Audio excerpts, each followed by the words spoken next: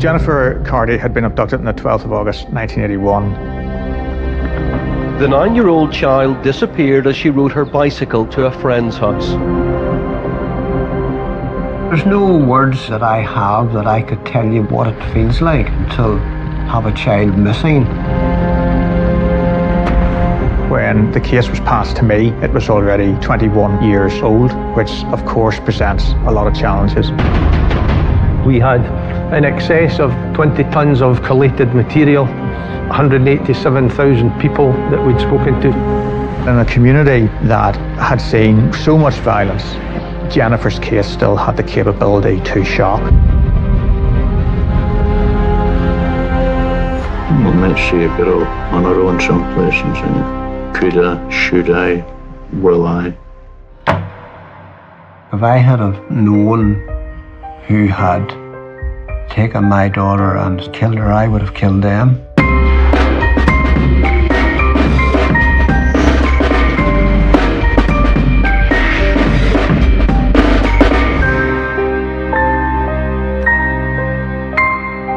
Andy Carty, take two. I'm Andy Carty and Jennifer was my daughter. I certainly remember coming home on the 12th of August, and when I drove into the yard, Pat was standing at the back door, and I could tell by looking at her that there was something troubling her. And when I got out of the car and asked her what was wrong, she says, Jennifer hasn't come home. Earlier that day, Jennifer had taken her bike and cycled to her friend's house. Went to the house she was supposed to go to, she never arrived there. And then we went round other houses and farms that we knew that she knew, and possibly she went to one of them and stayed, and we drew a blank.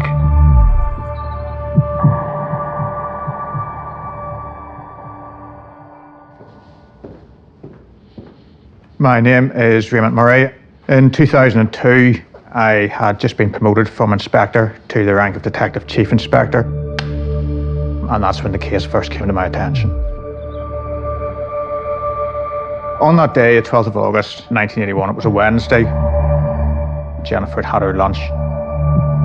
She had a bicycle which had been bought at a local shop a few months before. She was allowed to cycle from her house to a friend's house, which was about 1.5 miles away. She had left at about 1:40 p.m, and we know that because her mother, Pat, had wound her watch just before she left so that Jennifer would know to be home for 4:30, which was the arrangement.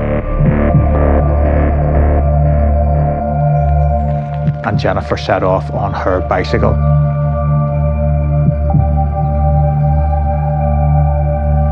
Some neighbours believe that they did spot Jennifer on the bicycle a short time later.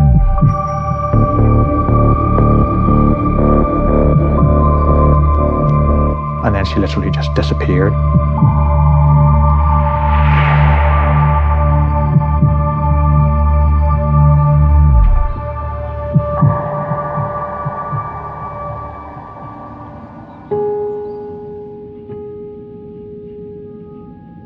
Jennifer had left from the family home in Ballinderry, County Antrim, where she lived with her parents, Andy and Pat, and 3 siblings.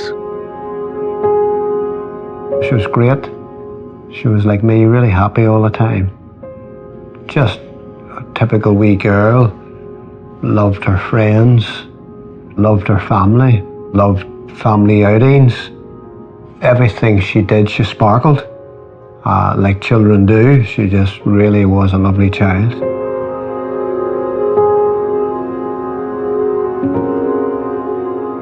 The bike that Jennifer was on was July. I bought that bike, the end of July. And I says to Pat, you know, all the wee girls are coming to this house on their bikes and Jennifer's out growing her wee bike. I says, I'm going to take her down to Hicklin's tonight and buy her a bike. And Pat says to me, oh no, don't be buying it, keep it for a Christmas present. And I says, no, there's a wee bit of summer left and she could use the bike. So that night, Jennifer and I walked hand in hand to Hickman's bicycle shop, and we looked at the bikes, and she couldn't pick which colour she wanted. And I said, well, I'll go in here with Barry and pay Barry while you pick the colour. And I'll never forget her walking round the corner with that bike.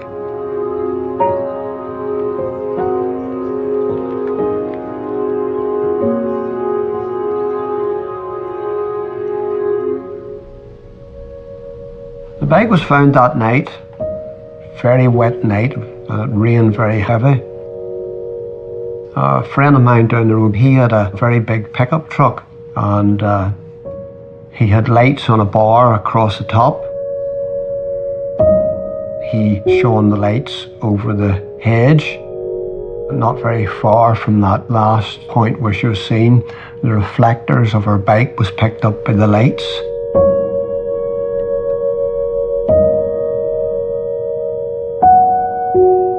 That's the moment it pivoted then from being a missing persons investigation into this was an abduction. That night we didn't get any sleep. What it does to you mentally and what it does to you physically is just beyond any description that I can give you.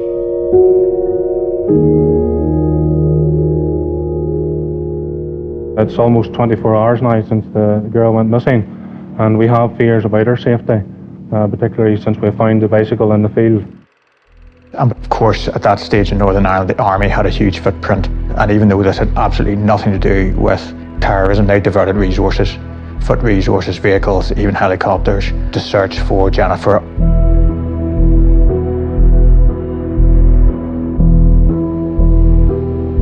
This is a document which would have been provided to all senior police commanders, which just says Jennifer Carty, 9 years, result. Search carried out by police and local residents at 0100 hours on the 13th of August 1981. The girl's bicycle was found in a field about 1 mile from her home. Search continues. My mother lived in Lurgan at the time. She remembered a police car going through her local housing estate with a poster on the back and a loudspeaker asking, "Have you seen Jennifer Carty?" Robert Giles, take one. My name is Robert Giles. I am a criminologist, author and researcher. The police search initially concentrated within a 5-mile radius of the Carty household. And it didn't just involve the police, it also involved members of the local community, family, friends, and a lot of volunteers. You almost had like an army of people who had gathered in the area, who the police were coordinating to go over fields, down the roads, to go anywhere. We searched, we'd asked so many people. All of a sudden, within a couple of hours, there was thousands of people looking for Jennifer. All the neighbours, the farmers and whatnot, every minute that they could get, they were out searching. Plumbers who subcontracted to me shut their business for them days, and other businesses, people just stopped. This was a little girl who had been abducted, who was missing, and people wanted to come out and help. They wanted to help the Cardys, they wanted to help find Jennifer.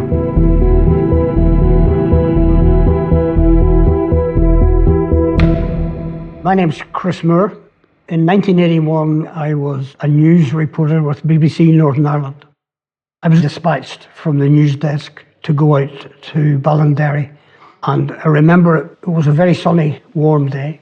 I have sort of a visual memory of large numbers of people turning up to take part in searches. Large numbers of policemen, soldiers were involved in the searches as well. And they were searching the fields and the small streams and rivers around the area. The search for the girl was the important thing. And the hope was that she would be found alive. Presumably there were a large number of vehicles in the area on Wednesday when Jennifer went missing. Yes, well, this particular road isn't normally used as a through route. The police weren't saying very much. I think I made an approach to try and get someone from the family to speak to me.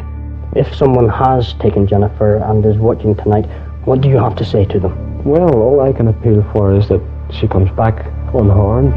I can remember making appeals. I can't remember who till. I can remember the cameras here and hoping that somebody had seen her, hoping that if somebody was holding her, that they would let her go, send her home again, hoping that we could. You see, you feel so helpless. Like, nobody knows what it's like to lose your own daughter, and just give it back to us. And that's all we want, just the daughter back. We don't care about punishments or anything, as long as we get our daughter back.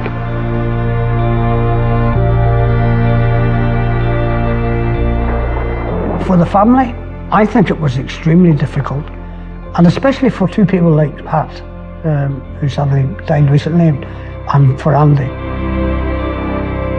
I don't really think that they wanted to be cast into the media limelight. That was not in their nature. What can you do? All you can do is sit and wait. If somebody offers you an olive branch or offers you a straw, you would grab hold of that straw. You would do anything to get your child back. I'd have to say that we very much appreciate the assistance that we have had from the general public, and in particular the people who are living in and around Achillee and Ballinderry. They have assisted magnificently in the search. Wendy Austin, take one.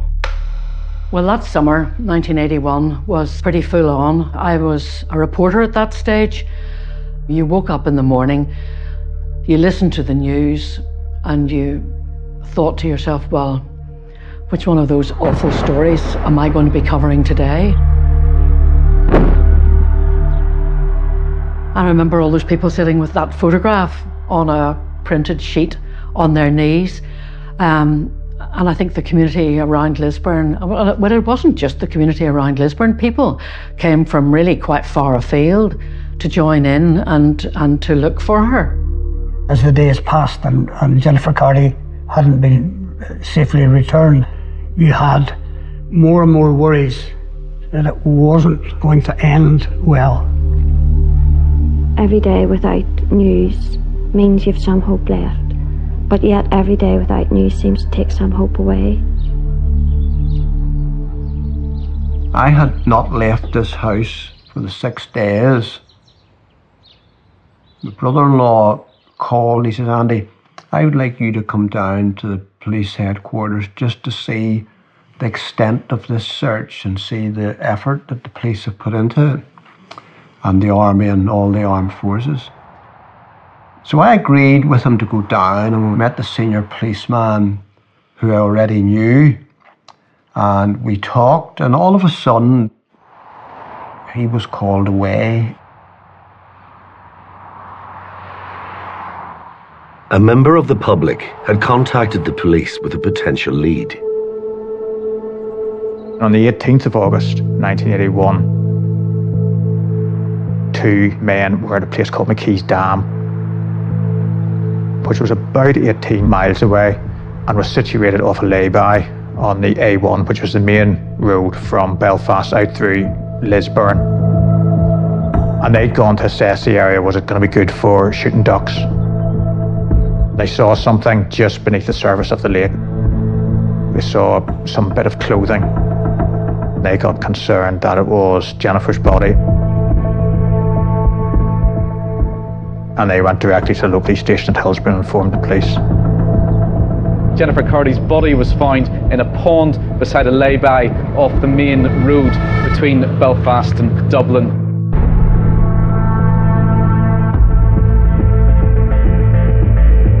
It's like a kind of black cloud that comes down at a time like that, isn't there? Where you've been hoping against hope, and then that call comes in that a child's body has been found, and you just know that the bottom has dropped out of the Carty family's world, really. I still have a picture in my head, and I think anyone of my kind of age does, of that little girl standing with her brown hair and her wee white shirt and her red trousers and her bike outside her house. And that picture is as clear in my mind now as it was at that time.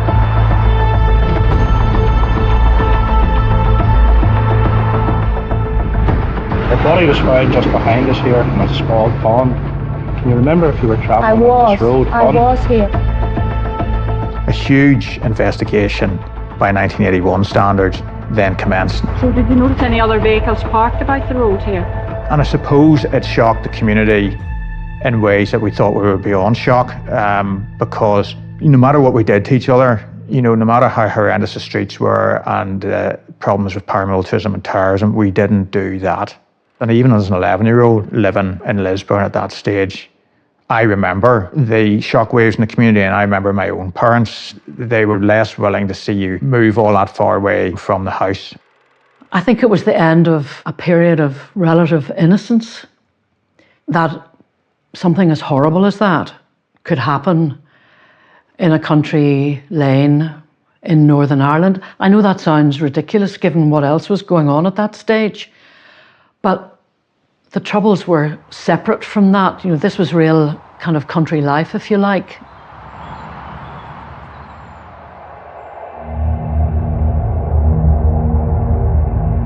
I had to go to Craigavon morgue. Pat wanted to go with me, but I wouldn't let her go. I said, no, Pat, look, I'll do this. You stay at home with the youngsters. So I went to Craigavon morgue, and I'll never forget that. When you look at your daughter, who'd been in the water for so many days, and I asked them to open the body bag right down to the bottom so I could see all of her.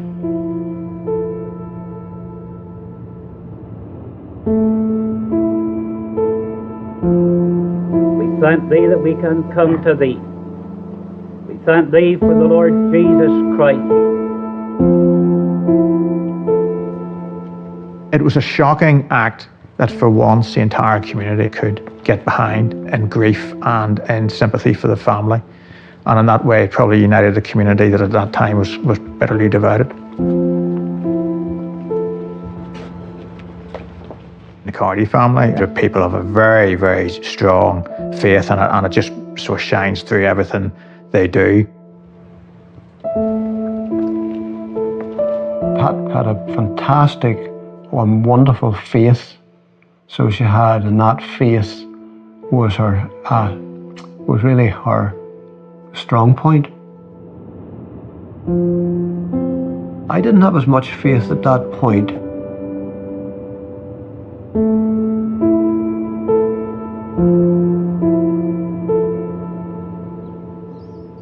Post-mortem examinations showed Jennifer died by drowning, with evidence also of possible strangulation. And further evidence showed signs of sexual abuse. The post-mortem would indicate that Jennifer was the victim of some form of sexual assault by her killer. Like, if I had have known who had taken my daughter and sexually abused her and killed her, I would have killed them. Like, I would have most definitely done that. The discovery of Jennifer's body revealed new information to detectives. It was believed that Jennifer's body had been in the water from the 12th of August, so 6 days. The watch was stopped when Jennifer's body was recovered from McKee's Dam at 5:40 p.m. So there was a degree of evidence from the 1981 investigation. So we had the forensic evidence from the watch, we had some eyewitness reports of Jennifer leaving the house and probably being sighted on the bicycle, and that gave us a time frame. Beyond the time frame, police had very little to go on. We had no witnesses to the abduction. We had no witnesses to the body deposition.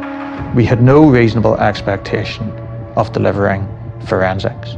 We had no CCTV, and we had no other types of passive data. So it wasn't an easy footing for the investigation right from the start.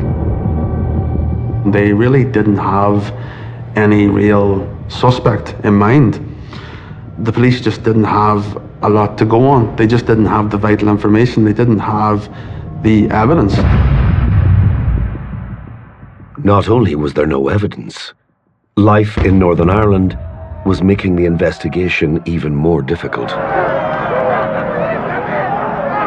I think in the early 80s, the Troubles just sucked all of the oxygen out of the policing capability. There was something happening every single day. How could you possibly manage the number of cases that they had coming at them all of the time? Jennifer Carty's disappearance and murder, as with many other awful stories, merged into the background, if you like, and sadly, a lot of people forgot about it. No one who was involved did, obviously, but the rest of us moved on.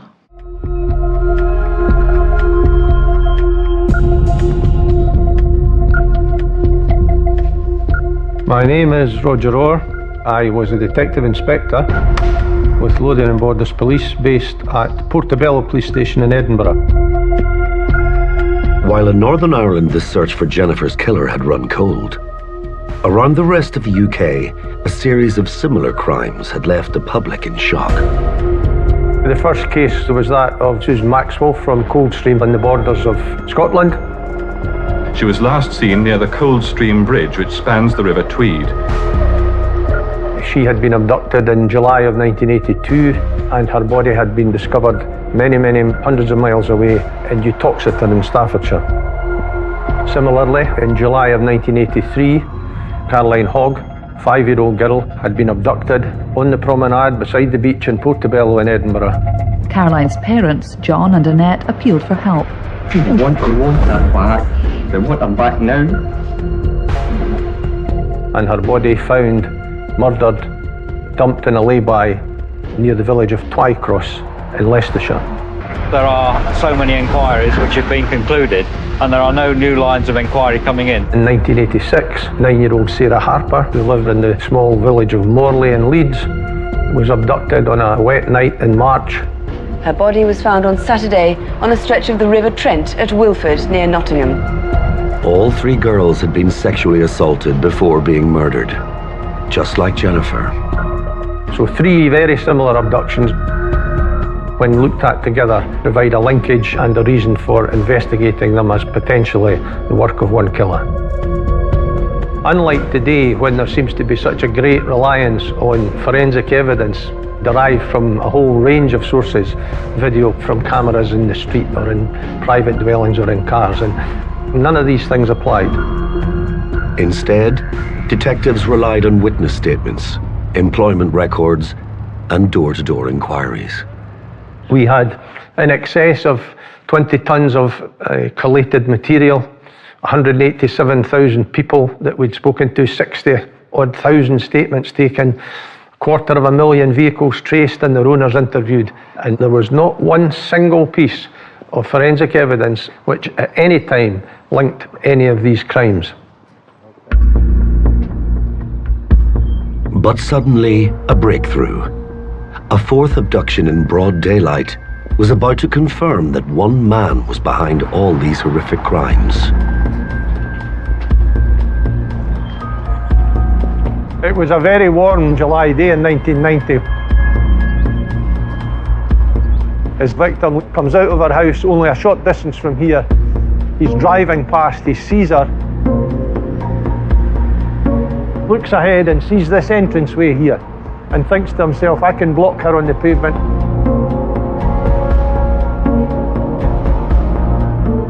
There was a man cutting his lawn on the opposite side of the road.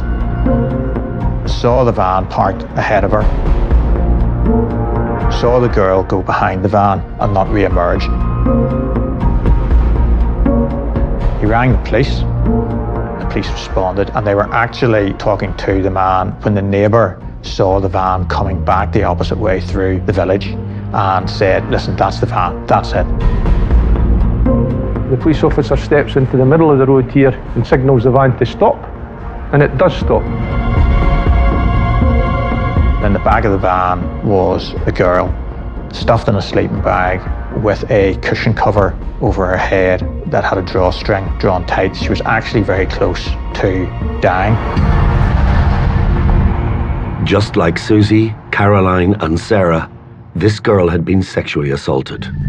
The alarm bells were ringing from minute one, basically. I mean, these things don't happen every other day by any stretch of the imagination. The manner in which the girl had been forcibly abducted in broad daylight, literally snatched, bundled and bound in the back of a van, very seriously tied up, her mouth taped, her hands tied behind her back, cushion covers over her head and placed inside a sleeping bag. This was somebody who had clearly done this before. Robert Black had been unknown. He'd had some juvenile offending way back as young years, but for a long period of time he was completely unknown. He was a Scot, he was based in London, travelled and worked delivering posters for the advertising industry throughout the UK. And he literally used his work vehicle as his home, with mattresses, bedding. So he lived his life on the road, he had complete freedom, he was accountable to no one, and we were beginning to find out had a lifelong fascination for prepubescent female children. He drifted about the countryside doing his rounds, and all the time he was doing that, it appeared as if he was fighting an urge to stop and have sexual contact with a child. The van, if you like, was his weapon. He was described to me by one psychologist as a heat-seeking missile.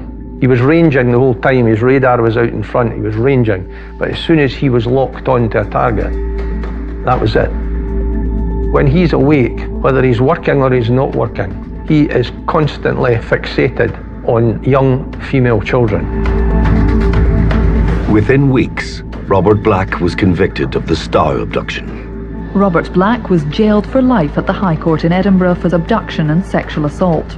Sentencing him, Lord Ross said he'd carried out this crime with chilling, cold calculation and cunning.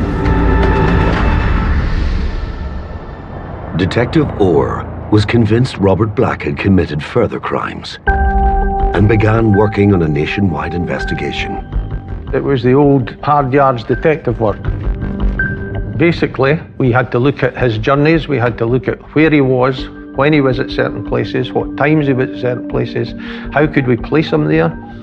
We could use his petrol card, we could use his delivery information, and his wages. So by linking these three elements together over time, we were able to suggest that, yes, Robert Black was in Coldstream, Robert Black was in Edinburgh, was in Portobello, was in Leicester, was in Morley. Less than 4 years after his first conviction, Robert Black faced trial again. This time for the murders of Susan Maxwell, Caroline Hogg, and Sarah Harper.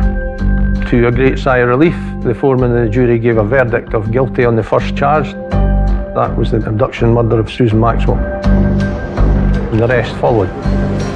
Huge, huge relief. The judge then sentenced Black to life in prison, recommending that he serve a minimum 35 years for each of the three murders. The judge said, "You are an extremely dangerous man. Take him down." Black was now in prison for 3 murders. In Northern Ireland, the case of Jennifer Cardy was still unsolved. Then, in 2002, 21 years after her death, the case was reopened and given to Raymond Murray. Shortly afterwards, he began to consider serial killer Robert Black. When the investigation was handed over in 2002, it actually didn't feature Robert Black particularly. So we began to look into it in more detail. In the 20 years since Jennifer's murder, advances in forensic science should have allowed Detective Murray to recover crucial evidence. But the legacy of the Troubles was inescapable. The authorities estimate that last night's huge bomb explosion in South Belfast caused at least £20 million worth of damage. In 1992, there was a huge IRA explosion. The bomber's target was the Northern Ireland Forensic Science Laboratory. The van, packed with explosives, left on the road outside, and the damage enormous. We believe exhibits belonging to the Jennifer Cardy case were lost at that stage. Those who blew up the forensics labs did it for one reason, but on the other hand, something like the investigation into Jennifer Cardy's disappearance was collateral damage.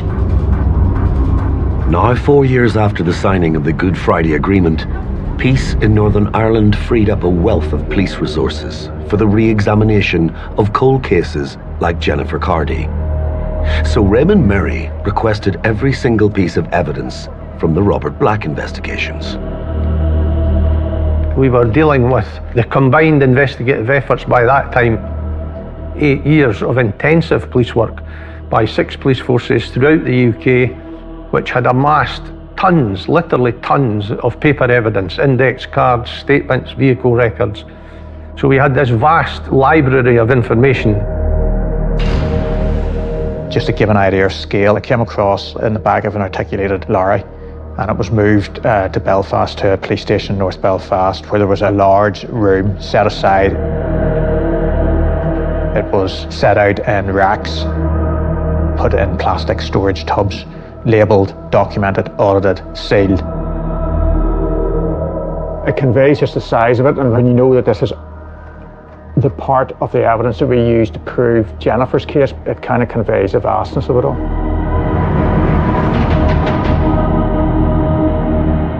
The team opened box after box. Slowly, they began constructing a timeline of Robert Black's delivery schedule from the paper evidence. The Lothian and Borders aspect of the team had seized a number of exhibits from the company for which Robert Black worked for, which was a company called Postal Dispatch Storage. And in amongst that were invoices and petrol receipts and petrol coupons that tended to show Robert Black's travelling throughout the UK, and that indicated that at times he would have been in Northern Ireland. Detectives wanted to establish Robert Black's location on August 12, 1981, the day Jennifer was killed. Key to this was a delivery route known as the Ireland Run.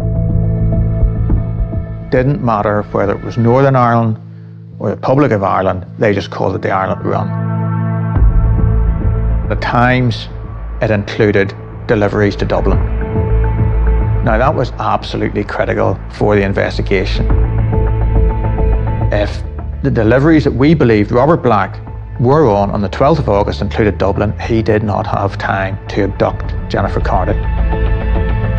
If the postal deliveries did not include Dublin, well then he probably did. The team discovered that in 1981, special insurance was required to bring a UK-registered van across the border into the Republic of Ireland. We were able to dive into company records, which we still were able to find. If they were going to Dublin, they needed green flag insurance at that stage in 1981. And we were actually able to identify that they did not have green flag insurance, which indicated that the run had been within the confines of Northern Ireland only. It was progress, but didn't prove Robert Black drove the van. So the team turned to the thousands of petrol receipts gathered as part of the Scottish investigation. The drivers for PDS each had an individual card. It was their personal card, and when they needed petrol, they could pull into a number of different types of petrol stations, BP, Shell, Mobil, produce the card, and that was how they paid for the petrol, and they had to sign the docket, and they had to put the registration number of the vehicle they were in at that time on the docket. They searched for Robert Black's signature on a Northern Ireland docket. But we didn't have it. Unlike some of the other investigations, Harper Hogg, Maxwell, we had no petrol receipt that put Robert Black in Northern Ireland. But Detective Murray was convinced that somewhere in the 20 tons of paperwork was the evidence they needed. Drivers for PDS, Postal Dispatch and Storage, were paid in two ways. They got a weekly wage, flat wage, but they also got a bonus. And the bonus depended on the runs that they had done. The Ireland run normally attracted a bonus of £50. The bonus wage book had been found, and for the week of the 14th of August 1981, Robert Black had been paid £50. Robert Black was in Northern Ireland, but they still couldn't put him near the abduction. We spoke to all the drivers, and we rapidly established that Deliveries to Northern Ireland always included Belfast, Dunmurry and Newry, and Newry became really, really important. If Robert Black had made a delivery in Newry, his route would have passed close to Ballinderry, where Jennifer had been abducted and murdered. Even after all those years, we found a witness that had previously not been found, who owned poster sites in Newry. Family-run business, didn't throw anything out, and we were able to get his original records from 1981. And from that, we were able to prove that there were specific poster campaigns that were running that he needed posters for, and that he needed a delivery in the middle of August 1981. The only person we believe the evidence showed could have done the run was Robert Black. And that is the story of the Carty investigation. It was about tightening it and tightening it and tightening it by layering on the evidence to build the circumstantial evidence to such a degree that there was no other reasonable explanation other than Robert Black did it. What we believe happened in relation to Jennifer's murder was that Robert Black leaves London on the 11th of August in the Ireland van, makes his way up through England to the docks at Liverpool, boards a Liverpool boat, which was the Ulster Prince, and travels overnight into Northern Ireland, docking at 7 a.m. He then makes deliveries in Belfast, in Dunmurry, and then he goes down the A1, past McKee's Dam to Newry, where he delivers the posters. And he's finished in Newry at about 11:30 a.m. He does not board the boat until 9:15 p.m. that night. He obviously has to be at the docks a short time before, so he's all the afternoon with time on his hands. His MO in England was that if he had time on his hands, he would leave the main roads and he would go and explore the back roads, potentially looking for a child. So we believe that he's come off the main road and he's ended up exploring the ground in and around the Ballinderry area. He then has spotted Jennifer.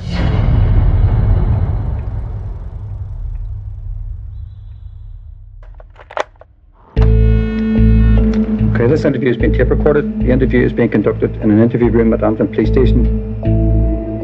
The evidence so far was only circumstantial. Police hoped an interview with Robert Black himself might change that. The date is Monday, 16th of May 2005, and the time from the clock on the wall is 14:49 hours. But Robert Black, imprisoned for 3 murders and 1 abduction, had never admitted to any of his crimes. Robert, could you give me your full name, please? Robert Black. Okay, and your date of birth, please? 21/4/47. There are a number of issues, Robert, that we would like to talk to you about. Are you happy enough with that? Carry on and see how it goes. Okay. There's a terrible contrast between the gentleness of his voice and the violence of the offence itself. I've got one question though. Yeah. Why in this situation is it always a female officer that talks about these things? You can almost hear from the quality of his voice how a child might respond to him. He's softly spoken, he's not aggressive, he's not sharp. When I'm being interviewed by a male and a female, it seems when I'm questioned about these matters, it's always a female officer that does the question. He was far from normal. He would sit and engage you and stare at you.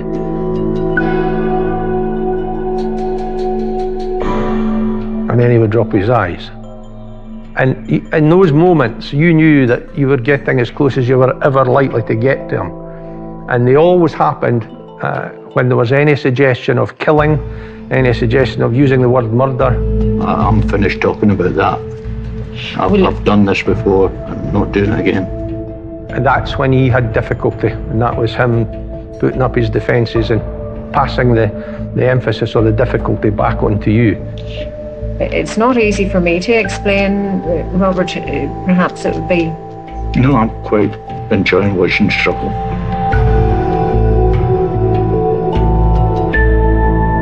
Robert Black's an interesting character.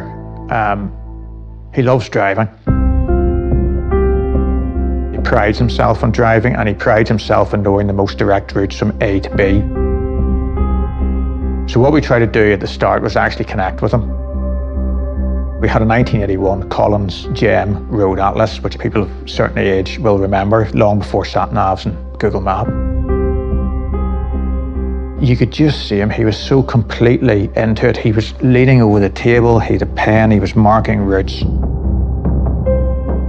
It developed a good rapport within the interview room.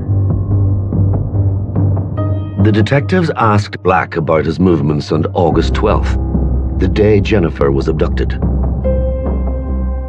The evidence was very gently then began to get loaded into him in terms of the bonus book, in terms of the van. Do you accept that you did the Ireland run that week? Yeah. You do. And what we would suggest is that you set off from London, obviously sometime on Tuesday, the 11th of August. So in effect that you would have been in Ireland from the morning of Wednesday the 12th of August until that evening. Yeah. Black next described a fantasy he used to have when he was driving. I'd be driving along and see a young girl. I came to a sort of Rubicon moment, and we all knew it, and we all held our breath. I'd go out and talk to her and try to persuade her to get into the van. And take her somewhere quiet. And take her into the back of the van. He strangely seemed to be engaged with it. And whether it was a combination of that and the fact that he was being interviewed by a woman detective officer at that time as well, brought together some elements that none of us had really considered before. And well, can you describe to me, in your fantasy, what the country situation would be like? Well, it was just a narrow road. It was going downhill. And way at the bottom of the hill, where the road curved away, there was a house set back from the road a bit. And it was the only house in sight.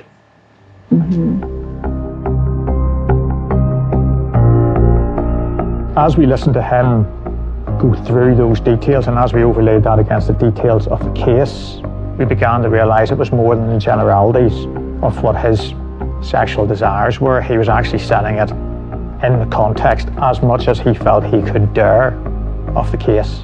And you could see that probably most starkly we felt in the description of the perfect scenario. He talked about the high hedges, the lonely road sweeping round the bend with the house set back, and we thought, right, well, that's where Jennifer went missing.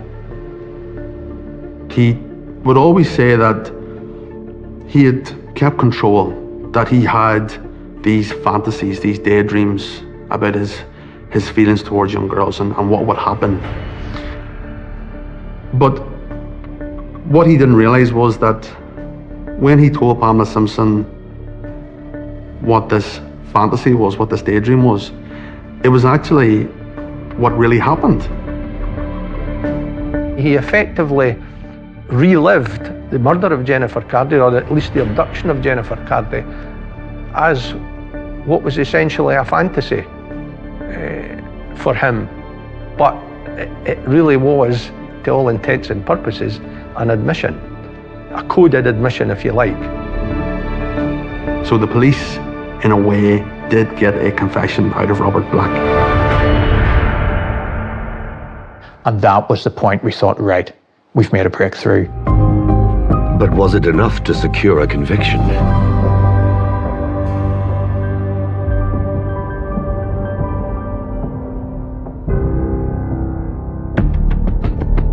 Robert Black was charged for the murder and abduction of Jennifer Cardy. The trial began on September 22nd, 2011. Well, the prosecution have begun their opening statement. Jennifer Carty's parents, Andy and Patricia, were in court along with her sister. For them, it's likely to be a difficult and challenging few weeks ahead. Where we sat, there was a stairway coming up from the cells below, and each day he walked past me like I could have touched him. And then he went to the end and walked round, and he sat almost in front of me, quite close. So for 6 odd weeks I had to sit and look at the man who I knew had killed my daughter, the last living person that she had seen. You look across to the family where they were sitting in the seats, and you realise that for them this has been a journey of 30 years, and this is a jury deciding the facts about what happened to their child. So you realise what's at stake.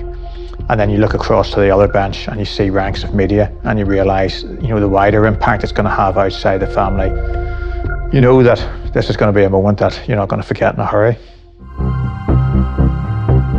Forensics was always going to be the weakest part of the prosecution's case. The 1992 IRA bombing had destroyed most of the material evidence. Jennifer's clothing and other evidence from the case was lost forever, and that's a huge blow. The lack of forensic evidence is, for any case, a real hindrance. Even the forensic evidence that did survive was of little evidential value. Jennifer's clothing had been tape lifted, and from that 21 hairs were recovered. They were tested for DNA with no results that were useful to the investigation. 3 hairs were actually selected and sent for a specific type of DNA called mitochondrial DNA, which traces the DNA through the female line, but again didn't generate any useful results for the investigation. The only thing the prosecution could prove was that Robert Black had the opportunity to abduct and murder Jennifer, thanks to her watch. The watch was stopped when Jennifer's body was recovered from McKee's Dam at 5:40 p.m. Similar watches were purchased by the forensic lab. They were immersed in water, and not all of them, but most of them stopped within a very, very short period of time. It was a good indicator that she had probably been put into McKee's Dam in around 5:40 p.m. The time frame suggested Robert Black had almost 4 spare hours before catching the ferry back to England. The case now turned to his previous crimes. It reached a stage, obviously, where I knew that I was going to be called as a witness. I had submitted a 40-odd page report as a professional witness, and it was time for me to speak to that report in the witness box. He's a preferential child molester on one level, but he's an aggressive predatory paedophile on another. I was giving to the public, some of them for the first time, some very intimate details about these previous offences, some quite harrowing evidence, particularly around the incident in Stow and in Robert Black's own personal background. As far back as June 1963, he had a conviction for what was described as lewd behaviour towards a 7-year-old girl. In 1967, there was a similar conviction on a 6-year-old girl. And in 1990, he was convicted of the abduction of another 6-year-old in the Scottish borders. I was very conscious of the fact that what I was saying to the wider public and what I was saying to the jury was also being heard in very minute and very harrowing detail by Jennifer's parents and wider family. We can only imagine how hard it must have been for Jennifer Carty's parents to sit through this day of horrific evidence. Sitting in close to each other in the public gallery, they heard how Black had been caught red-handed abducting a 6-year-old girl in Scotland some 9 years after Jennifer's death.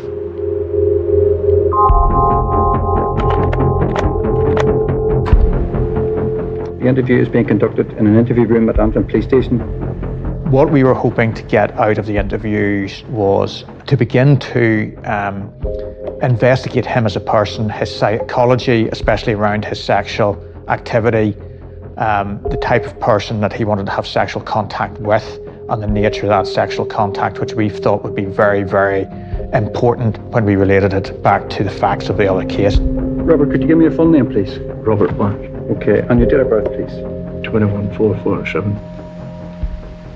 All of a sudden, they played tapes of Robert Black being interviewed in Antrim Crime Suite. We might see a girl on her own someplace and saying, could I, should I, will I? He explained on how and why he liked little girls. I'm not exactly proud of the way I feel towards young girls. Like, there's a part of me that knows I'm wrong, that knows that it's wrong, that I shouldn't be doing things like that, I shouldn't even be thinking things like that. And he explained other things that he did to himself when he was with these little girls. And it was such a shock. But there's the other part that says, you like it, go on. In my imagination, I could never imagine a man wanting to do what he wanted to do in a little girl. And it was absolutely shocking. And I just sat and wept. It's hard to imagine what it must have been like for them, sitting in court, listening to Robert Black describe what he did, and what he fantasized about, and how that fitted in with their 9-year-old daughter that he killed. Listening to him was horrific. It gives you shivers up your back. You just felt horror and loathing of that man. That was probably one of the most horrendous memories of the trial. It was listening to them tapes.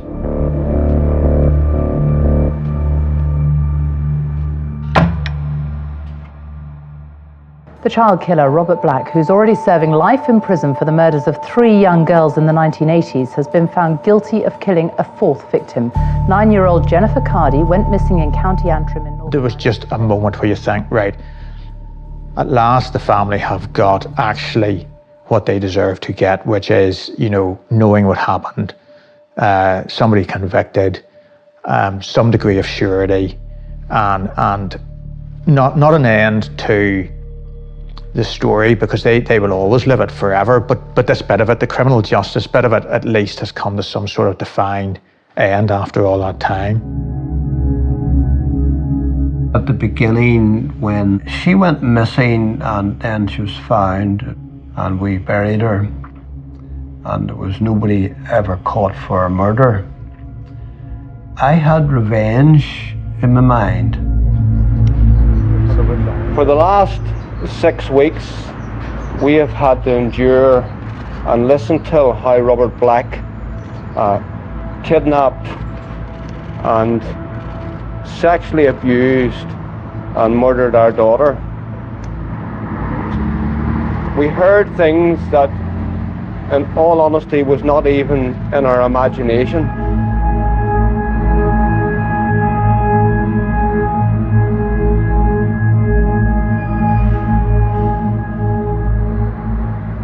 But then I got a turning point in my life when I come to know the Lord Jesus as my Saviour, and I learnt about forgiveness. And I prayed long and hard about it, and it wasn't something that happened overnight. I knew that if they ever found the person who murdered my daughter, that I could find forgiveness.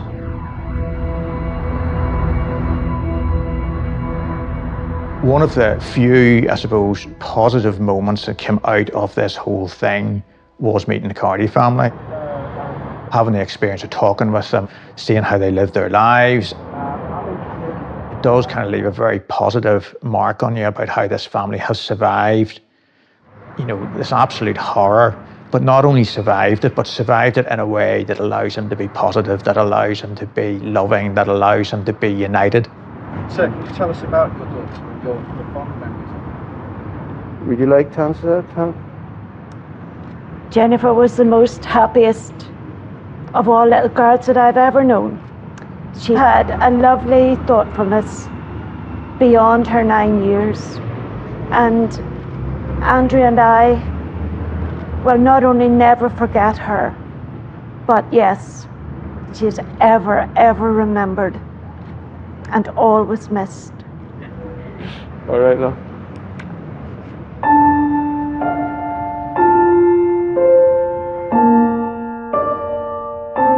After we'd met the press, I went into the court to speak to the clerk of the court to thank her. She says, Andy, I have to tell you something. And she says, I've never sat through anything like that in my life. She says, it's the first time I've ever seen the prosecution cry. The first time I've ever saw the defence cry.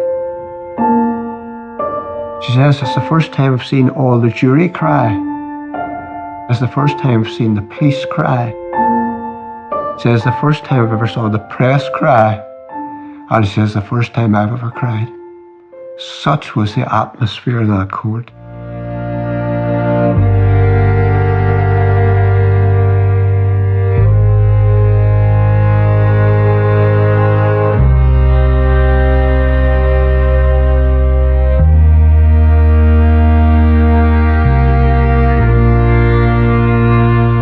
I can tell you the exact spot where the bike was found.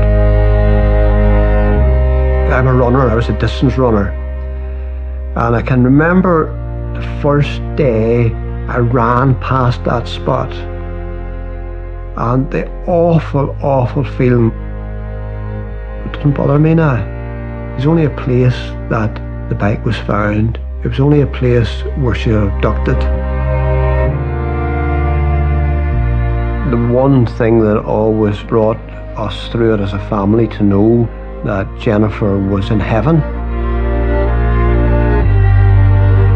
Now, if I wanted to destroy myself, I could say if I never bought her that bike, she wouldn't have been abducted. So you've decisions to make. I could have destroyed my life thinking about that. My fault that she was on that bike. It was my fault. Then Pat could have destroyed herself by saying it was my fault letting her go down to Ballinderry on her bike. So you have big decisions to make in your life, so you have. Robert Black took Jennifer's life. But the one thing that Pat and I ensured was that he wasn't going to take our lives.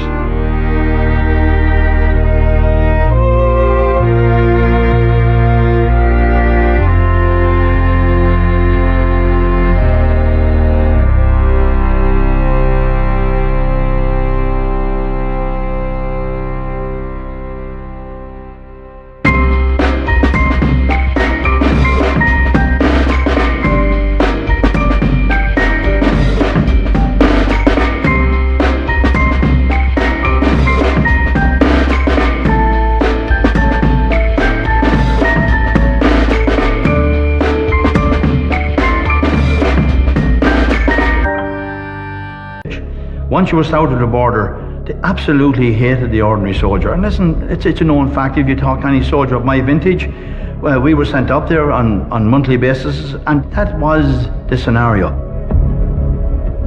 This was our first time ever to be involved in a mission like this. Were we properly equipped? No. Were we properly trained for such a mission? No. That's just how disorganized it was.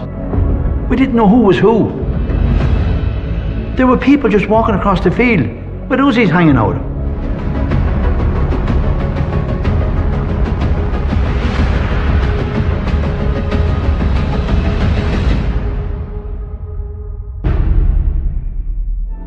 It's now 13 hours since Mr. Tidy went missing, and still there's been no contact from the kidnappers. Mr. Tidy, a 49-year-old widower, lives in the foothills of the Dublin Mountains, where he was abducted as he left home this morning. Don Tidy was the chief executive of Ireland's largest supermarket chain, Quinsworth. He was British but had lived in Ireland since 1968. When his wife died from leukemia, Tidy brought up their 3 children alone. Then, on the 24th of November 1983, he was suddenly snatched from them. Don Tidy stopped at what seemed to be a routine Garda roadblock as he left home to drive his daughter Susan to school. Armed men pulled him from his car, thrust him into another and drove away, leaving his daughter bewildered by the roadside. It was a precise and tightly controlled operation. This was 1980s Ireland, and for Gardaí, there were clear suspects. I think it was accepted fairly early on that this was an IRA job from the top down, and I suppose that gave it much greater potency, politically and otherwise. The massive search operation for Mr. Don Tidy and his kidnappers is being organised from the incident room here at Rathfarnham Garda Station. It's believed to be the biggest operation of its kind. Brendan O'Brien, former journalist, RTE. They were searching all over the country. They were searching houses. They were looking for information. They were appealing for information. So it was no easy task. A nationwide search followed. 2 of the cars used in the kidnapping were later found abandoned in Maynooth. One of them had been hired in Tralee. This directed the search for the gang southwards. After 9 days, Gardaí still had few leads, and Don Tidy's bosses at Quinsworth turned to their own shoppers for help. It is now over a week since our chairman Don Tidy was abducted. If anybody who is watching now knows anything, I appeal to them to pass this information on to the manager of your store or your local Garda station. Don Tidy's children also appealed directly to the kidnappers. Were you aware that he might be a target? It's always been a possibility, and it's obviously been talked about in a very relaxed way on and off. But again, you never think it's going to be your father. We want to know that our father is well and fit now.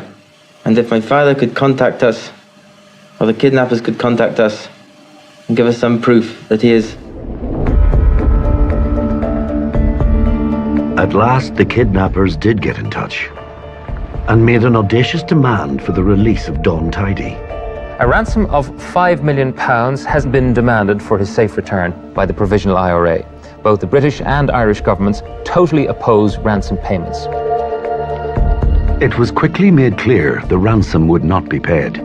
Instead, Gardaí would have to rescue Tidy themselves. New intelligence led them to an IRA heartland near the border. There was a senior policeman in the Cavan Monaghan area, J.J. McNally, who had very good connections and had a very strong track record in this kind of subject of the IRA activity, cross-border, all of that kind of stuff. And some suspicious activity in the Ballinamore area had been spotted by his men, enough for the Gardaí to concentrate their efforts on that area.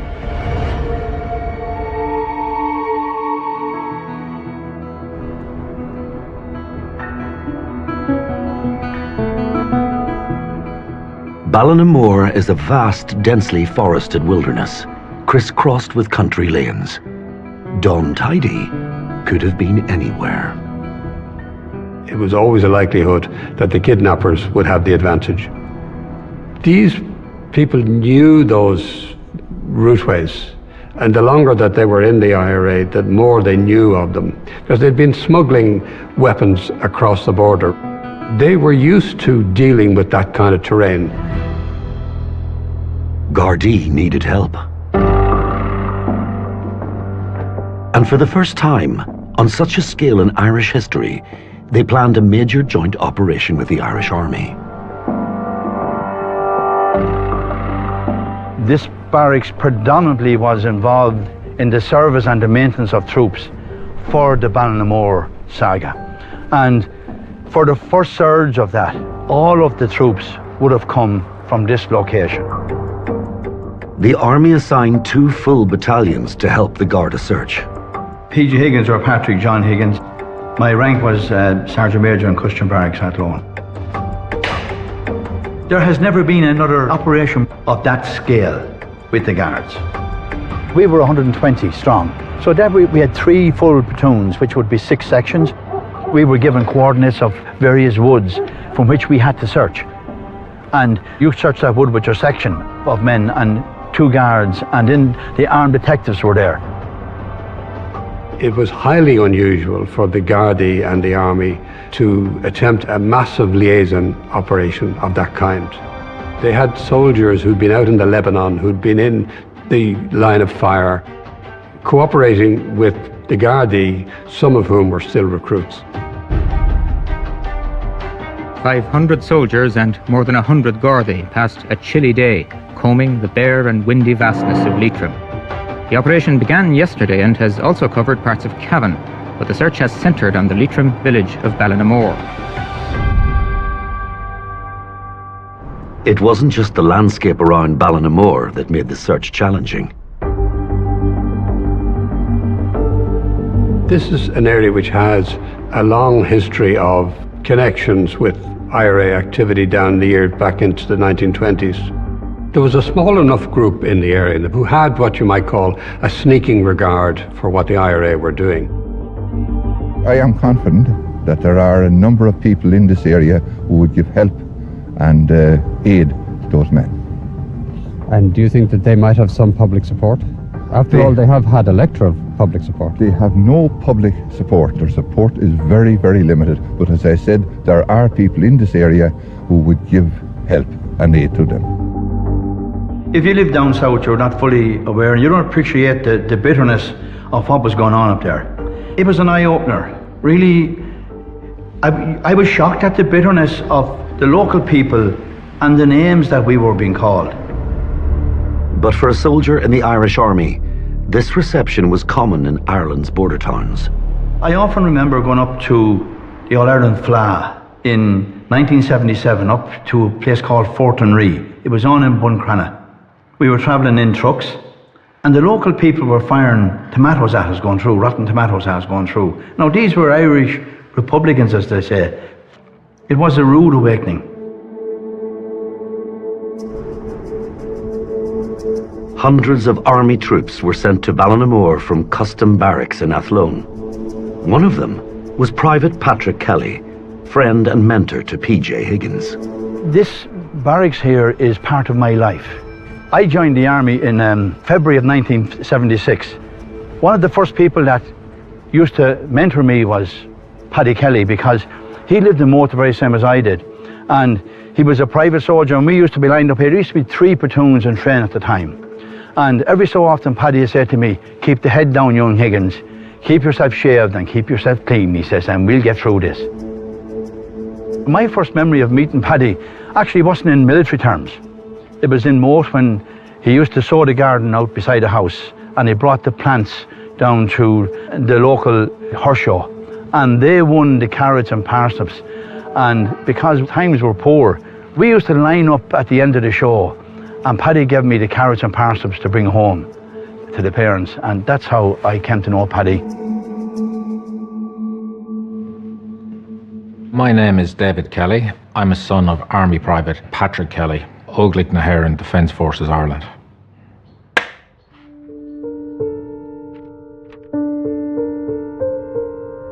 I have here, it's very poignant, it's a letter my father wrote only a week before he was killed in the Rada Wood. And it's actually a letter he sent to his own brother who was serving in Lebanon at the time.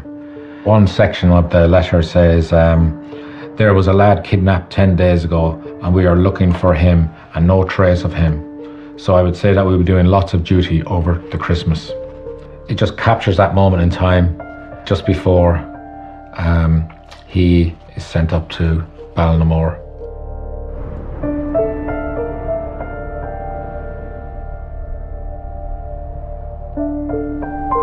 Originally, he wasn't meant to be part of the search party. He had to fill in for someone. It means a lot to me to be able to read his thoughts and even to look at his handwriting, and just it's all about getting to know him better as a man and as a soldier, because I grew up without him.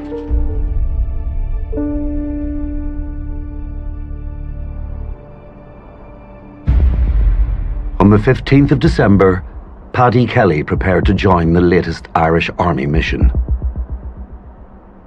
I met Paddy that Thursday evening around 8 o'clock here at the very bottom of the new block here. And I said to Paddy, "Oh, what are you doing here? It's 8 o'clock. He said, "Gosson, I'm going to Ballinamore tomorrow."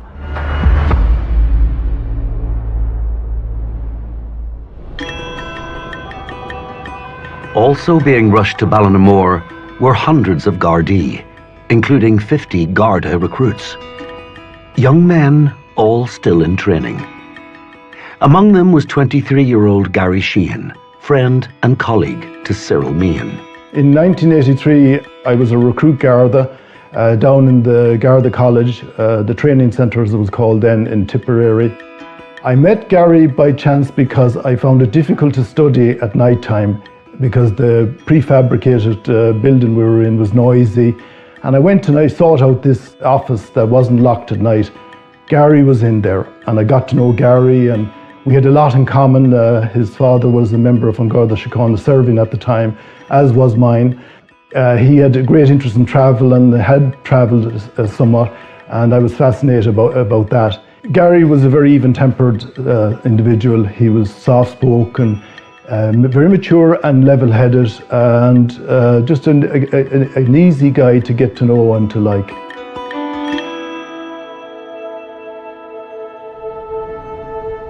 Army Private Paddy Kelly and Garda recruit Gary Sheehan had never met, but now they both headed to Ballinamore to take on the IRA. This is Ballinamore, and this is the general area where the search was held. And as we look out to the left here, this is more or less what we were looking at. There was no new houses, no new roads. This was all dirt tracks. I was only 23 at that particular stage, and listen, I was a very, very young soldier in soldier terms. I was 7 years a soldier at that stage, and this was all new to us. Among the search team were new Garda recruit Gary Sheehan and Army Private Patrick Kelly. Newly acquainted, they were now deployed side by side into the forest. The conditions were horrendous. It was in the middle of December, so it was teeming rain. We had no wet gear. Once you went into the wood, you could see nothing. After you were in there 5 foot, it just became one black haze because you were actually bent down on your knees at all times. You couldn't stand up. And every time you took a pace, your foot actually sank. It was like being on the bog. You may not see another human until you come out the far side of the wood. Brendan O'Brien was sent to cover the story for RTE's Today Tonight. I was in Ballinamore in Dorada Woods, which is where all of this was happening. The Garda Technical Bureau are continuing their forensic investigation here in Dorada Wood. What I remember most is the nitty-gritty of the terrain, the physical torture that was involved in that search will stay with me. You know, mid-December, the brambles, the laneways, the loss of visibility up ahead. I'm not claiming to have been in amongst the search party because I wouldn't have been let do that. But whereas I'm a reporter breaking my way through brambles to get a kind of an atmosphere and a feeling for what it was, these guys had their lives on the line. There had been no joint training for such activities between the Gardaí and the Army. Tactics, communications, and personnel got easily confused. We didn't know who was who. The clothes we were wearing was substandard, and it was chronic. It was something that, you know, that you wouldn't see in a cartoon film, really.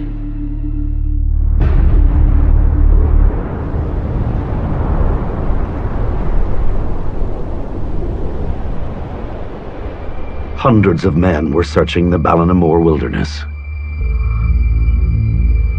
Gary Sheehan and Patrick Kelly crept through the woodland. Suddenly, up ahead they spotted someone. But was it a soldier? A Garda? Or a member of the IRA? My father and his army colleague heard Gary Sheehan say those words, there's a man here and he won't speak to us. Of course, it was an IRA activist, one of those involved in the kidnapping. And immediately gunfire started. Garda Sheehan took bullets to his head. He received extensive head injuries and he died instantly. My father received multiple bullet wounds from his ankles all the way up to his head.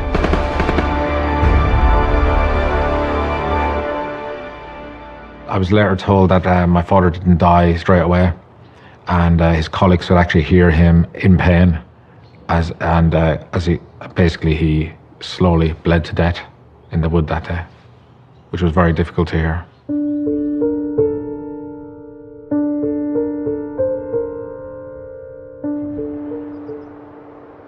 His last words to his comrade was, "Please don't leave me. I'm not going to make it."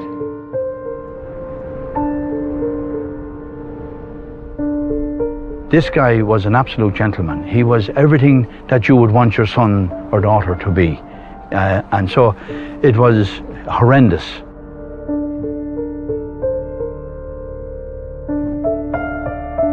The Sheehan family have been in the Gardaí almost since the foundation of the state. Grandfather, father, and now the son who has so tragically been killed in this particular security operation. The evening it happened, I was probably one of the last people to know in the training centre that he had been shot. So it came as an awful shock. Everybody was numb, and as I've always said, on that night we went from being immature sort of young men to being very sobered up. We had to grow up very, very quickly. Patrick Kelly and Gary Sheehan had given their lives not just to discover the IRA gang, but to find and rescue the hostage.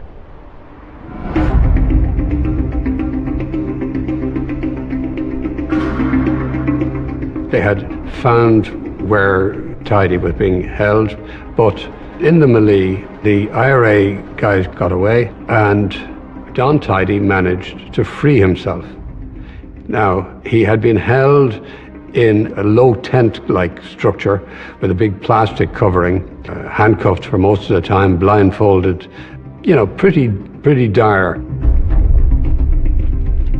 He had been held for 23 days, and it's a near miracle that Don Tidy got out of all of that alive. You shoot him with that, did you? I wish I did. Later, at Cavan Garda Station, Chief Superintendent McNally told of events as he knew them. It has been marvellous to recover Mr. Tidy uninjured, but unfortunately our success has been saddened by the death of two very brave young men who died in the hail of fire outside Ballinamore today. When we first heard the news today, we heard the good news, and then came the bad news. It has been very shattering for everybody. Suddenly, the search for Don Tidy and his kidnappers had become a case of double capital murder. The forensic squad was called in to examine the scene of the killings. Edwin Hancock and Detective Inspector in the Garda Ballistics Section, Garda Technical Bureau. When I joined, we had to do numerous training courses. I trained with the FBI in Quantico, and I joined the Institute of Bomb Technicians and Investigators as well. I got the call from the administration section to get up there as quickly as possible.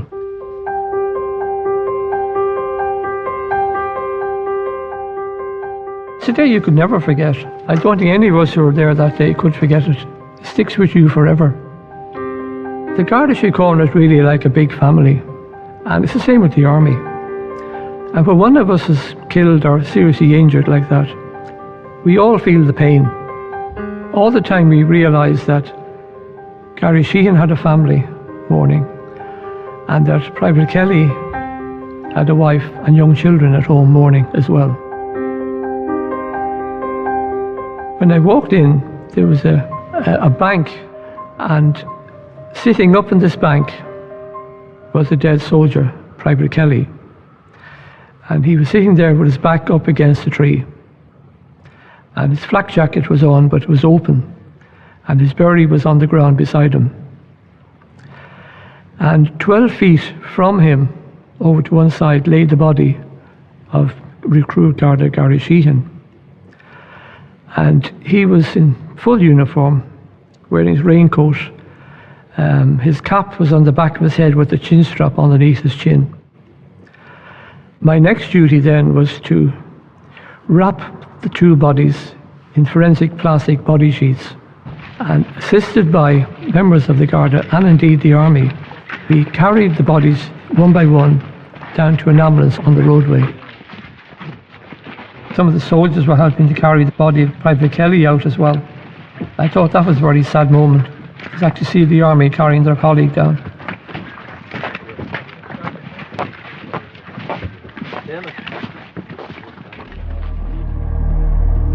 Army and Garda colleagues of the murdered men were hit hard by their loss.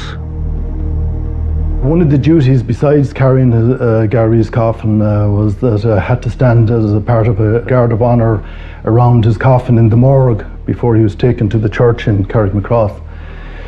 And it was very emotional when his family came in, his mother and father and brothers and sisters, and I had to stand there motionless, and I regret I didn't break rank and go over and give them a hug and tell them how great their son was and how proud he was of his parents and his brothers and sisters, you know. And yet, part of me says it was good for the family to see that he wasn't being left alone, that he was with one of his colleagues.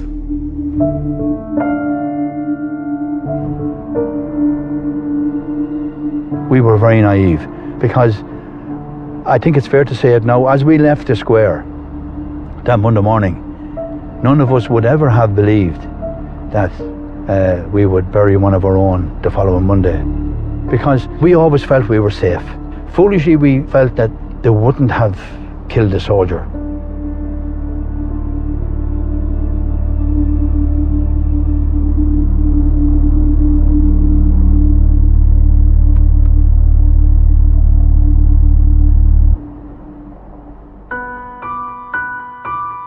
The operation to rescue Don Tidy now transformed into a hunt for IRA killers. The kidnap was the most recent in a decade-long series of kidnaps, all designed to raise cash for the IRA's campaign. Tom Clonan is my name. I retired from the Irish Defence Forces as a captain in 2000. All terror organisations, whether it be the Provisional IRA or Islamic State or whoever, they need cash. That's what keeps their operations running. In February 1983, the kidnap of the racehorse Shergar was believed to be a series of 3 IRA planned ransom bids.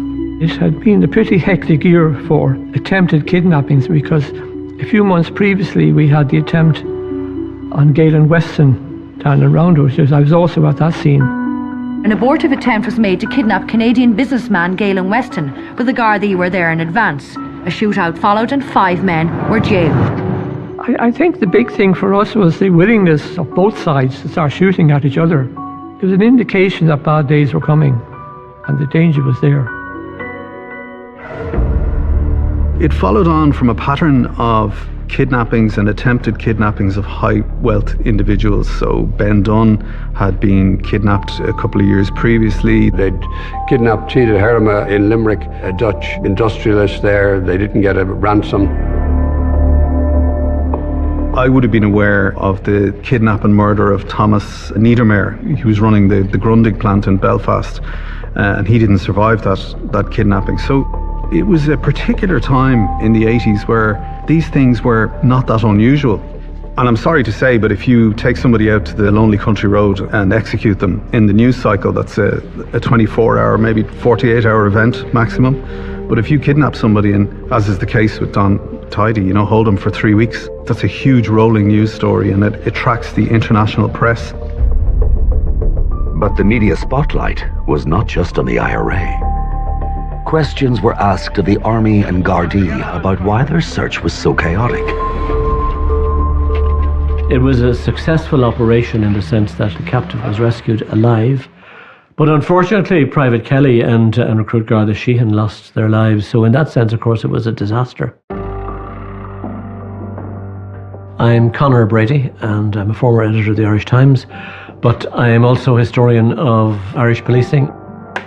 Talking to people who were there, they did not know what they were going to encounter. They anticipated possibly picking up a trace, but they did not know with certainty that there was anybody in there. They certainly didn't know that they were going to meet a well-armed group of trained paramilitaries at platoon strength, armed with semi-automatic weapons. If they had any inkling of that, the line that went in to sweep the wood would not have been Recruit Gardaí. It would not have been our regular army. It would have been Rangers. They probably would have brought in armoured support. There was no coherent inner cordon. The Guards and Army were completely mixed up. When they did actually come across Don Tidy, who actually ran into one of the search teams, they actually thought he was one of the members of the Provisional IRA. A gun was held to his head until he identified himself. They were then attacked by the terrorists, who opened fire and injured one of the guards by shooting him in the legs. Troops that operate together should train together. They shouldn't be unknown to one another, and that was the case. You know, the mix of Garda trainees, private soldiers, local guards, guards from elsewhere, senior officers and Garda inspectors. That was not a recipe for success. But the active service unit that was involved, the terrorists, they were extremely organised. They were prepared, they were trained, they had exit routes, they were prepared to kill. We come up here prepared to search. As a military man, although I hate what they've done, I admire their planning and preparation because it was second to none. They executed their exit movements in a professional manner. They moved out of the area and then used what's called fire and manoeuvre.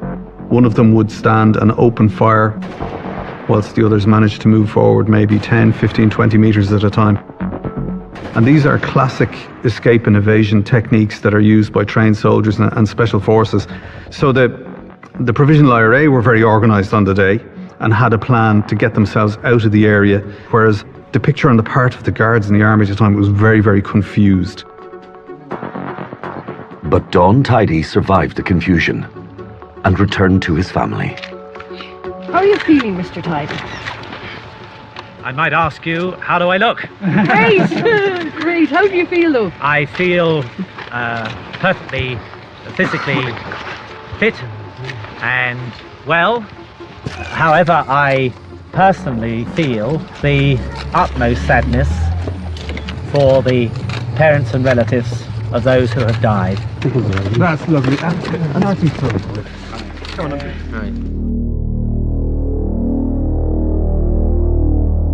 It had a very strong impact.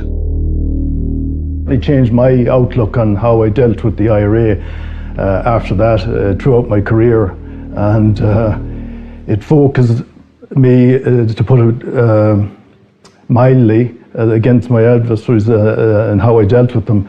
And it was trying to balance the book, but that wasn't possible. There was nothing going to balance the book for what had happened to Gary and to Patrick.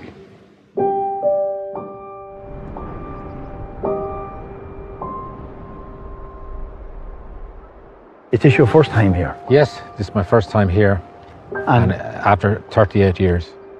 This is the area and the exact spot where your father spent his last few moments. And if you look up into that wood there, yes, them small little trees, all the trees where Paddy met his final moments have all been taken down, and these have all been regrown. For me, it's so strange to be here.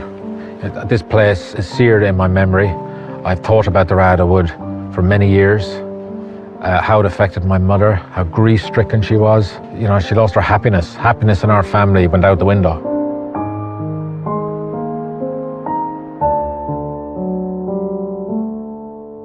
The following Friday, my mother would receive a letter from Don Tidy, and this is it here, commiserating with my mother over the loss of her husband. One line that stands out for me is when he says to my mother, "I honour the life that has been given." God will bless and keep you.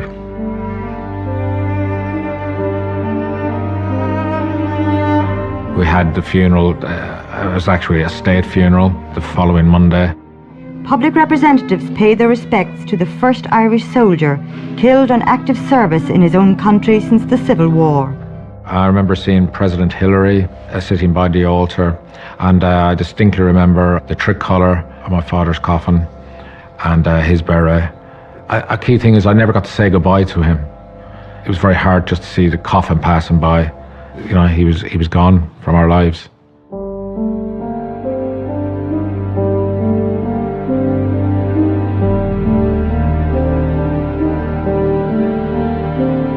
There was hardly a higher pitch of emotion in the country. It was just a terrible human tragedy. All the main political figures, the president, they were all there, but it was the public attention on the family, on the faces, at a time when, you know, television was it, so to speak, you know.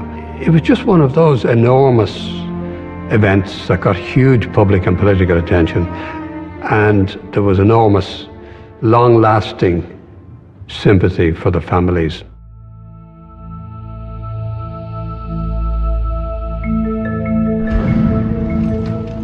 The late 70s, early 80s was quite a politically turbulent time, really, because there wasn't one settled administration in Dublin. The North was going through a continuing conflict. People forget what Ireland was like at the time. You know, we had a major economic problem. The World Bank was going to foreclose on our national debt. We had mass emigration. But we also had a really serious security problem on the island, namely in the Provisional IRA and other groups.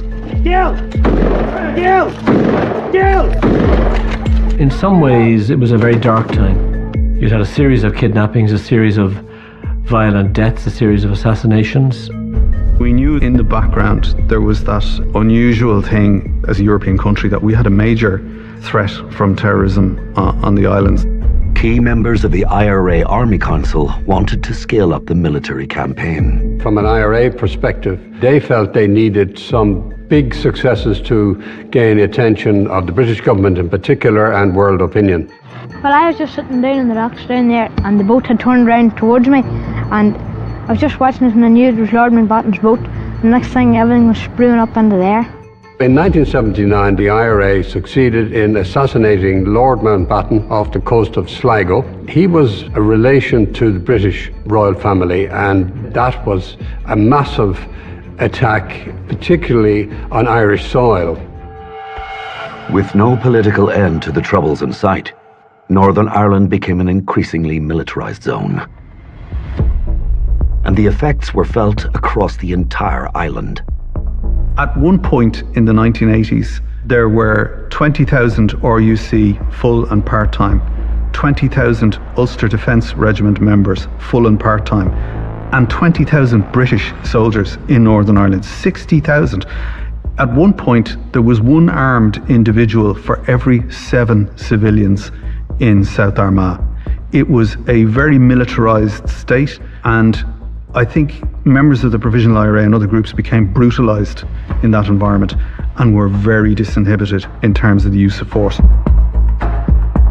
Things changed dramatically because we're dealing with subversive organisations and paramilitaries. They were using different types of weapons, heavy weapons. At the same time, the IRA continued to apply political pressure on the British government by whatever means possible. You had the hunger strikes, which started in 1980. 10 men died as a result, and it yielded enormous publicity. In the immediate aftermath of the hunger strikes and that particular build-up of bitterness that happened at that time, I think the feeling grew within the provisional movement. Look, the rules are there, we'll keep them, but if we have to break them, we will break them. Those rules had been broken in Ballinamore. Now the Gardaí and the army were determined to track down the men who had killed 2 of their own and intensified their search for the IRA gang responsible. The hunt for Don Tidy's kidnappers and the killers of a Garda recruit and army private has been described as the biggest combined Garda army operation in the history of the state. Up to 1,000 army personnel giving search and firepower backing to the Gardaí. The search continued to focus on Ballinamore. Hundreds of reinforcements arrived in the area, but many believed they were too late. For weeks after that, we were chasing our tail, I suppose, examining suspect houses, suspect cars, hay sheds, farmyards, horse boxes, you name it. The area that we were mostly tied down to was the immediate area and up to maybe 15, 20 miles around that area.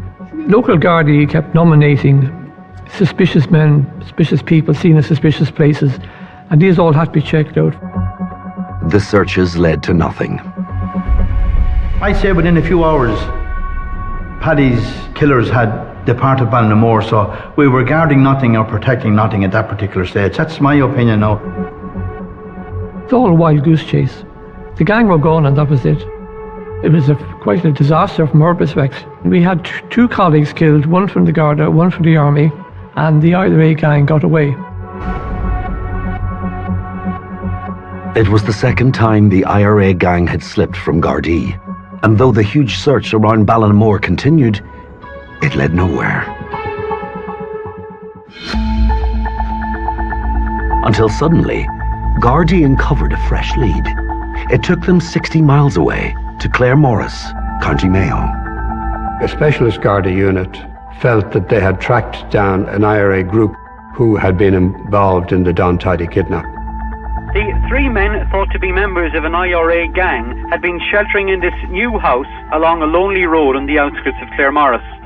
Around 5:30 yesterday evening, 10 members of the Garda force, including armed detectives, drove up. In the end, the specialist unit surrounded the house, so to speak, and felt they had the men ready to be captured. Gardaí were certain the killers were inside the house.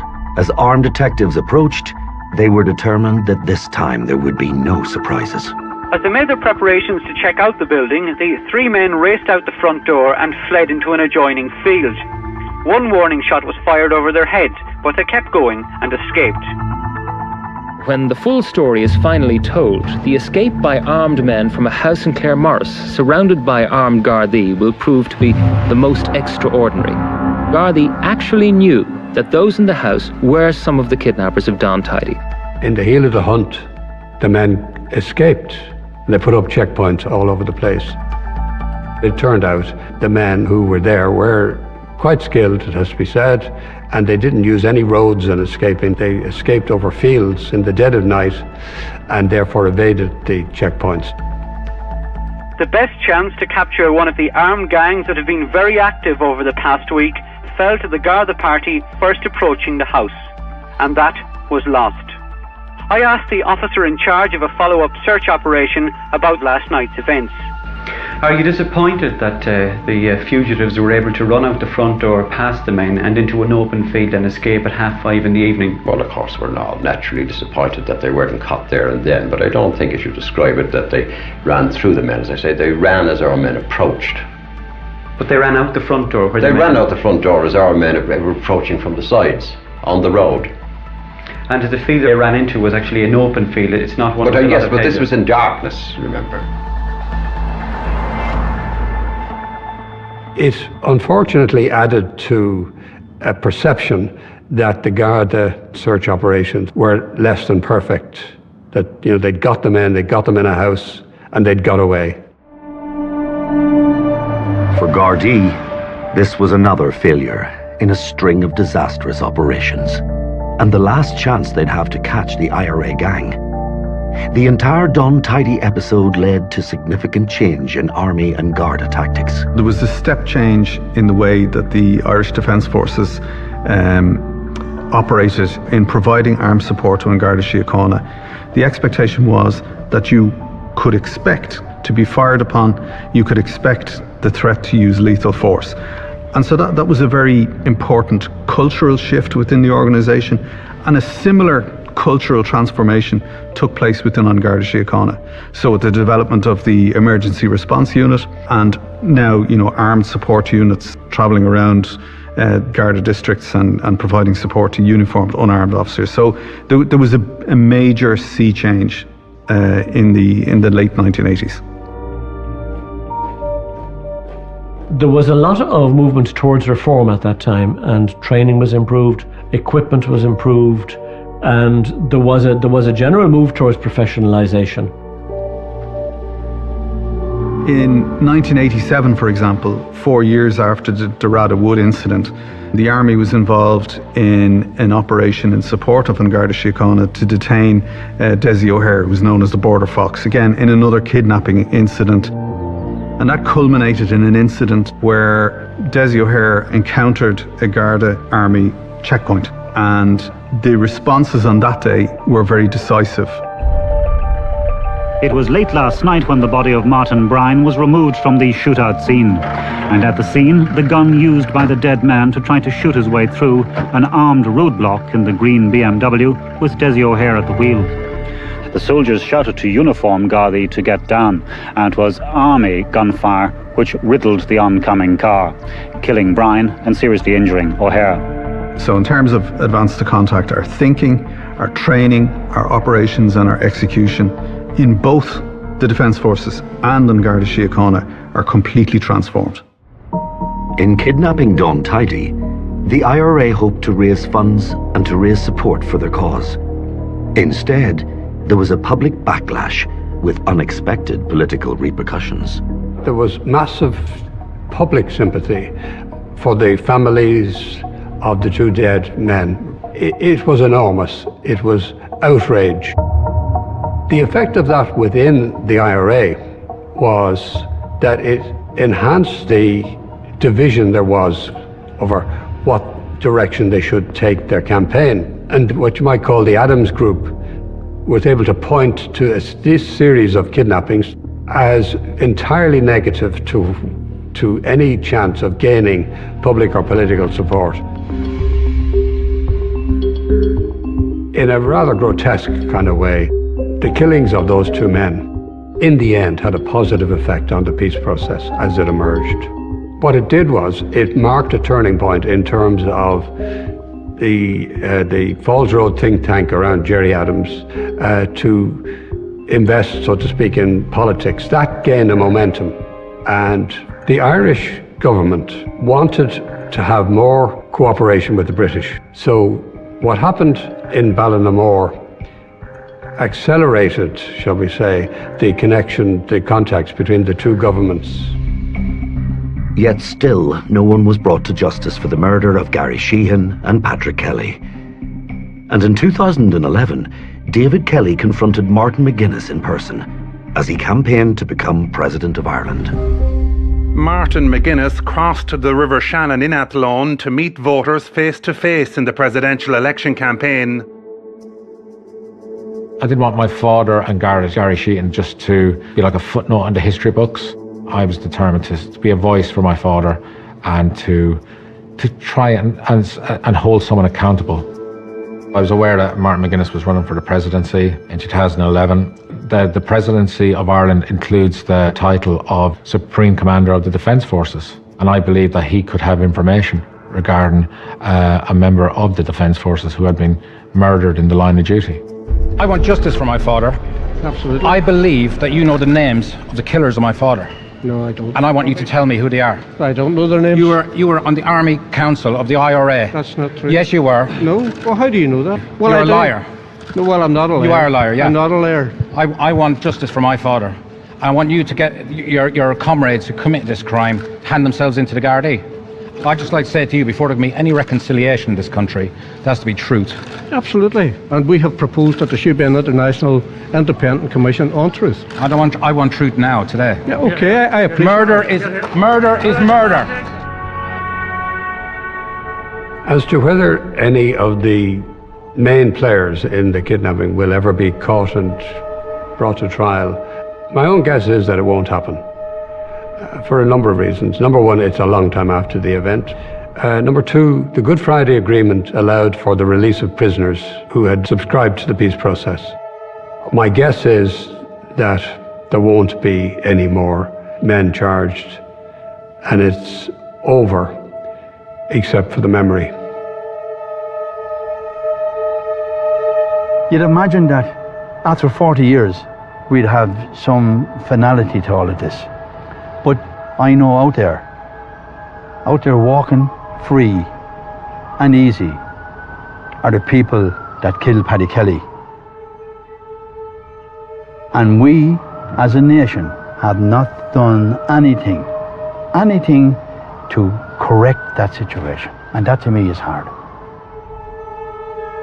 Getting to know Gary has definitely made me, throughout my life, since appreciate being alive, and that, you know, when good things happen, I often think, you know, I'm lucky. But poor Gary and Pat didn't get, you know, to have these milestone life events. So it was a tragedy. It was just a tragedy. Young life wasted totally unnecessarily. After his rescue, Don Tidy returned to normal life, raising his family and pursuing his career. He still lives in Ireland. Mr. Tidy has often expressed his gratitude for the sacrifice made by Private Patrick Kelly and Garda Gary Sheehan. He attends their commemorative ceremonies and meets their families who lost so much in Ballinamore. We are in the Moat Memorial Garden. It was created to mark the centenary of the 1916 Easter Rising. Also included in this memorial garden is a plaque in remembrance of my own father, to mark his sacrifice for his community and his country. We will never forget his sacrifice, and we're remembering those who gave their all so that we can live in a peaceful democracy. In September 2021, Garda recruit Gary Sheehan was posthumously awarded the Garda Síochána Scott Medal in recognition of his act of personal bravery.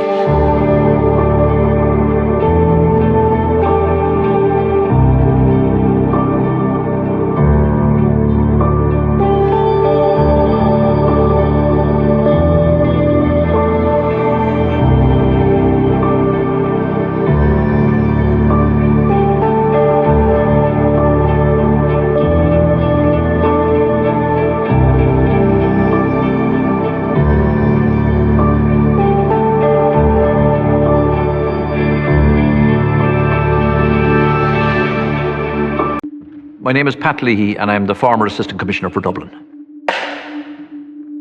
In 2011, I was working in Dublin's North Inner City, and I was the Chief Superintendent there.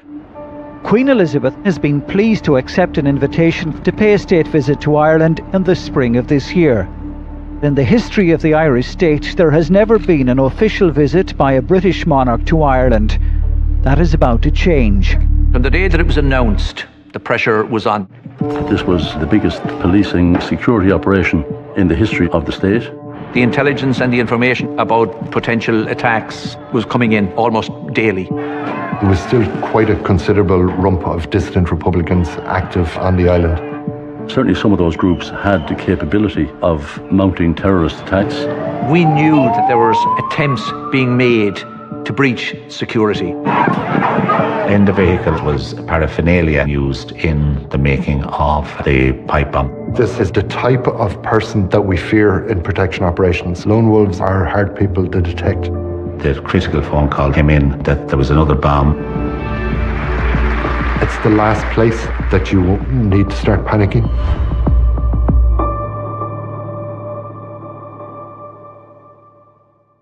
The formal announcement that the visit was on, I think came on the 4th of March, and the landing was going to take place on the 17th of May. So for us, this was a timescale that it was challenging from the word go. April 2011. President Mary McAleese invited Queen Elizabeth II to visit Ireland. Everybody took a sharp intake of breath when they saw the timescale that we had here to actually get the planning right for it and to put everything in place. We knew we had 8-9 weeks to plan for the biggest security event of our lives. The visit would mark the first time a British monarch had set foot on Irish soil in 100 years. First and foremost, obviously, because of the role we had, security was first, in our minds. But very, very quickly, we realised it was far bigger than that.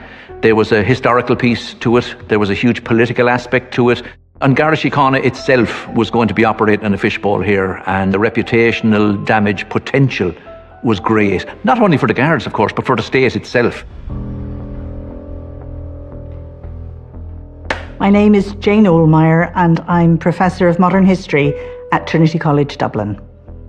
As a historian, I was actually quite surprised because I knew just how controversial the visit might be, but I was also pleased because I think that the visit and the invitation from Ireland was really a sign that we were ready, that we'd sort of grown up almost, and we were very comfortable welcoming Queen Elizabeth II as any other head of state.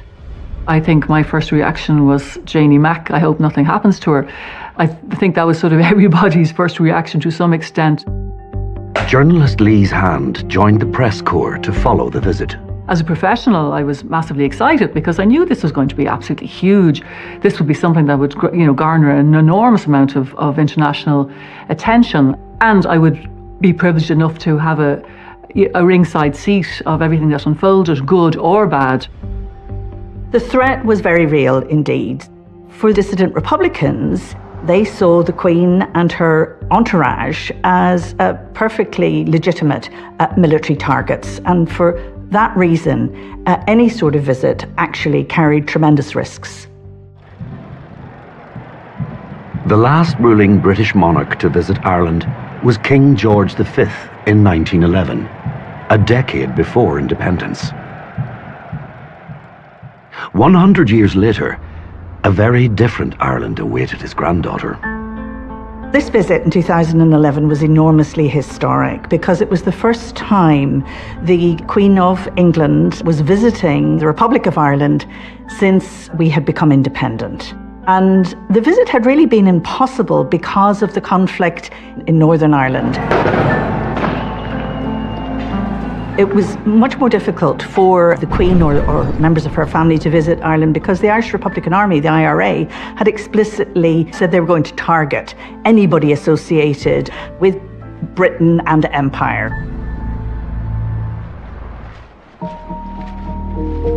In 1979, the IRA fulfilled that threat when it assassinated the Queen's cousin, Lord Mountbatten.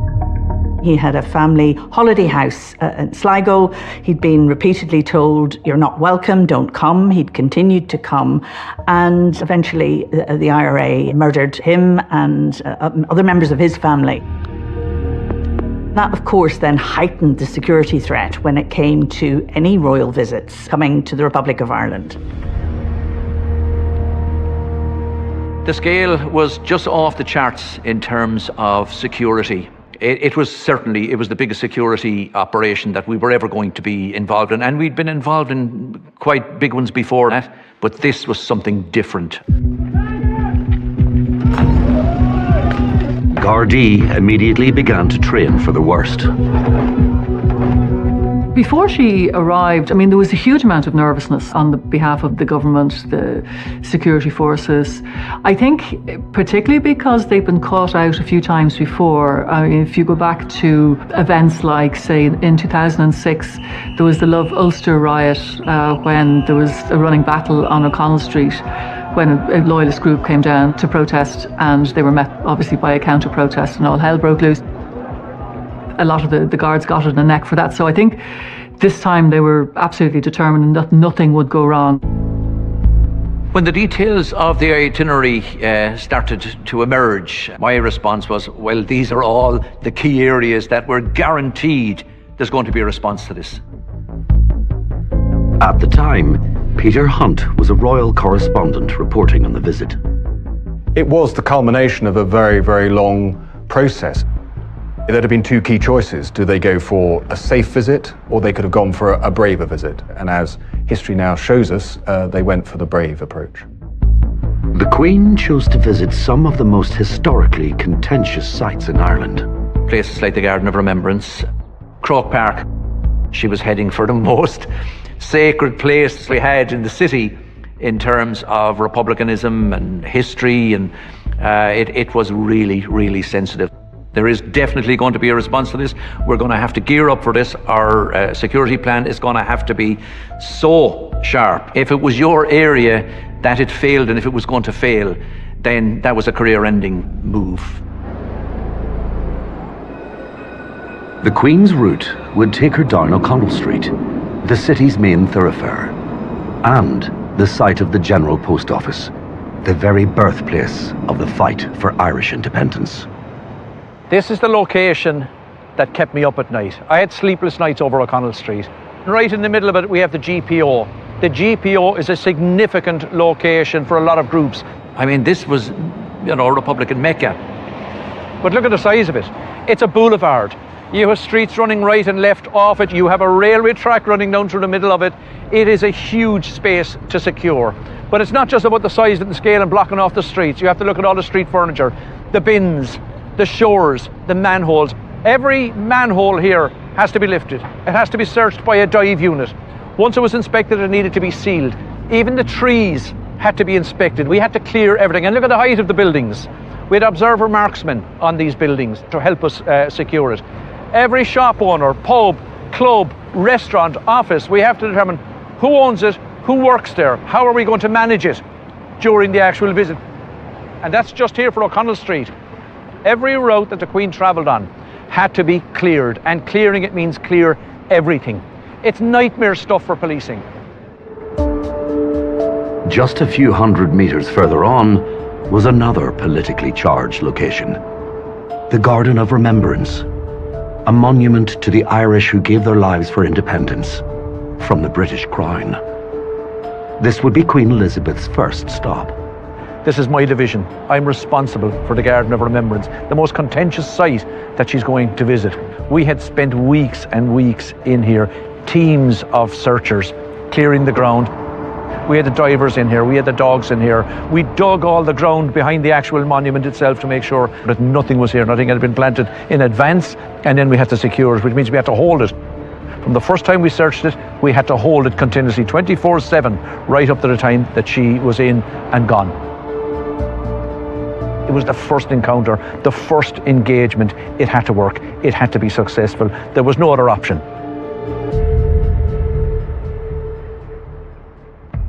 But for some, the Queen was not welcome. I mean, some very high-profile figures within Ireland actually came out against the visit. Like your own thoughts about the proposed visit of the Queen in May to the country? Well, I don't think the Queen should come. I think it's premature. I think it's too soon. There were also open threats of violence from dissident Republican organisations. At that stage, there was a right alphabet soup of, say, splinter Republican groups, things like Erigi, Continuity IRA, Real IRA. So a lot of the more strident opposition came from them. I think that these groups were just really just trying to drag the whole thing back to the bad old days.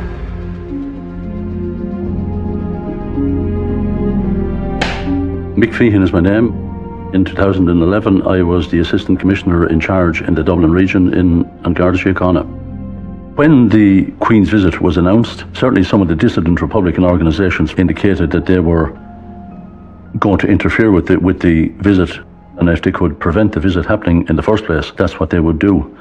Certainly some of those groups had the capability of mounting terrorist attacks.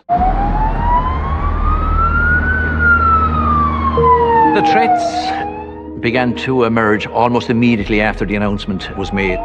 They were coming in from the word go.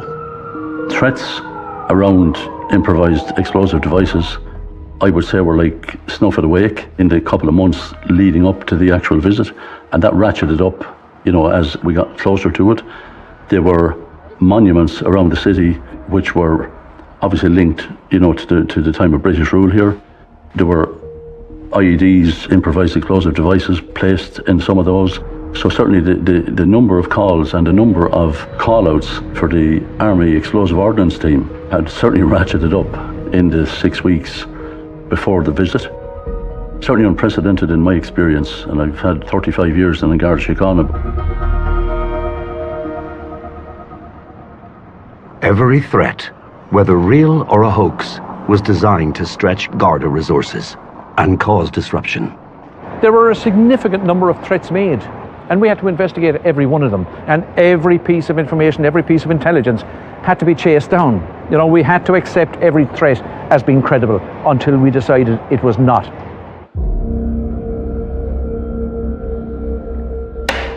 John O'Mahony.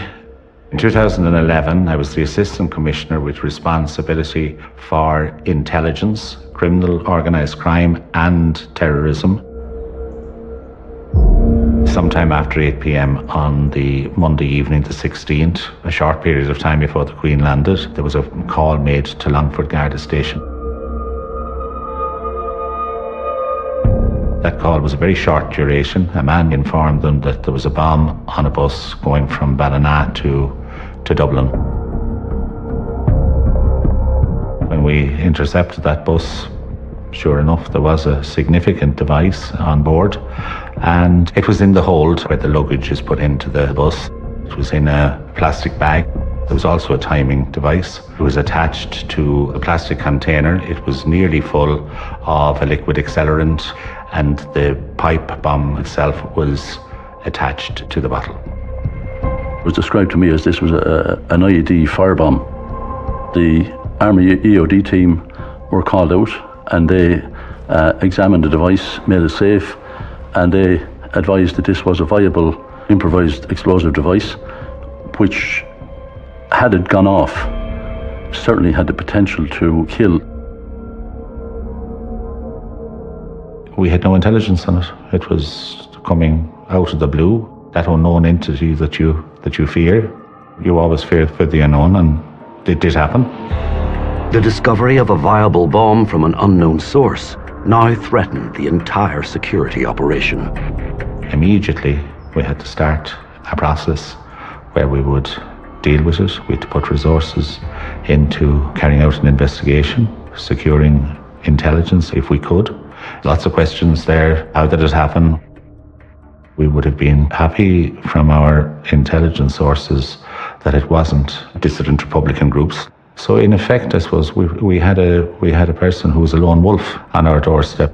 This is the type of person that we fear in protection operations. Lone wolves are hard people to detect.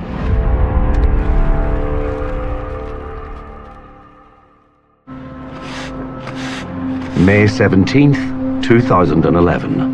The day Queen Elizabeth II is due to make the first visit to Ireland by a British monarch in 100 years. This wasn't any old royal visit. This was a royal visit that was making history. Let's not kid ourselves. The symbolism of this was massive. The reputation of the state was on the line, and this is how we felt about it. But there was a core of opposition determined to disrupt the visit. There were people that had violence in mind, and they were intent on doing harm if they could. We were dealing with something else in the background all the time. We knew that there was attempts being made to breach security. Just the night before, Gardaí in Longford received a bomb threat. A caller claimed there was an explosive device on a bus travelling towards Dublin. This time, it was no hoax. When it was examined, it was found that it was a viable device and it was capable of causing a blast. Gardaí were convinced the bomber was not connected to any of the terrorist organisations they were monitoring, but was acting alone. That's the biggest difficulty for any security agency, that you have somebody acting on their own, because getting intelligence from other people is not an option. Gardaí in Longford were now tasked with carrying out an investigation into the phone call with a view to identifying who had made it and the reason behind making it. We were letting nothing go. It gives you a heads up, but there was no higher plane that we could get to from a security perspective. We were there. With Gardaí now in the hunt for an active lone wolf bomber, Queen Elizabeth's plane approached Baldonnel Airfield. Nobody really knew what to expect. That was the thing. I mean, this was a once-off. We'd never seen anything like this before. So, I mean, everybody tuned in to watch the plane land. I can remember watching the plane coming in. I was inside in the control room in Store Street at the time, watching it on a big screen. Everybody's still waiting. You know, is she going to touch down? Is it going to land? Is there going to be some cancellation at the last minute?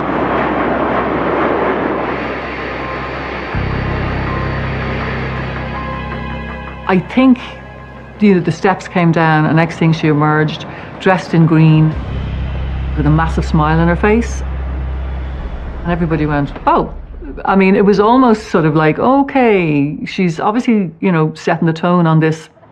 She made a huge impression, and I think huge care had gone in to selecting her wardrobe throughout the visit. She was wearing a beautiful green outfit, and it was the beginning of a charm offensive, because you could see from the very second that she stepped off that plane that she really was trying very hard indeed to show tremendous respect for Ireland and everything Irish.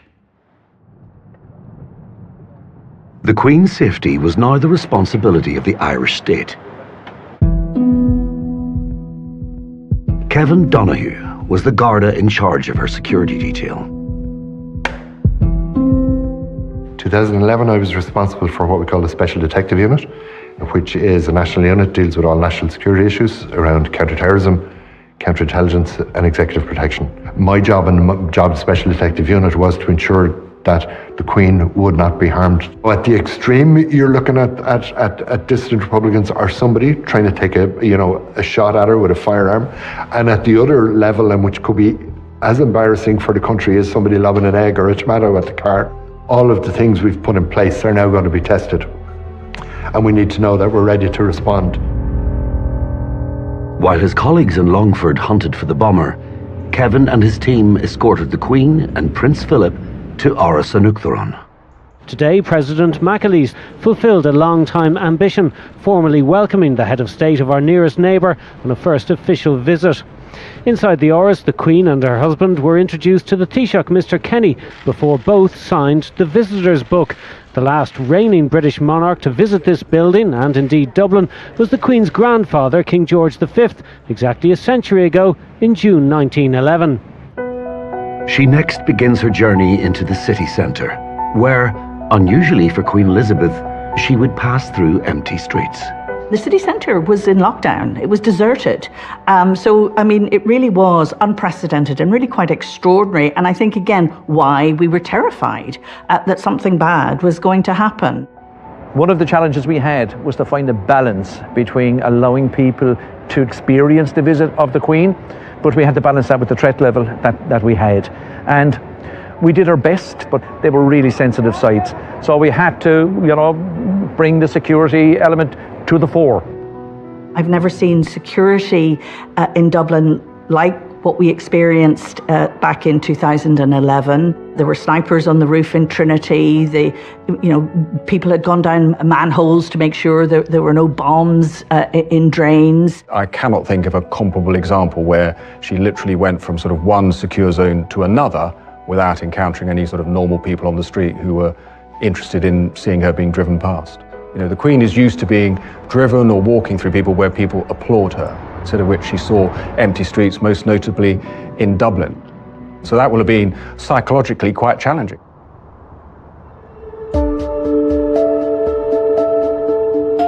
But Pat and his team were not prepared to take any risks. If we could get over the first two hurdles on this, the Garden of Remembrance, the GPO, O'Connell Street, it would take some of the pressure off everybody else. These were the ones that people were holding their breath about. With the Queen only 20 minutes away, Pat faced an emergency. A group of protesters had gathered at the GPO and were confronting Gardaí. They were intent on blocking the cavalcade, and that was it. So it started almost immediately. So they take up their position on the road between the GPO and the top of Henry Street, the spire here behind us. And of course, the protesters refuse to move. They sit down and they're going to put it up to us. They're going to disrupt the Queen's visit.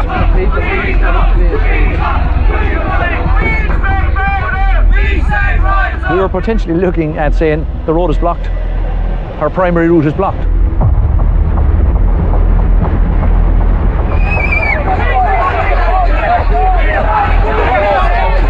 We give them another opportunity to leave and they're refusing point blank. We're getting into that time frame of a go, no go scenario with the people that are bringing her into us. After considering all of the options that we have here, we have to go hands-on. So the guards move in, they start lifting them 3 to 1, 3 guards to 1 person, safest option we have.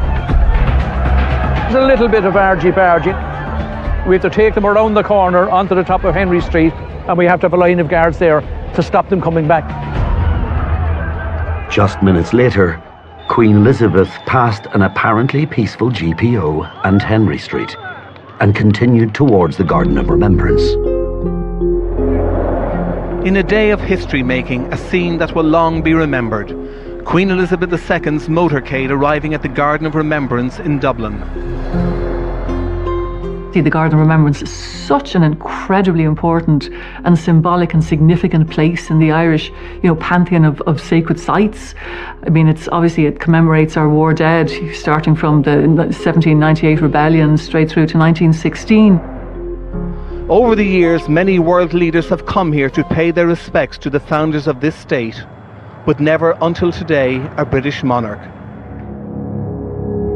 At that very moment, Pat was made aware of a new threat, just a couple of 100 meters away. The atmosphere here was very tense. From the word go, it was tense. I'm hearing in my ear that something is happening up here at the junction of North Frederick Street and Dorset Street.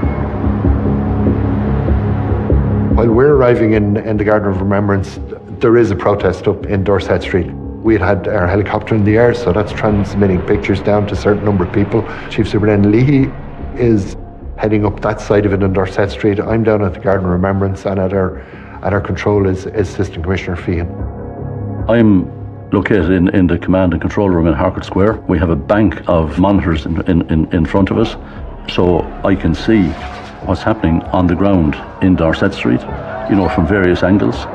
I can also see what's happening in the Garden of Remembrance at the same time. Now, the Queen is after arriving. She's about 200 metres down here. We're probably talking about maybe 200, 250 people here in the junction. There's a lot of pushing and shoving going on. And they could see the cavalcade pulling up, so they knew she had arrived. As the protesters continued to gather on Dorset Street, at the Garden of Remembrance, a ceremony unprecedented in Irish history was getting underway.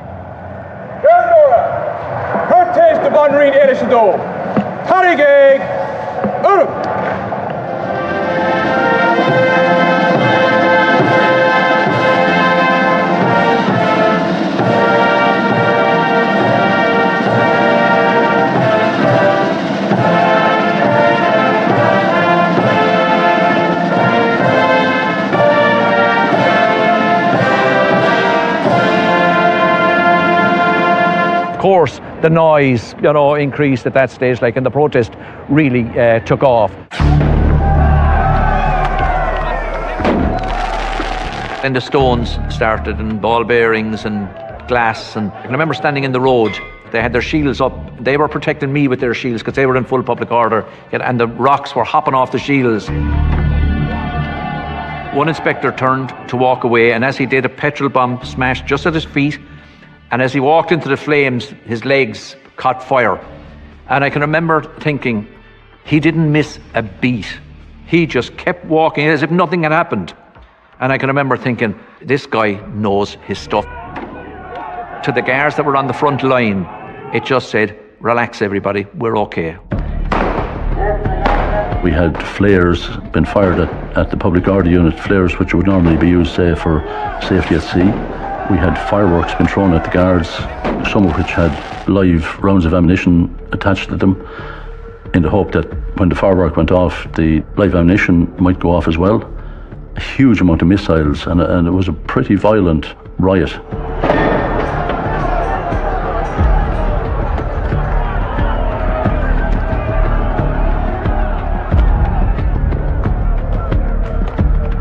There was a corps in there that were intent on causing harm and injuring Gardaí. And I can remember they started throwing the fireworks and the bangers into the guards. And guards knowing in their heads that there had been viable devices found. This is a real fear tactic that was thrown at them. They knew that there were live threats out there, but they stood on the line. And I had spoken to Lawson before and afterwards. They knew what was at stake. They knew what was at stake for our country, and they stood there, and they stood there again and again. So they were brave. As the chaos spiraled, Gardaí identified known dissident Republicans among the rioters. There was the chance the lone wolf bomber could be among them. We knew nothing about this person. That person could be anywhere in the country. Indeed, the person could be in the vicinity of where the Queen was visiting. With a bomber at large and the public at risk, Pat took decisive action. The buses were going through full of people, cars were turning in and finding themselves in the middle of a riot. I said, no, we can't have this. People are going to get injured here. We have a duty of care to everybody around here. One of the options was we can bring in the public order vans. Instead of getting them all out, we can drive right up to them, hop out, pick the ringleaders and take them out of circulation. Everybody else will back off after that. 20 arrests were made for public disorder as Pat and his team restored the peace. In the Garden of Remembrance, the world was watching a very different scene as the Queen makes history. To see the Queen of Great Britain and Northern Ireland really bow, and she really did bow on that occasion. I think the symbolism, again, that action, that sense of we are equals and I am here to respect your dead, was hugely, hugely significant. This was the granddaughter of the last King of Ireland. This was, the wearer of the British crown, commemorating and remembering those who'd risen up and fought against the British crown not that many decades before. And not only did she lay a wreath, she bowed her head. And it was the bowing of the head which was really the most striking moment and the most powerful of symbols of reconciliation. I think it just showed how aware she was of the legacies of the past, of the imperial shadows that had been cast, and her willingness to acknowledge them.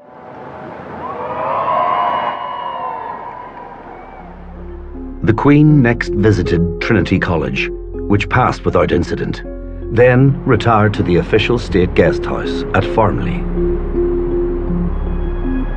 Little Biddy saying, great, day one is done, but no claps on the back, you're straight into the next phase of the visit. Pat had won his battle against the violent protesters, but he knew there would be more to come.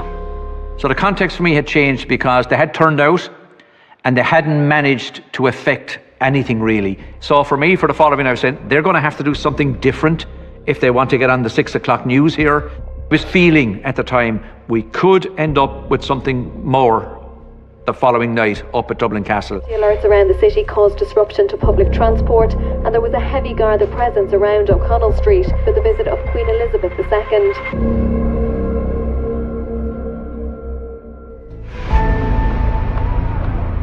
Now on day 2 of her visit, Queen Elizabeth headed to Croke Park, another contentious location in Anglo-Irish history, where, in 1920, 14 civilians were gunned down by British forces during the Bloody Sunday Massacre.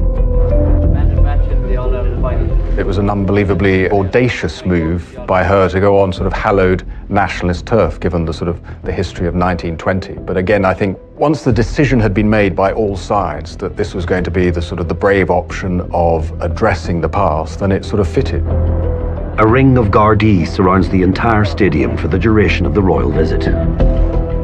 This was a location that was going to have an impact nationally. This was GAA headquarters. And I think the GAA made a huge contribution by the way that they handled this. Your Majesty, on behalf of the members of the Gaelic Athletic Association throughout Ireland and across the world, I'm delighted to welcome you to our headquarters at Croke Park.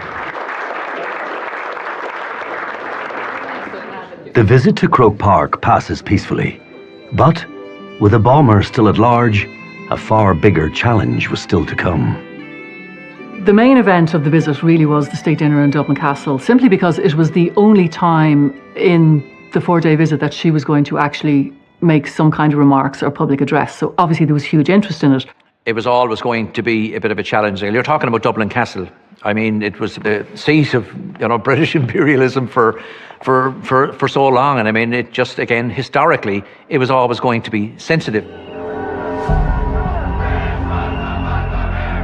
Just a few hundred metres from Dublin Castle, at Christchurch, crowds of protesters gathered, and in far greater numbers than at the Garden of Remembrance. They had something to prove now, because it hadn't worked for them the night before. They had to do something special tonight to get on the news, to become the issue or the item. Can you hear us loud and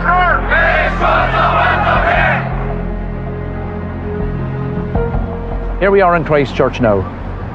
Dublin Castle is about 3 minutes walk in this direction. Nicholas Street here on our right. And the protesters are already in the immediate vicinity here. They've been active now for about an hour.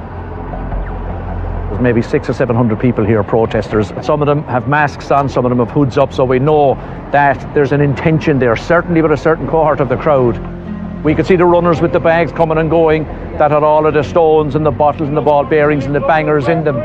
So we knew that they were up for it tonight. And somebody whispered in my ear, they have petrol. And I'll never forget it, just whispering it, they have petrol. So some people were there to legitimately protest. But there was a cohort there, a sizable cohort that were there, and they were there to do damage. There's no doubt about it. With the threat of violence mounting at Christchurch, just 400 metres away, the Queen arrived at Dublin Castle.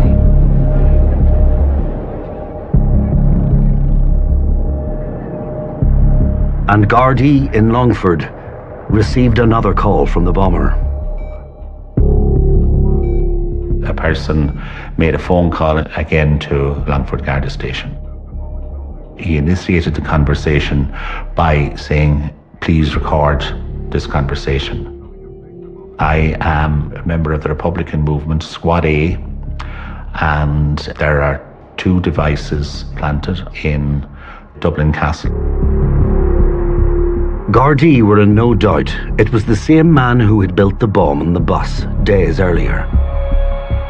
The person who made the call described in quite a bit of detail the makeup of the bomb on the bus, so it was apparent that this person was familiar with that device, potentially had the capability of building a device like that.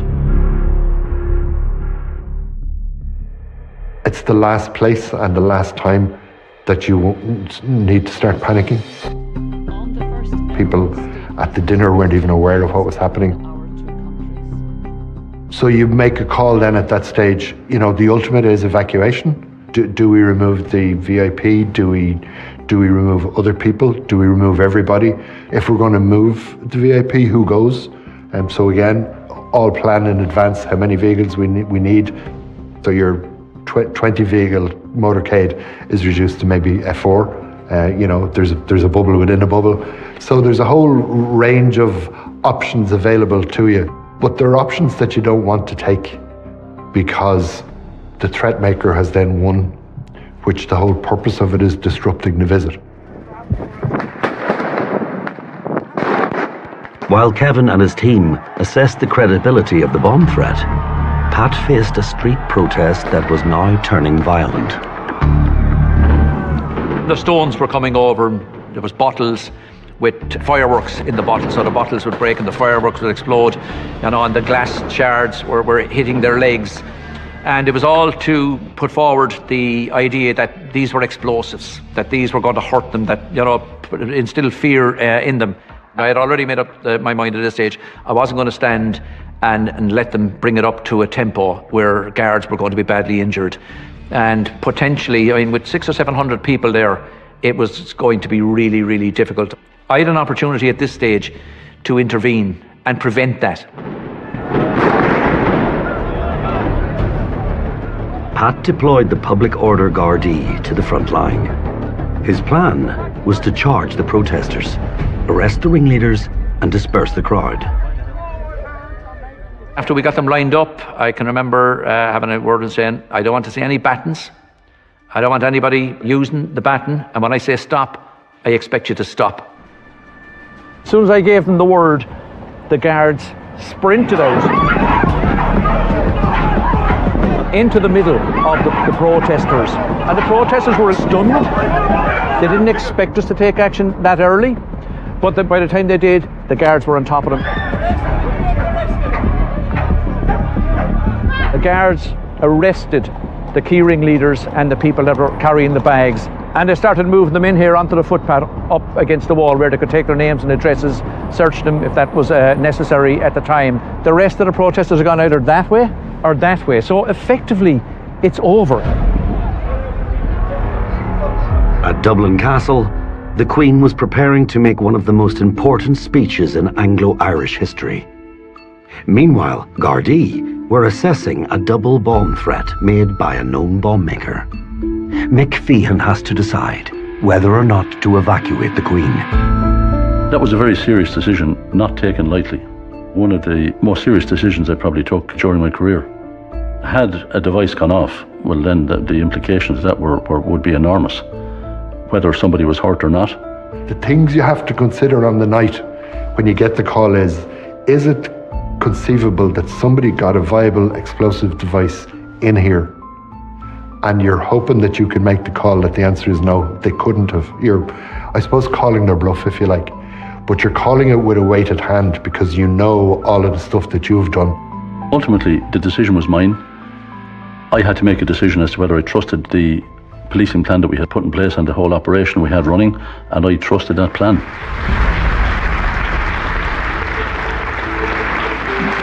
Uachtaráin agus a coisa.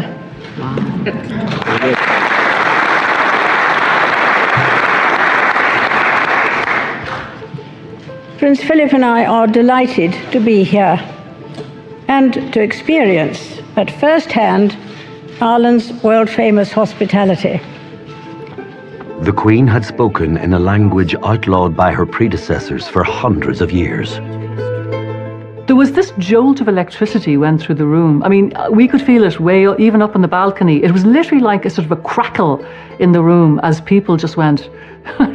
Not only did she just say the cúpla focal, but she did it really well. She said a few words of Irish to begin, and then she gave one of the most emotional, personal and political speeches that I have ever heard her give.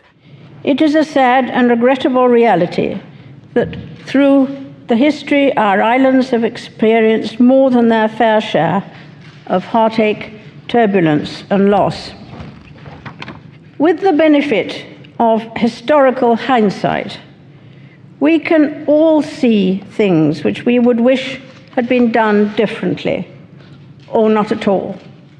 And there was this really powerful message of we have to bow to history, but let's not be bound by it. Let's create a shared future. I mean, everybody in the room understood, just the significance of that and went, okay, this really is, this is something special. This is going in a completely different direction than we thought it would be. You knew as she spoke, you knew with the reaction of the President, Mary McAleese, with the words that were being uttered, you knew that this was happening, that this was a significant step in the attempts by two countries to address the past and to move on.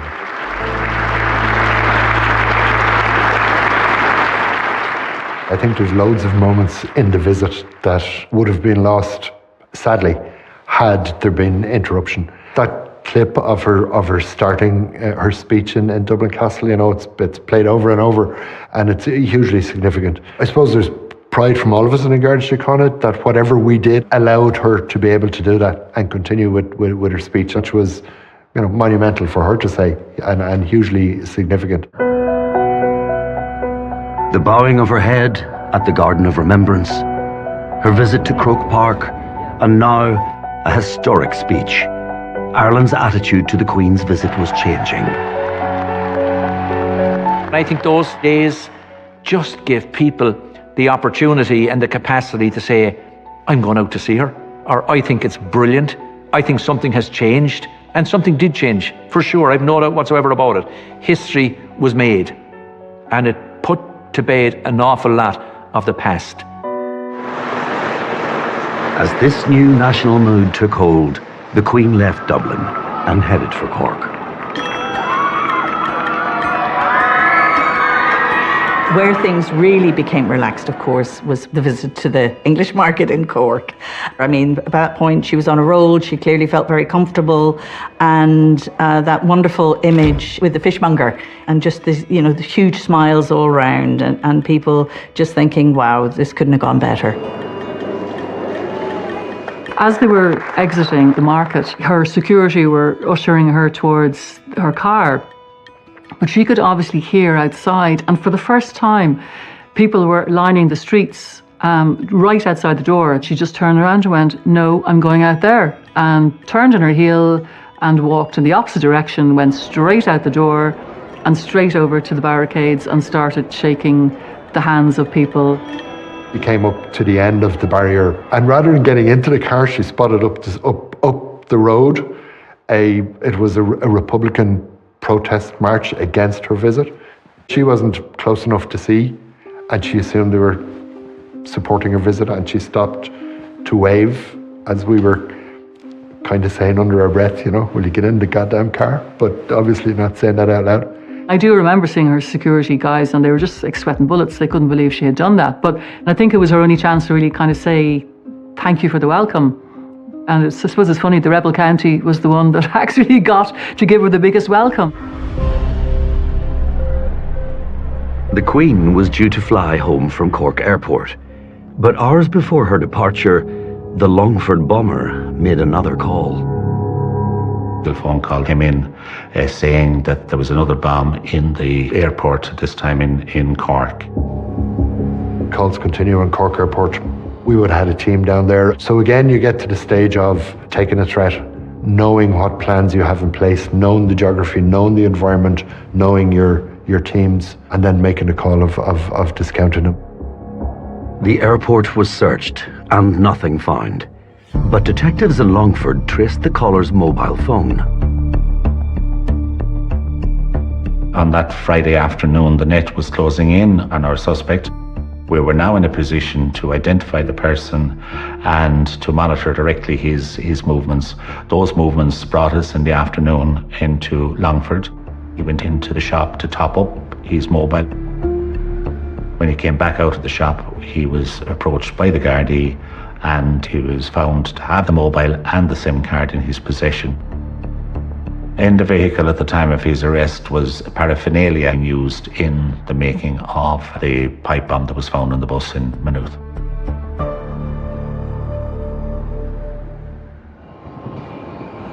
With the bomber now in custody, Queen Elizabeth and Prince Philip were escorted to their plane by Taoiseach Enda Kenny.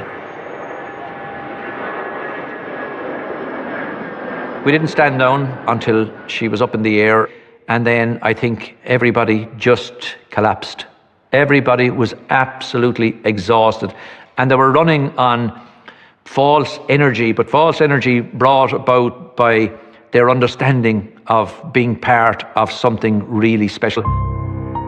Days later, Gardaí identified the bomb maker as 61-year-old Donald Billings from Dublin. Don was a Republican, very much involved in the IRA fight in the north in the 1970s. He was convicted up there on two accounts of possession of explosive devices, spent time in Lankesh. He went under the radar and obviously lived in Longford until the Queen's visit inspired him to carry out these acts. He was found guilty. He was given an 8.5-year sentence. Those covered 5 different offences. One offence of being in possession of an explosive device and 4 different offences of making false reports. The Queen's visit is now regarded as one of the high points of Anglo-Irish relations. I think the fact that it did go so well, I think it just took everybody by surprise. I think it took her by surprise, and I think it took both governments by surprise, and I even think the Irish people surprised themselves a little bit as well. She really captured the hearts of so many people, I mean, with tremendous dignity and this sense of real respect for Ireland and her people. I suppose when you step back from it, it is utterly remarkable that we're talking about a visit in these terms about a head of state going to a neighbouring country. But given the challenges of our history, the fact that she did it and pulled it off with aplomb, I think places it fair and square as one of the most important things she has done. My own perspective, had I been asked to advise of the places where the Queen should not visit, I probably would have said, well, maybe don't go to Croke Park, maybe don't go to the Garden of Remembrance, and in hindsight, I would have been wrong. It was one of the most positive experiences that I've ever had as a policeman. Despite all of the opportunities I've had and the challenges associated with that particular event, it's the one that stands out as the most enjoyable and fulfilling for me.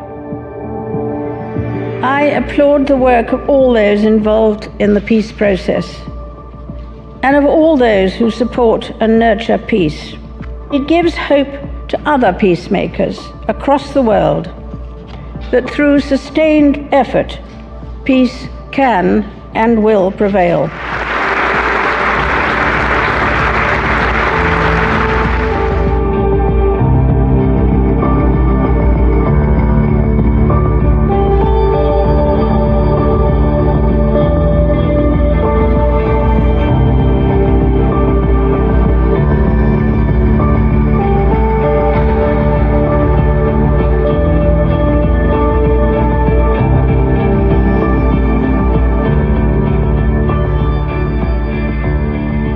Morning, the 19th of May, I received a call to tell me that there had been a murder in the Lisburn area.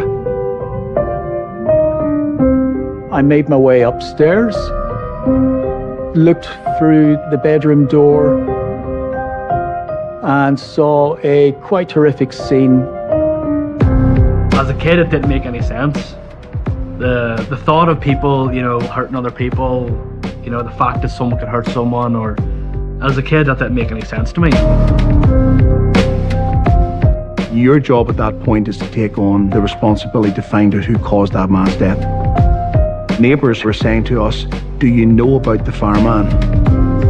He talked about hating him. On one occasion he wrote, I hate him. We had the femme fatale, we had the fire chief. Crime fueled by sex and lust. I got angry for everything. For the situation, for the courts, for the man who, took my father's life. I was angry for everything.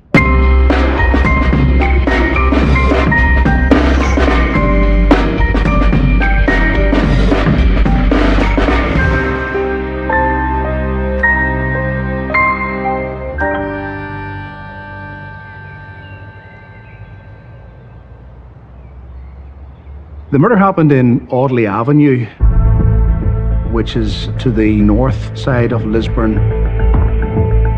It is in a very quiet, peaceful residential area. My name is Roy McComb.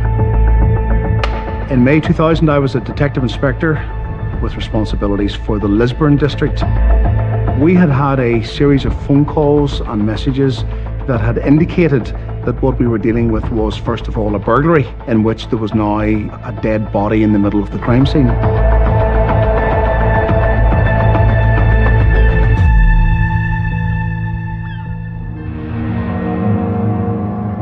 When we entered the property, I was struck by how otherwise quite normal the property was.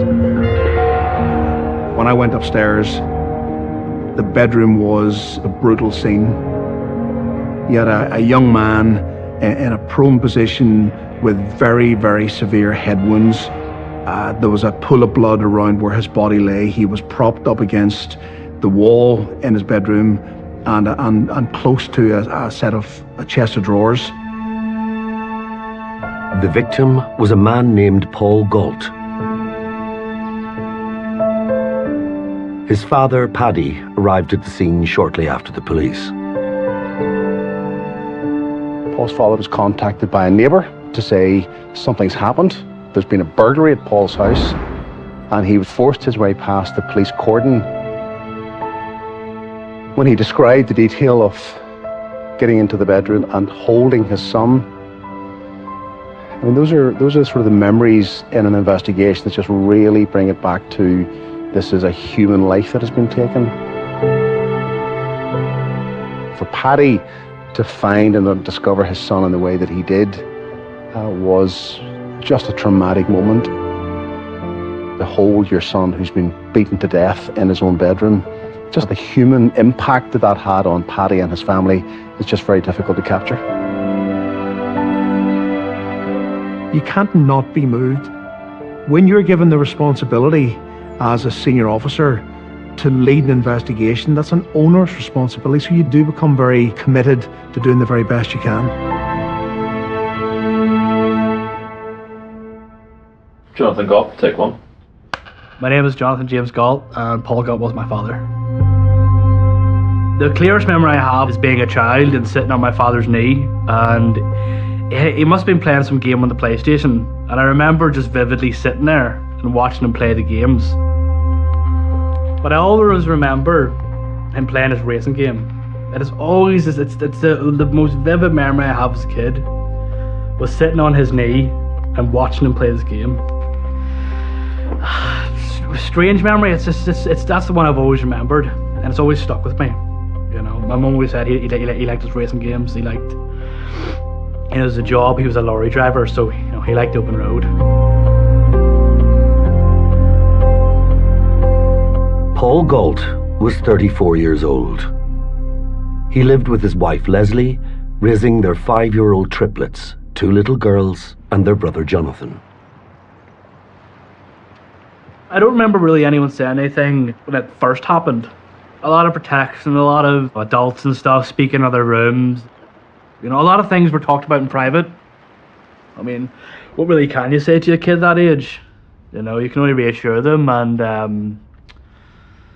I feel like as a kid, a lot of things weren't talked about because they didn't want, you know, as a kid, you don't want to tell them things too early.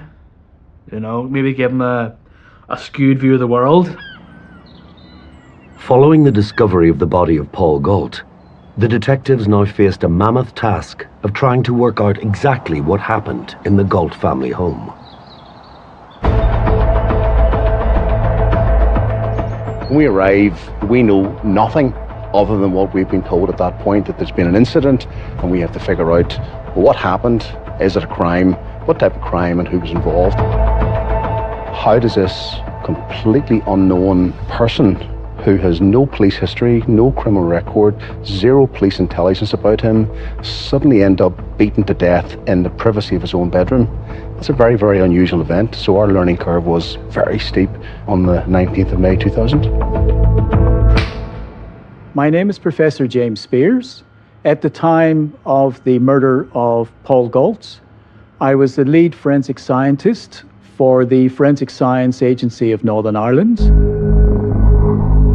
When I got the call early that morning, we were given scant details such as it's a burglary gone wrong, which resulted in the death of the owner of the house, Paul Galt. We have a certain amount of time to undertake an examination of the scene. I made my way upstairs, looked through the bedroom door, and saw a quite horrific scene. There was blood splatter, bits of brain, skull on the floor, almost like a tin of paint exploding in a room. Near the body, police found a hockey stick that they believed to be the murder weapon. The hockey stick was heavily blood-stained. That was obviously taken away for full examination to see if we can identify anybody who may have handled the hockey stick through fingerprints and through DNA. But Professor Spears had a problem. It's difficult to do a DNA analysis because there's overload of the victim's blood, which makes it extremely difficult to find trace levels. We didn't find any fingerprints or DNA from somebody touching the hockey stick.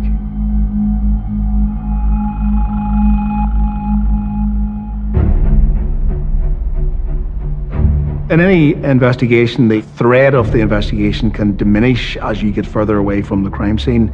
You begin to lose forensic evidence, you begin to lose the opportunity to gather evidence from static points like CCTV evidence or from witnesses. So you have to always move at pace in the first 24, 48, 72 hours. It's just if you were passing through the area. One of the first courses of action we would have done as an investigation team would be to start knocking on doors to find out, who might know something that would be relevant to our investigation. If anyone in the local area knows anything, saw anything, heard anything, please get in contact with us at Lisburn Police Station. The next door neighbour, who owned the property on the other side of the semi-detached house, he was able to give us a very detailed account of hearing noises. He was actually in the bedroom on the other side of where Paul had been murdered at the very moment that Paul was being murdered. He was able to tell us that the digital clock in his bedroom was showing between 9 and 9:00 something. So it was between 0900 and 0909. So we had a 9-minute window in which this murder would have taken place.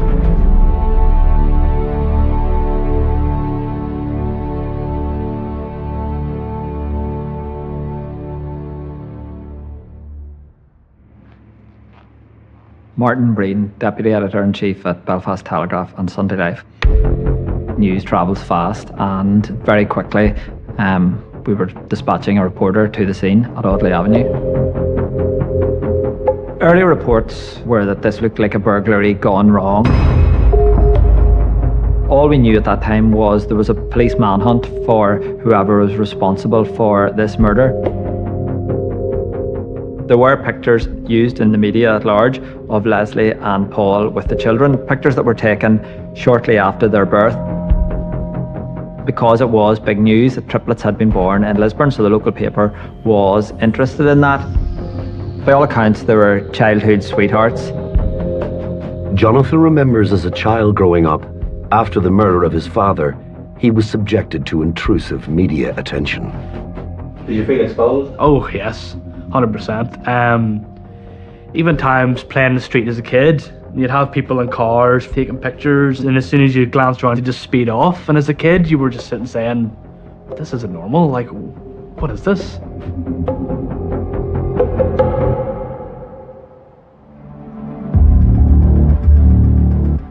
Detective McComb constructed a timeline for the morning of May the 19th, using information provided by Paul's wife, Leslie. Leslie had been taken away to be with her family, so I didn't get to see Leslie for some time later, but my detectives were dispatched to speak to her. They got up in the morning and they were all getting ready to go to school. Unusually for that morning, Paul went with Leslie and the children to go to the primary school where the children were dropped off. Leslie explained to police that Paul had taken the day off work so she and Paul could head away for the weekend to the Killyhevlin Hotel in Enniskillen. That became relevant because instead of being in Belfast, Paul was at the primary school taking his kids. After the children were dropped to the primary school, the Galts went home. He got out of the car at the front of their door. She then got into the driver's seat. She then wanted to go and visit her parents, who also lived in Lisburn, and she then went to a local chemist to buy some medicines for the children. Paul went inside to pack.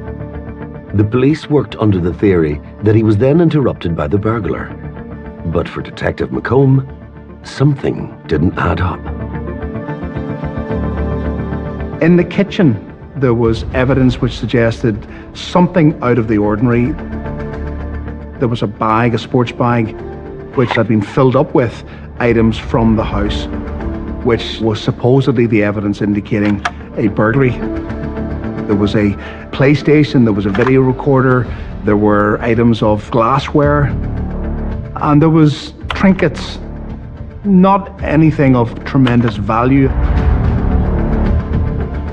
When you look at something like that, you think, well, is this right? Does this feel like how burglaries have taken place? Instinctively, the idea that we had a burglary in which the very items that a burglar was supposed to take, who would then carry out a most horrific murder, and then would leave the items that he stole, just didn't seem to square. Forensics were also suspicious about how the burglar entered the house. I was unhappy about the way the glass was broken. I'm not a glass expert, but the distribution of the glass was a bit suspect. I just had a gut feeling, and that's why I called in immediately Walter McCorkle to look at it. My name is Walter. I was a forensic scientist at the time of this incident. The first task that I undertook was to take a sample of the glass from the ground and a sample of glass from the door. We also examined the shoes of the deceased in the bedroom, and they showed a complete absence of broken glass.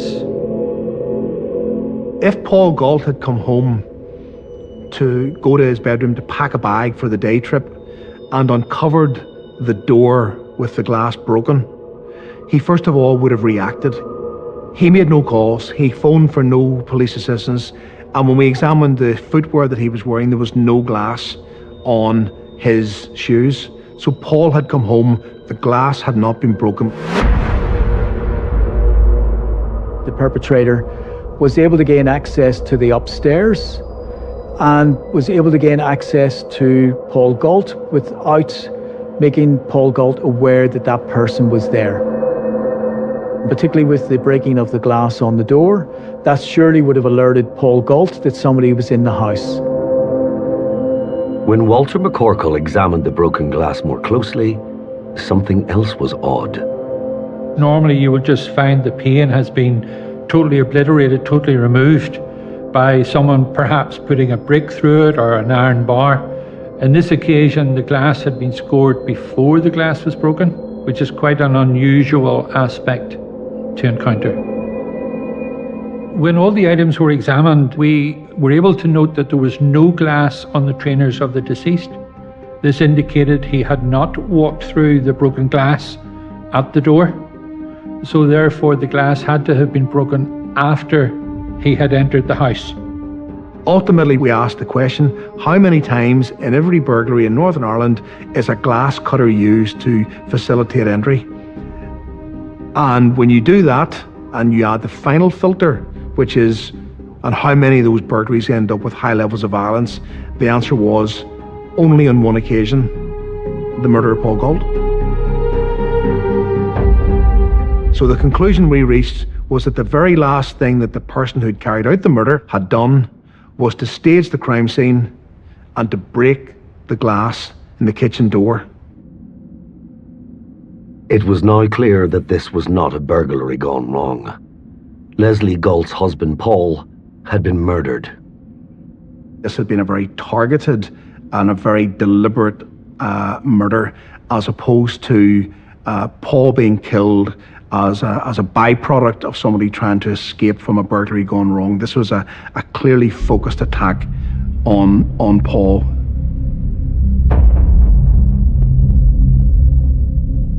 As part of any murder investigation, you undertake a victimology to understand who is the victim, because in their past may be the circumstances that identify how they ended up being the victim of this murder.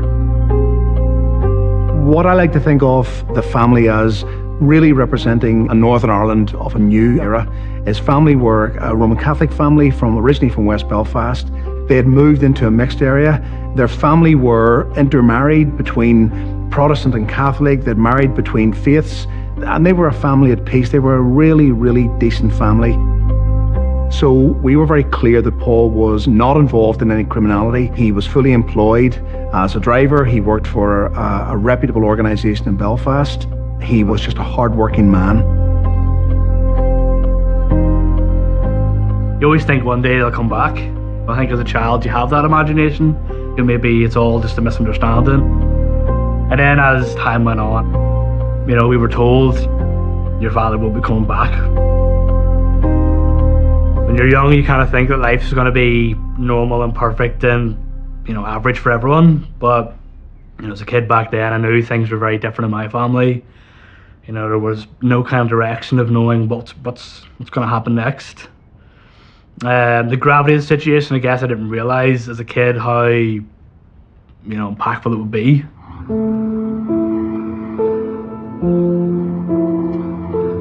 His funeral was held at St Coleman's Catholic Church in Lambeg, where he'd got married.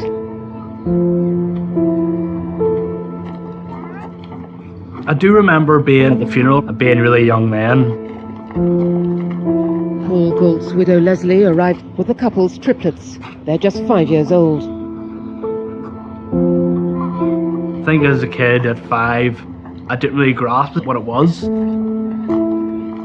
But I remember being there. I think that's really when I knew, that he wouldn't come back. My mother tried and did her best. She had to be the strongest person in the room.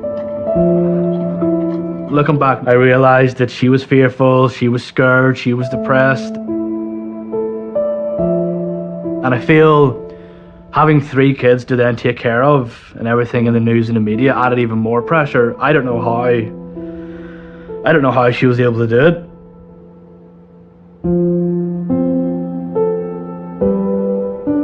He was liked by everyone, good-natured, full of fun. But along with all this, he had a sense of responsibility which came through in the family-orientated nature of his life.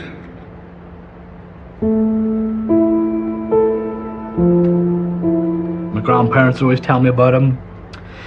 They would always tell me I look just like him, I act just like him.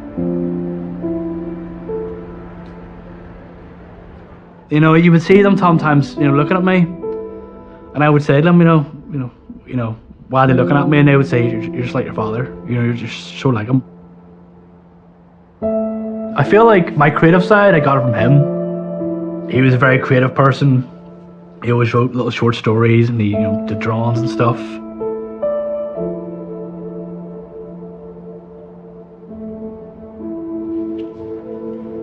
Roy McComb, take 2. Neighbours were saying to us, do you know about the fireman? There's a fireman that visits that property on a regular basis. We had clearly someone who we needed to speak to quite urgently to say, what is it that you can tell us that can help us understand how the husband in this home that you visited on a regular basis is now dead? Police now began tracing this mysterious fireman.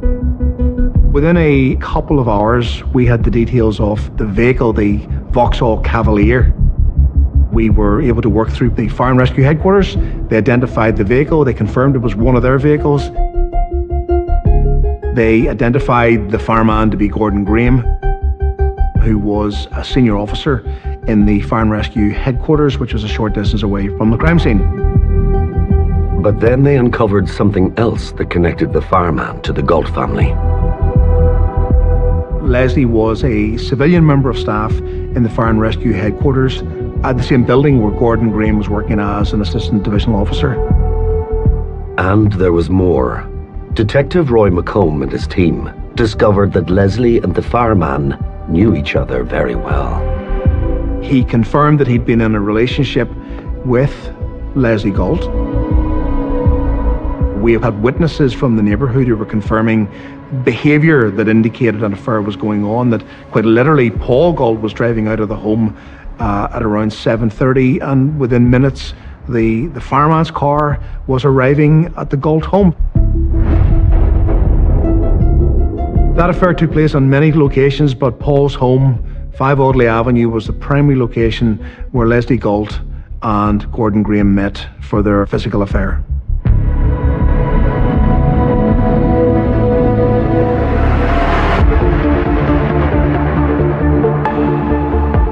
Within a few days, we knew of the name Gordon Graham. We knew he was this mysterious fireman. Gordon Graham was a married father of 3. He was also very ambitious in his career. He had been fast-tracked in the fire service. He had risen up the ranks. He was head of the Health and Safety Department, and if any visiting fire officers or others needed to speak to somebody senior, a lot of the time it was him. They first struck up a friendship, and within a matter of months this had turned out into a full-blown affair.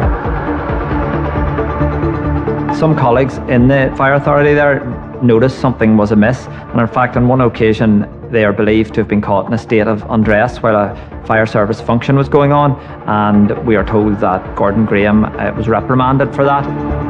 Within days it became clear that there was much more to this, and then journalists began investigating how did this love triangle end in the murder of an innocent husband and father.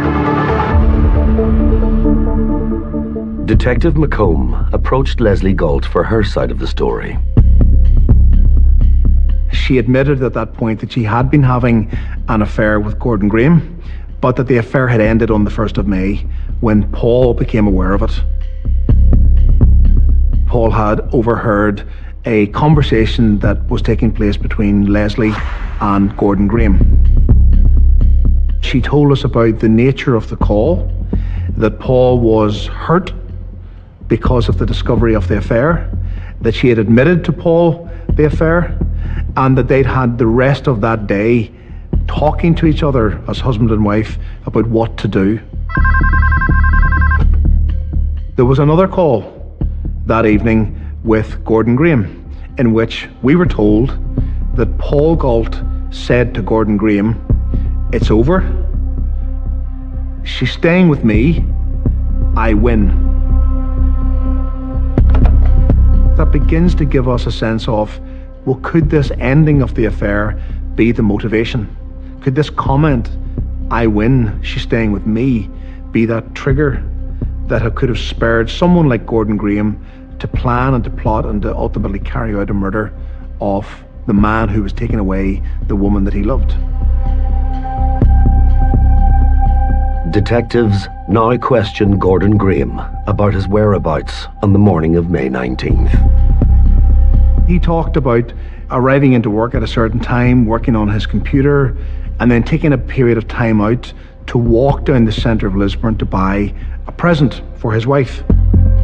He talked about going into the food store in Marks and Spencer's. He talked about buying a carton of blackcurrant juice. CCTV captured Gordon Graham approximately 45 minutes after the murder. The alibi was a good alibi. He'd given a very clear account of his movements down to minutes of what he was doing. It was corroborated by receipts. It was corroborated by CCTV. It was corroborated by the login details of his computer. But to be conclusive, the team decided to break down the alibi minute by minute. When we spoke to Gordon Graham, he gave us a very clear account of walking from Fire Brigade headquarters, which would be in Castle Street behind me, down into Bow Street where we're now standing. They walked the length of Bow Street to the end, checking out supposedly shops where he could buy a present for his wife. And he gave an account of walking down one side and walking up the other. And that was at the critical point when we had a witness telling us that that's when he suspected the murder had happened, between 9 o'clock and 9:09 in the morning. So we had a 9-minute window in which we said, if we can find Gordon Graham in that period, then he personally was not involved in the murder. Whether he set somebody up to do it is a different question, but we wanted to rule him out of involvement in this murder, and so we set out to prove, or indeed to disprove, this alibi.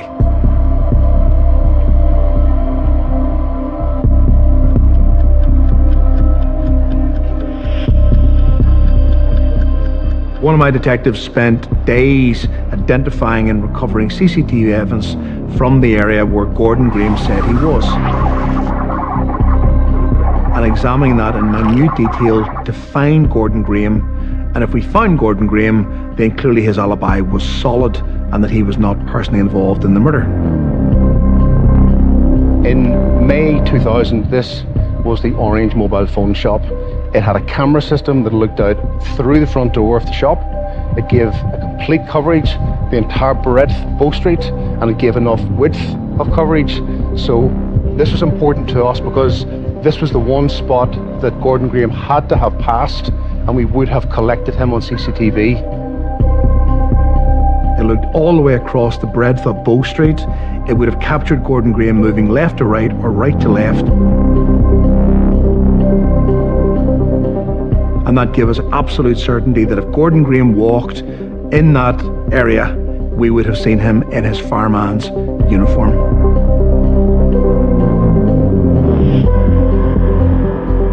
We examined that as often and as much detail as we could, frame by frame. And Gordon Graham wasn't to be seen. Now, if he's not in Bow Street, then he's somewhere else.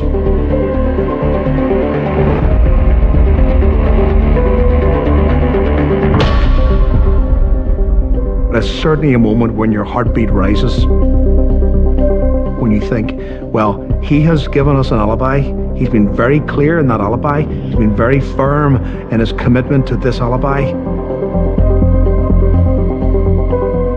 And we have now effectively broken that alibi. He's not where he said he was. Does it get us over the line? Not necessarily. Does it get us close to that line? Yes, it does.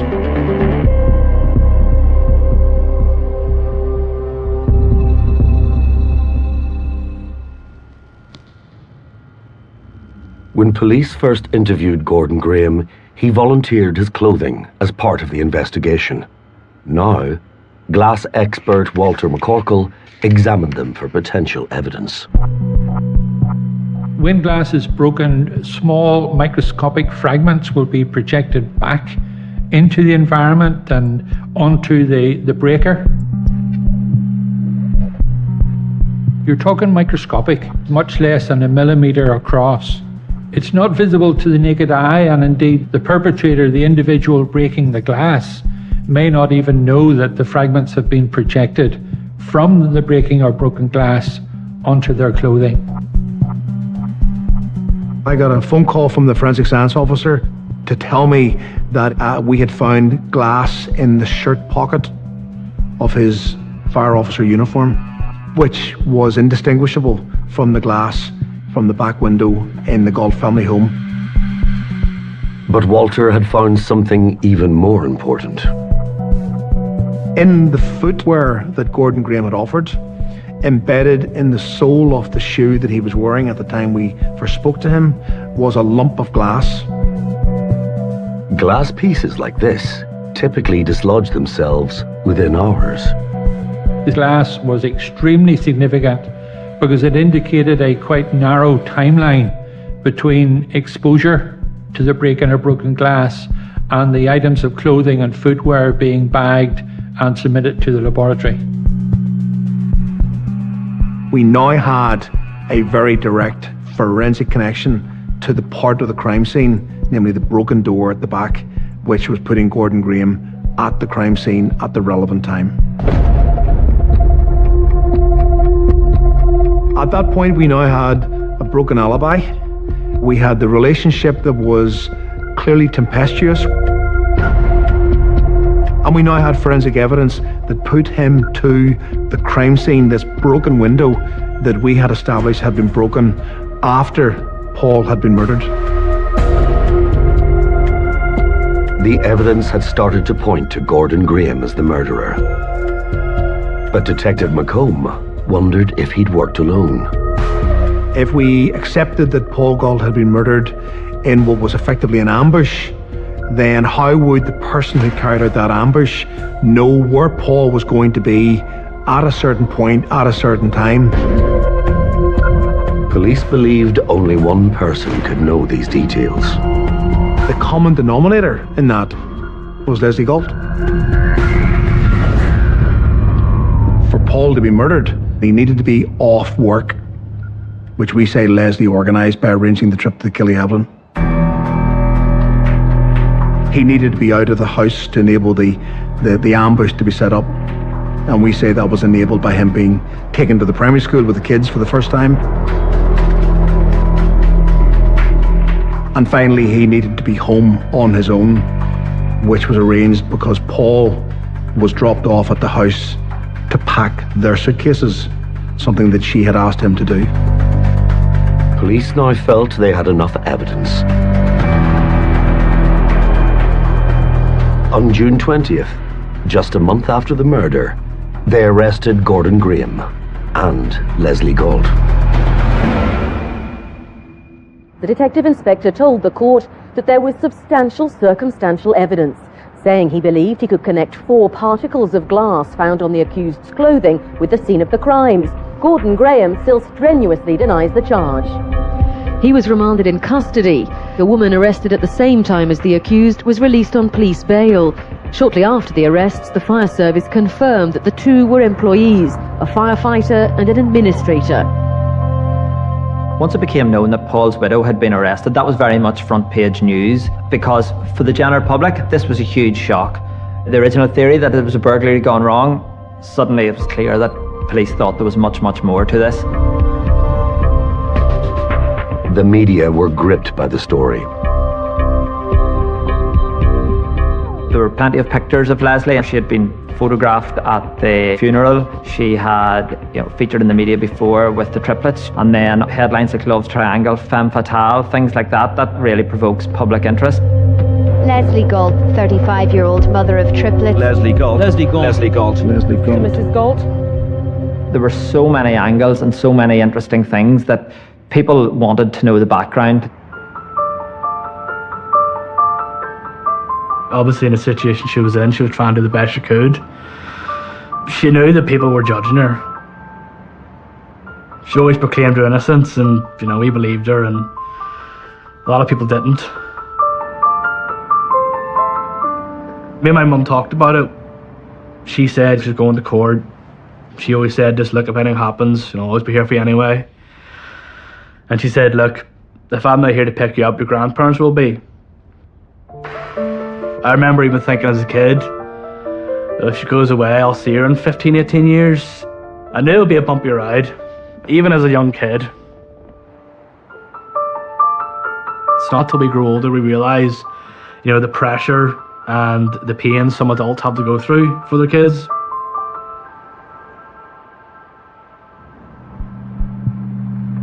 The trial for Paul Galt's murder began on September 17th, 2002. Leslie Galt's lover, Gordon Graham, with whom she'd conducted a torrid 2.5-year liaison. The Crown claims Leslie Galt helped him. At the start of the trial, both Gordon Graham and Leslie pleaded not guilty. We had a joint trial where both Gordon and Leslie stood trial together for around 9 weeks. It captured the imagination of the press, and we had to try to manage the fact that we didn't want people tried by the media. We wanted them tried in the court, which is the right place to hear it. For the media, this was a complete joint enterprise. We had the Femme Fatale, we had the other part of the love triangle, the fire chief. Together they had conspired to kill Paul Galt, get him out of the scene so they could be together. Crime fueled by sex and lust. It was the kind of stuff that you see in movies. Any little scrap of detail was being lapped up by the audiences. The trial began with the most sensational aspect of the case: the affair between the 2 accused. This couple had had a very tempestuous, very vivid love affair, and in fact was not only the backdrop to the murder, but was in fact the motivational vehicle for the murder. We had only Leslie's account that the conversation on the 1st of May had ended with Paul Galt saying, she's staying with me, I win. If this conversation had happened, then that would have been like a red rag to a bull to say, well, we'll just see about that fella. The prosecution revealed to the jury a series of explosive love letters. The letters were provided to us by Gordon Graham, and they were a considerable bundle of letters both to Leslie and from Leslie Galt. So these letters were actually a door into the minds of the people that we now suspected of being involved in the murder of Paul Galt. I love you more than you will ever know. I would do anything for you. Don't let it extinguish that fire. It yearns to burn brightly. I know you're probably under interrogation as I write. Let me plan our escape. So it was important for us to understand the intensity, the nature of the relationship, and whether the letters indicated some sort of plan about a future that these two people would have had in the absence of Paul Galt. Today, love letters written by Mrs. Galt and Mr. Graham were read out to the jury. In one, written by Mr. Graham just a month before the murder, he pledged to Mrs. Galt, "Soon, my love, we will escape the things that temporarily trap us. We will never regret the step we're about to take." Courtroom was tense and it was a bit surreal. We knew what they had written to each other in the letters, declaring their undying love for each other, how much they wanted to be with each other, and yet in court they did not acknowledge each other once. When the love letters were read out in court, Leslie Ann kept her head down because she clearly was very embarrassed. She had other family members who had only heard these letters for the first time and some of the things that they had written to each other. Gordon Graham remained cocky, remained stoic. He didn't show any emotion whatsoever. But it wasn't just love that these letters illustrated to the jury. Gordon Graham showed a deep resentment to Paul Galt, obviously because Paul Galt was in the way of him and Leslie Ann being together. He talked about hating him. On one occasion he wrote, "I hate him." In the run-up to the murder, he was getting more and more impatient and wanted Paul out of the way. He said things like, "He is lost, we will soon be together, let me plan our escape." He was clearly obsessed with getting Paul Galt out of the equation and at any means possible. The significance of those particular expressions was important to us to give an understanding about the level of intensity, particularly from Gordon Graham, about how he felt towards Leslie, and from an investigative perspective, how that informed how that could quickly become a motivation for someone to murder. The trial was told that Mr. Galt had discovered his wife's love affair, and it was alleged that Graham and Leslie Galt had then connived to get rid of him.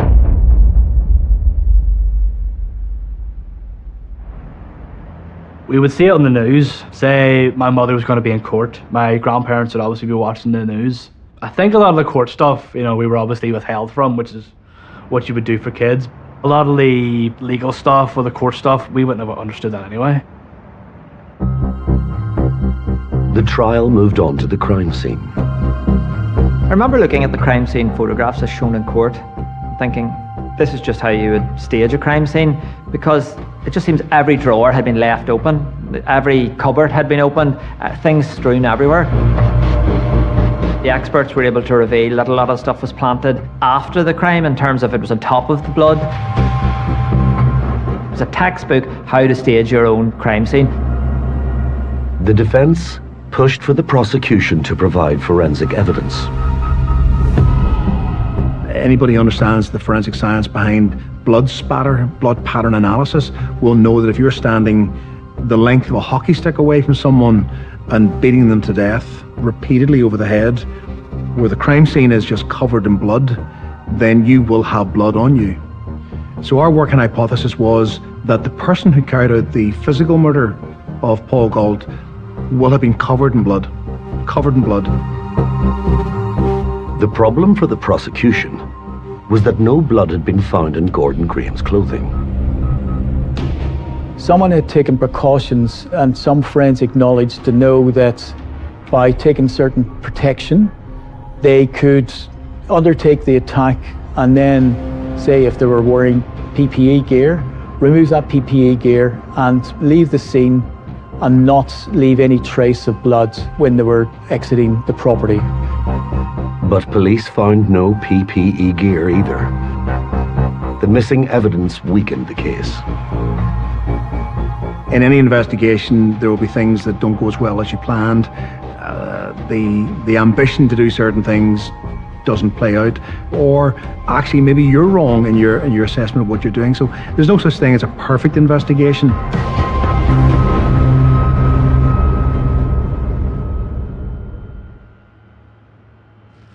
But forensic scientists did offer the prosecution some hope. DNA from the sports bag found at the scene. What I'm trying to do is to find the habitual user of that bag. So from the hands, touch DNA, from sweat, etc. The DNA would be embedding itself within the fabric of the handle. Now, the key thing was at that stage, through our normal DNA procedures, we've struggled to analyze DNA from stuff that we can't see. But a new technology was emerging called low-copy DNA, which could amplify the most minute samples. So we sent those samples off from the inside of the bag and from the handles to the Forensic Science Service for analysis. The DNA profile of Gordon Graham was consistent with that found on the handles and found on the inside of the bag. In court, I described that as 1 in a billion, unrelated to any person. A 1 in 1 billion chance that the DNA that he had identified was not that of Gordon Graham. Graham's DNA was found inside a bag of valuables abandoned in the house, part of a ruse the Crown claimed to make the killing look like a botched burglary. But for the defence, low-copy DNA was attacked as unreliable. There was a lot of challenge to the nature, the science, the reliability, the possibility of any contamination. There was a very strong challenge put in by the defence team to say this DNA could not be relied upon. The prosecution's case appeared to be on a knife edge. You always get a little bit anxious around, well, will they follow the logic? Will they follow the evidence? Will they follow the story? As we've lived and breathed this for 2 years at this point. They're 12 men and women who've never heard of this case. The judge cleared the court, sending the jury to decide Gordon Graham and Leslie Galt's fate. Mr. Donaldson reminded the jury that this was not a court of morals. A lot of people had affairs, he said, but that did not make them murderers. When the first verdict arrived, it was unanimous. When Gordon Graham was found guilty, he showed no emotion as he stood in the dock beside his co-accused and former lover. He was led away in handcuffs, facing a life sentence. The relatives of the murder victim gave their reaction as they left the court. Justice had to be done. It had to be done. Justice was done. He killed my son. The jury of 10 men and 2 women spent over 7 hours deliberating on their verdict. They're still trying to decide on the case of Leslie Galt, who's jointly charged with her husband's murder. The jury could not come to a decision on Leslie Galt. There would have to be a second trial. After what happened, she didn't really leave the house. She was very, very depressed. All that stuff in the news and the media that, it painted my family in a very bad light, where they thought the whole family was like we were all like evil people or something. Leslie continuously maintained her innocence. Many times sitting with my mother, she would just break down and cry. I think just things were getting to her, and as a kid, we would all just look at each other. Leslie's second trial began on the 17th of February 2003. With Gordon Graham in jail, Leslie told her side of the story. When she was giving evidence in the witness box, her main focus to me seemed to be outlining how much she despised Gordon Graham and what he had done, how he had destroyed her family, that it was Graham was infatuated with her, he was chasing her, she regretted ever getting involved with him, and it was because of this affair she felt morally responsible for Paul's death.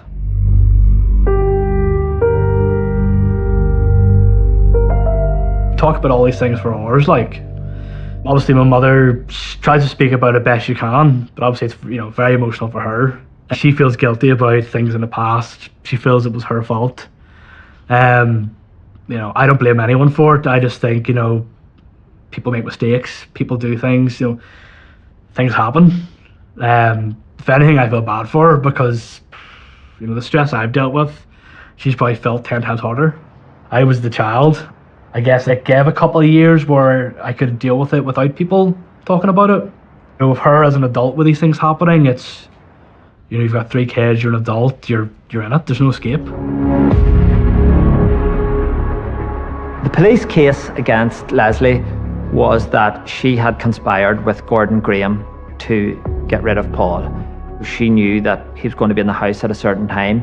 She had dropped him off at the house around 9 a.m. on the morning of the murder, and they said she had told Gordon Graham that he would be going up to the marital bedroom to pack. Without the type of forensic evidence that was available against Gordon Graham, it was always difficult to know whether the jury would convict Leslie Ann Galt or not. The prosecution's case hinged on proving that she had played a role in her husband's murder. At the second trial, a very nervous Leslie Ann was obviously brought forward to hear the verdict. This was going to determine how she would spend the next 20 years or more. Leslie Galt sat with her head in her hands when the guilty verdict was read out. When the jury said she was guilty, she actually had to ask the prison officer beside her what was the verdict, and then she broke down. She was in such shock. I believed that she was innocent, and I believed that she would come home. And then when we got told she wasn't coming home, that's when I knew, she could be away for a long time. Leslie Galt was sentenced to life and taken to Maghaberry Prison. I remember going to visits as a kid. You're going into the prison, you're going through all the checks, and all the police officers, and as a kid, that kind of place seems pretty crazy, When you're seeing everyone sitting their visits, and you think to yourself, these people have made mistakes, and they're in this building, they're not let out, And, yeah, it's one of those things, hard to process.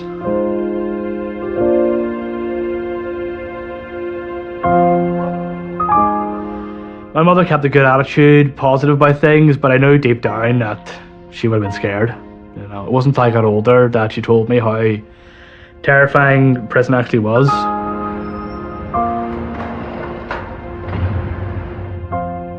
When my grandparents, they moved into the house, they basically took over. They took us to school, dinner, breakfast, they did everything for us.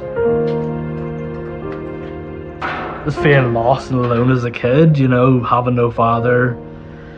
Your mum's in prison, people know about it, that it's been on the news, it's been in the newspapers.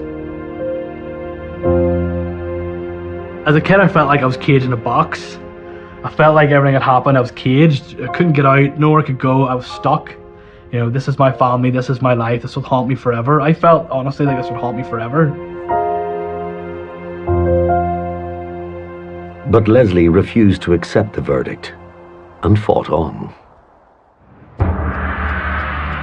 Leslie appealed on a large number of legal points, and she lost on all of those legal points with the exception of one very narrow legal point. But it was sufficiently serious in the minds of the Court of Appeal to say that it had to then set aside the conviction. Unbelievably, it transpired that Leslie Ann was going to get a third trial because it was ruled that the jury had been misdirected by the judge. In the past 2 years, Leslie Ann Galt has been on trial 3 times for the murder of her husband. Once again, the same evidence that had been used on the first trial, the same evidence that had been used on the second trial, was presented at the third trial.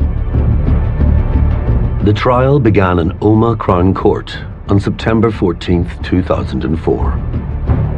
Crown Counsel Paul Ramsey QC told the jury, "You will," he told them, "slowly, inexorably and inevitably come to the conclusion that over 18 days in May, Leslie Galt and Gordon Graham went from being partners in love to partners in murder." I don't think she went into that trial convinced she was going to walk out of that courtroom free. She'd already been up and down a roller coaster. First trial, no verdict. Second trial, being convicted, had spent several months in prison by this stage. The prosecution again made their case to the jury. Mr. Ramsey told the jury that Leslie Galt had provided essential information that Gordon Graham needed to carry out his deadly work that morning. Leslie Galt and Gordon Graham had planned the murder and she had cooperated with him in the execution of it. For the media and for the public, a lot of the same evidence was being played out again, and for those people who don't understand the court process, you know, a lot of people are going, well, I've read all this before, why am I reading it again? The biggest interest was in whether Leslie Ann was going to be found guilty again or whether she would walk free. When the verdict came, the jury found Leslie Galt not guilty. Today she left court a free woman and with the case finally closed.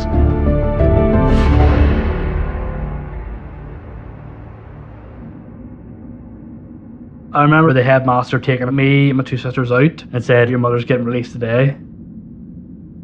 My mother always told us, you know, she'd always be there and she'd be home soon. That's what she would always say. But, you know, we didn't realize at the time that if the third trial was unsuccessful, you know, she would have been away for 15 plus years.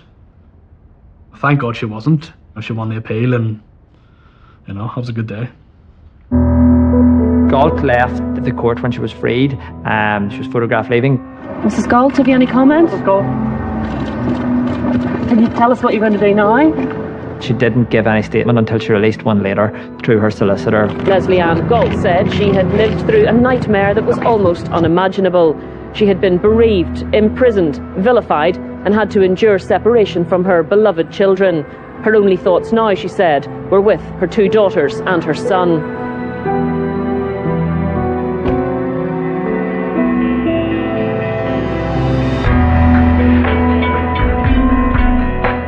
She was found innocent in the court of law.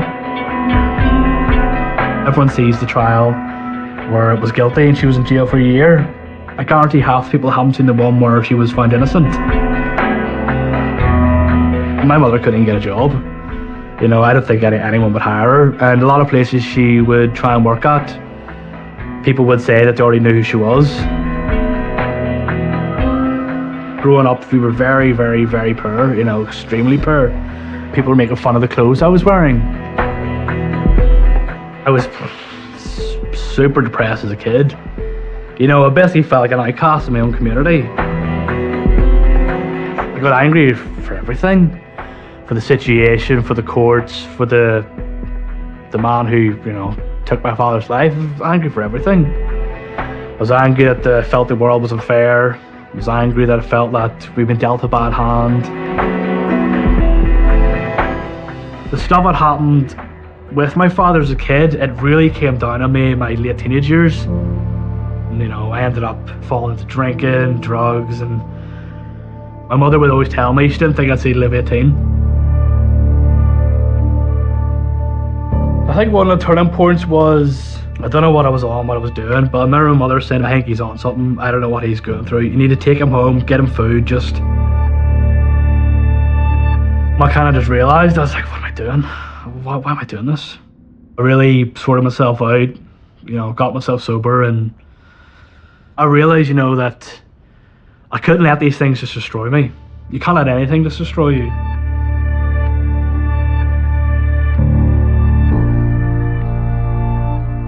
The stages of grief, as people talk about, you're angry and you get depressed about the things first. And then you come with the acceptance. You essentially learn that, you know, unfortunately life sometimes isn't fair.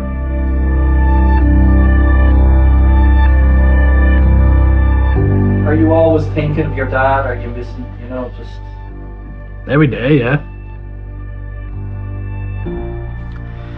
I still go and visit his grave regularly, you know.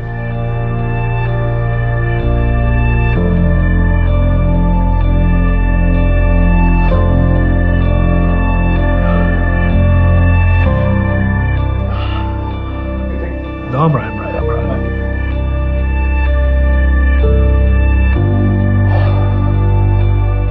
I tell myself every time I go there I'm not going to cry this time, but you know, even today I told myself, you know, I'll probably not cry. I think I can talk about this without getting emotional, but you know, I can't. It happens every time.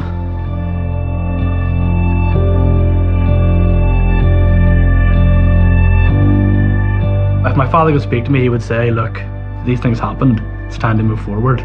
You know, life is worth living. My father wouldn't want me sitting in the corner crying about this every day. My father would want me to live my life.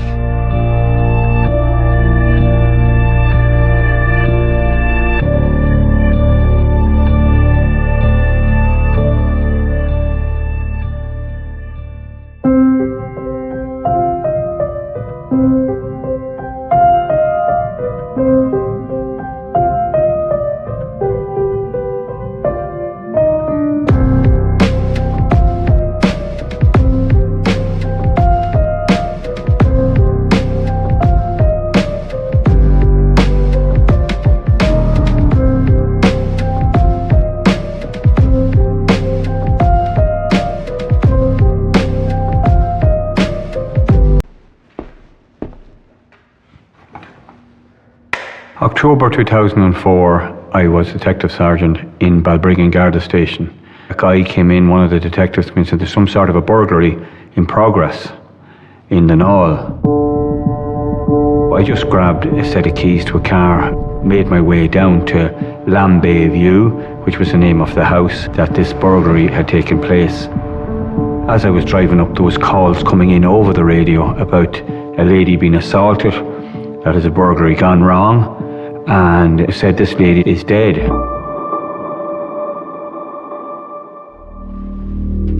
I arrived at the scene being a qualified and experienced scenes of crime examiner. I went in to have a look. It's a sight I'll never forget. My God, she was like pulverized. Her hair was matted in blood. Over her right ear, there was a gash you can see down to her skull. It was about 5 inches long. You could see that there was severe force used to inflict that. So the poor woman had no chance whatsoever, absolutely not. Like, it was savage, cold, just like unbelievable really, you know.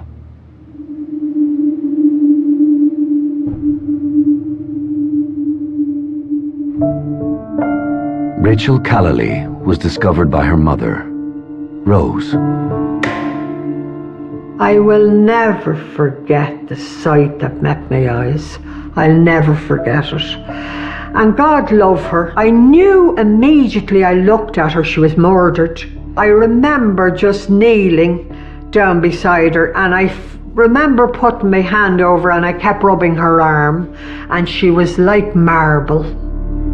Rose's husband, Jim, arrived at the scene soon afterwards.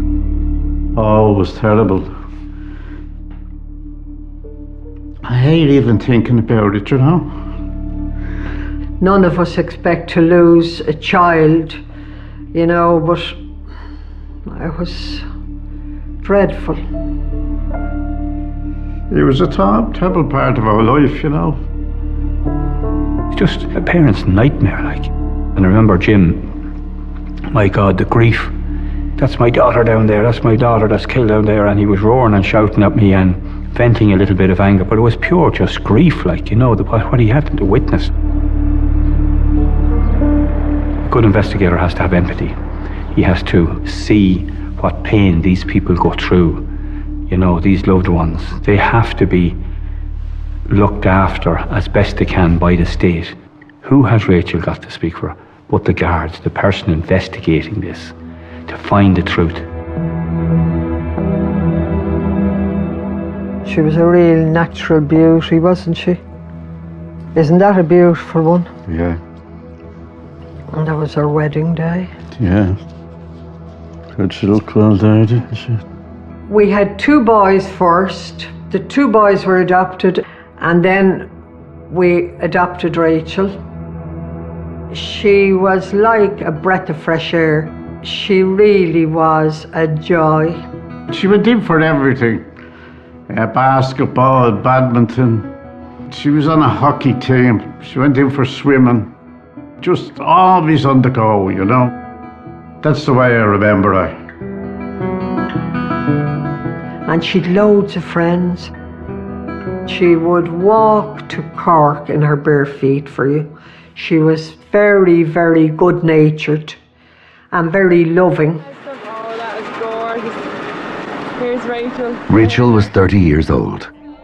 She lived in Lambay View in North Dublin with 2 young sons and her husband, Joe. Detective Sergeant Pat Marry now began a murder investigation. Rachel's movements on that morning was the same as any other school-going morning. Joe told us, and the Kellys told us, that she'd leave the house around 9 o'clock and she'd drop one of the children to the school, and then she'd drop the other child to the creche. A CCTV camera just around the corner from Lambay View captured Rachel's movements. The CCTV footage showed a car exactly the same as Rachel's passing at 3 minutes past 9. We knew from the creche she was there at 9:30 because people had seen her, and we have her car returning to her house past the quarry at 9:41. From the quarry to her house was 30 seconds in the car. Pat could now conclude Rachel was murdered sometime after 20 to 10. Joe then informed us that at 1:30 p.m. approximately, he got a call from the creche to say that Rachel hadn't collected the child. He rang her phone and didn't get an answer. He rang the Callalees' home number and asked Rose to go out and see where Rachel was, that he was worried. She thought she might have fell or something, you know. So Rose went straight out there. Rose found Rachel's body at 2 p.m. Pat now needed to uncover what happened in the 4 hours and 20 minutes before then. We had to find out the answers to these questions. Who hit her? Why did they kill her? What was behind all of this? What was the motive? But Pat wasn't the only one trying to find answers. Rachel O'Reilly, the 30-year-old mother of a 2-year-old and a 4-year-old child, was brutally beaten to death. Her badly beaten body was discovered several hours The body later. of Rachel O'Reilly was found in the bedroom of her home at the Knoll in North. A post-mortem reveals she was killed with a blunt instrument. The Gardaí have not found the murder weapon and have no real leads in the case. My name is Jenny Friel and I'm a journalist with the Irish Daily Mail newspaper, formerly Ireland on Sunday. Well, from the moment it happened, it was a huge story. A young mum of 2 being found bludgeoned to death in her own bedroom in her house in a rural part of North Dublin. I think Rachel was only born a year before I was, so yeah, I was very aware of that particular story, and also because by the time I got asked to follow up on it, the working theory was that it was a burglary gone wrong. Pat was quickly skeptical that Rachel was killed by burglars. We looked at every burglary in the area and see was there any correlation to or anything that connected the crimes, and there wasn't, you know. For Pat, it just did not look like a typical burglary. A scene talks to you. A scene tells you things. I noticed the kitchen table turned over, which is unusual. Kitchen presses pulled out. Burglars don't come in. They don't open kitchen presses. They don't open the knife drawer. They don't open where you keep the cups and saucers. They just don't do that. And also, we discovered in the house that there was money left there. Rachel had money in her bag, and there was money in the utility room, which was never, touched.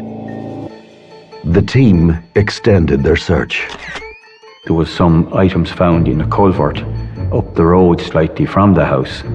I think a jewellery box and a camcorder, which was identified as coming from the house.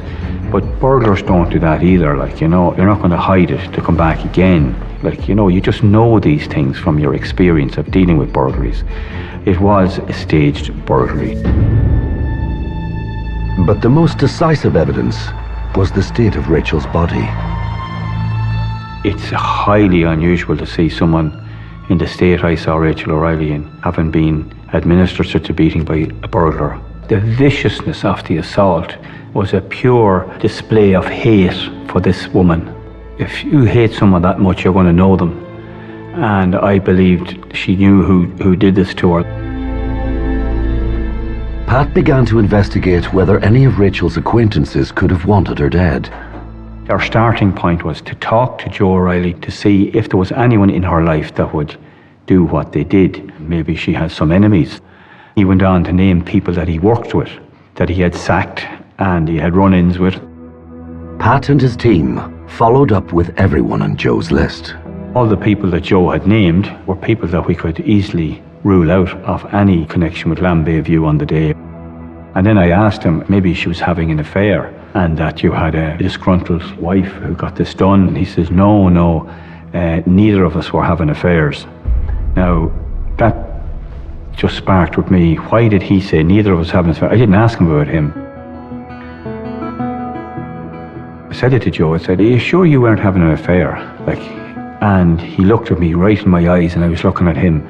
And he says, I did have an affair. And I said, who'd you have an affair with? He said, a girl by the name of Nikki Pelly. It was only an affair, it's over now. And he says, I don't want anyone to know about the affair, and I don't want my family to know.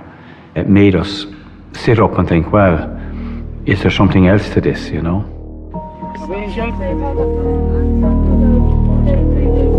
At the time Rachel was murdered, Joe was 31. He was working for an outdoor advertising agency. He was a manager there. He was a non-drinker. He was a physical guy. He went to the gym a lot. He was well liked by their friends, and he was sociable. Five kids. I asked Joe, could he account for his movements that morning? He said he got up at 5:20 a.m. He said he slept in a separate room, and the reason he done that is because he didn't want to waken Rachel when he was going out so early. He said he went to a gym on Nanga Road. He left the gym and arrived at his workplace in Viacom at about 7:15, and he remained there until approximately 8:15. At 8:15, Joe left his office and drove to Broadstone bus depot in Phibsborough. He was to meet a work colleague and inspect advertising in buses. He said he went back to Viacom after leaving Broadstone in Phibsborough at 11:20 approximately, and he got back to Bluebell Industrial Estate to Viacom at around 12 midday. Around 1:30 p.m. he got a phone call from the creche to say that Rachel hadn't collected the child. Joe arrived home shortly after Rose and Jim. Rose said to him, Rachel, she's down the bed, I think she's been murdered. And he ran down and he saw her, and he got down on his knees, put his hand in, and he said, Rachel, what are you after doing? You know, which was a strange thing to say. Joe hugged Rachel's body, getting her blood on his clothes. Pat was concerned that Joe was compromising the crime scene, so quickly sealed off the house for a forensic examination.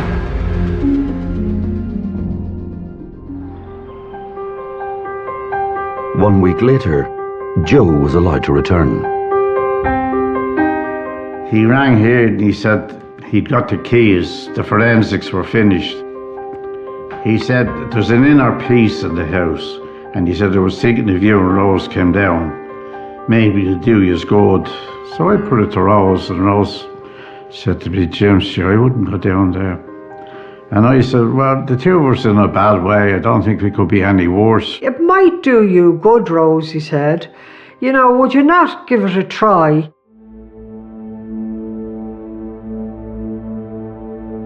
When we went down there, it was, oh God, I wanted to run out of the place. Jeez, when I saw the room, it was like a morgue. There was blood everywhere, ceilings, walls and all, and I nearly got sick. But more disturbing than the house was Joe's behaviour. He was reenacting what the murderer would have done. And I remember I couldn't even think of what he was saying to us. He said, I reckon this is the way it happened.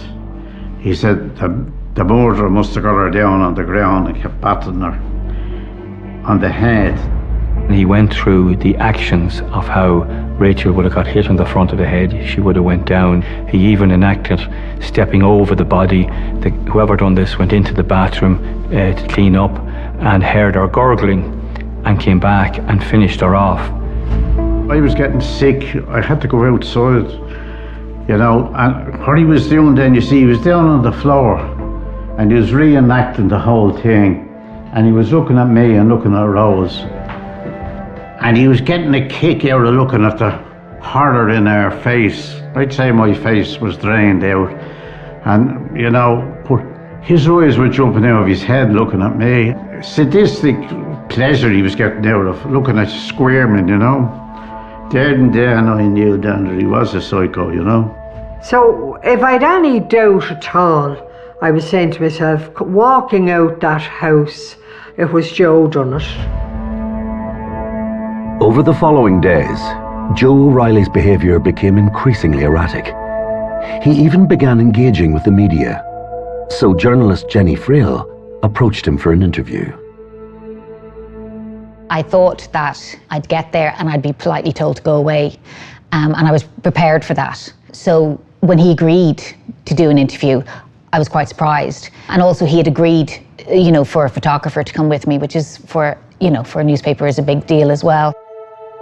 O'Reilly met Jenny at Lambay View, the scene of the murder, where he now posed for photographs. He was like a tour guide.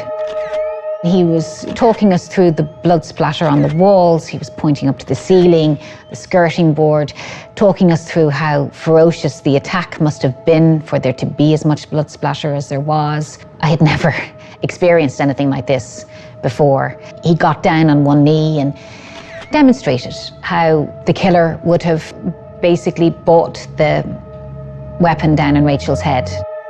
At that point, I felt a bit queasy, and I asked him where the bathroom was. I just needed a break. I remember thinking at the time that I guess I had to put it down to his grief and possibly shock. Maybe this was just his way of coping and trying to do everything he could that might help catch her killer. But this was not the end of Joe O'Reilly's media push. On the day of the murder, I did say to him, Joe, there's going to be media interest in this, and I'd prefer you don't talk to the media. Joe done the opposite.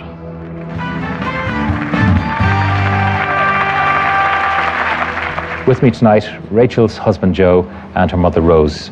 You're very welcome. Thank you for coming in. Rose, thank you. Tell me a little bit about Rachel, Joe. What sort of a woman was she? Just a normal woman. At that stage, I couldn't bear to be in his company because I knew, he had murdered Rachel. To have to sit beside him, it was awful now. It was an extraordinary piece of television.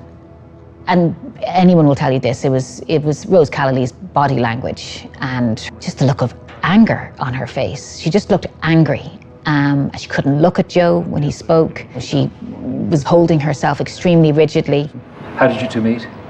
We met years ago, about 13 years ago, at softball, which is a game like baseball, where Rachel took it up. She was a lot better than I was. So he's so blasé and laid back. Look, he was coming out with flippant answers about when he got engaged and everything. You proposed to her where?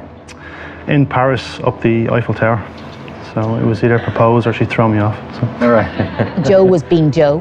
He was being super friendly and doing his best to answer every question he could. You hear, out-of-body experiences and stuff. I just literally felt like I was at the outside looking in at myself. When I look back, I don't know how I got through it. I just was recoiling, and when he'd say something, I'd feel like jumping up and running off. To be honest with you, that night, my whole thing was getting through it and not to react to him at all. She's gone, she's dead, what happened? And I said, I think she fell. If I knew the police thought it better that we didn't, I wouldn't have went with him. But it was an ordeal, I can tell you. My view as well would be, and again it's just my view, it's not a police theory, it's just my own personal belief, is that she knew the person, because why else would you kill her? If it's a violent robbery, why go to the extreme of murdering the person unless they can identify you? And that's why we've talked about this and practically nothing else for the last 3 weeks. We just feel it's someone she would have known or someone she could have identified. No, she didn't know you well enough. That makes me physically ill. Like he's literally speaking to himself. So it will just send chills up your back. Picked up at him, and when I was picking up television, the impact it has, I think that was the turning point. In a case that had already stoked a lot of interest, it just went crazy after that, because it was unusual that a family went on that soon after a murder. Thank you very much. Thank you. But for Pat, there was more to Joe O'Reilly's Late Late Show appearance than what was shown on TV. I interviewed the staff of the Late Late Show, the people who were in the green room and that, who would have looked after the guests. They said he was acting like a man who wasn't in any way grieving. The Callaleys couldn't look at a cup of tea. They were nervous and upset. And Joe scoffed all the sandwiches and all the crisps and drank all the tea. He wolfed down the sandwiches. He ate half a tray of sandwiches. Someone would be eating one. He was on his mobile phone and walking around and talking on his mobile phone, and they said he wasn't in one bit clued into what was at stake, like, you know. The night produced more than just anecdotal evidence. Pat discovered O'Reilly's affair with Nikki Pelly was far from over. RTE had offered them, I think, a hotel room to go to, you know, and Joe said, I'm not taking up that offer. I have to go, I have to meet a client. He wasn't going to a business meeting at all.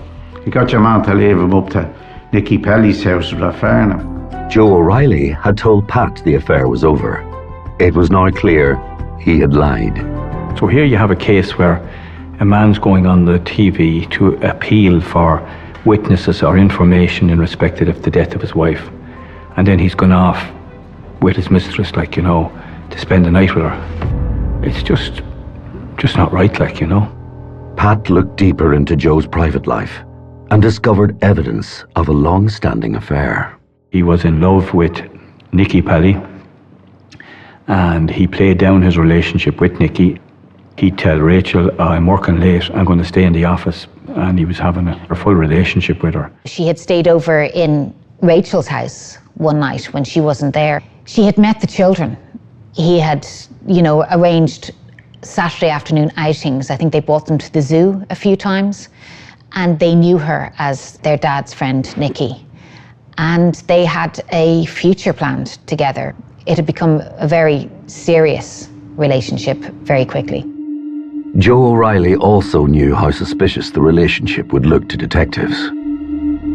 He had told Nikki, don't admit that we're having a full-on relationship because the guards will think it would be a motive, you know, which it was a motive and which we could establish. As Pat dug deeper, he discovered evidence of the mental and physical strain Rachel was suffering. There were friends who kind of spoke about how she developed psoriasis, skin condition, because she was so stressed out. On one occasion, she said that she worried about having put on weight, and maybe Joe wasn't interested in her because of that, and she was going to try and lose weight. And maybe she had to pay more attention to what she was wearing, because she wasn't really into clothes and fashion. They were all telltale signs of deep emotional abuse, something that at the time wasn't as well recognized as it is today. Sarah Benson, CEO with Women's Aid. Back in 2004, I was actually the manager of the National Domestic Violence Helpline, and that particular case was very much on my radar at the time when it happened. I think still now, but even more so back in 2004, there would have been a common misperception that the most common sign of a domestic abuse relationship was physical abuse. That's not actually the case. Domestic violence is not a single act of violence. What it is at its core is a wide range of manipulative behaviours, emotional abuse, economic abuse, and also then, of course, the threat of or actual physical and sexual violence. But it's that pattern of behaviour actually which is the indicator of the fact that a relationship is abusive, is controlling. I think it became clear how awful Rachel's life had been in the last 6 months to a year. Whatever kind of horrific end she met, she had dealt with such insecurity, stress. What a domestic violence abuser gains by all of this behaviour, which does require work, is they have control and they have power. And that controlling behaviour causes the person who's targeted to effectively change, in some cases, nearly every facet of their life, of what they wear, who they see, what they do, who they talk to. Control is the beating heart of a domestic abuse relationship. Joe O'Reilly was clearly emotionally abusive. Now a close friend of Rachel described an incident which could have resulted in physical abuse too. Rachel had confided in her that Rachel and Joe had a row the night before, a flaming row, and that Rachel believed that Joe was having an affair. And she put an ultimatum to Joe: if you don't change your way, things are going to change. And that was it. Pat had established a clear motive. But there was a problem. Joe O'Reilly had an alibi. On the morning Rachel was killed, he claimed he was 30 kilometers away, at Broadstone bus depot with a work colleague. We wanted to establish, was that person there in the depot that Joe was going to see that morning? And we discovered he couldn't have seen the person that he went to see because he wasn't there. This was very important to us because it broke Joe's alibi. If Joe wasn't seen in Broadstone and there was nobody, and I mean no one that could put him there, where was he? Pat was now certain O'Reilly had lied about his whereabouts on the morning of Rachel's murder. If he wasn't at Broadstone, could he have been at home with Rachel? Pat turned again to the CCTV from Murphy's Quarry. Okay, we're just coming up here now to Murphy's Quarry. It's very significant for us in our investigation, in that it was the only CCTV in the area. The camera was up high and it captured the entrance and part of the road. This was the camera that had filmed Rachel's car on the school run. We had Rachel's car passing down past the quarry at 9:03 and going up again at 9:41. While Rachel was on the school run, another car was spotted heading towards the O'Reilly home. It appeared to be a Fiat Marea estate, the same car Joe O'Reilly drove. We had another car at 10 past going up towards Lambay View, a car we believe to be Joe O'Reilly's car. We could see that same car coming back past the quarry at 9:59. Could this be evidence of Joe O'Reilly returning to the house, killing Rachel, and then leaving again? It all hung on identifying the car and its owner. We could establish there's 2,500 such Fiat Marea estate cars in the country. We had to go and try and trace every one of those cars to eliminate them from passing Murphy's Quarries that morning. Using the National Vehicle Database, the team began contacting Fiat Marea car owners living locally.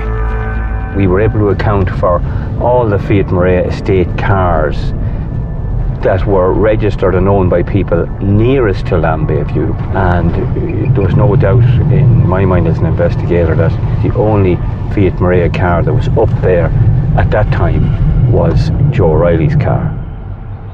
But was it definitely a Fiat Marea? Only evidence from an expert would hold up in court. We engaged the services of a company called Calligate in the UK. They were expert CCTV analysts and they could identify cars.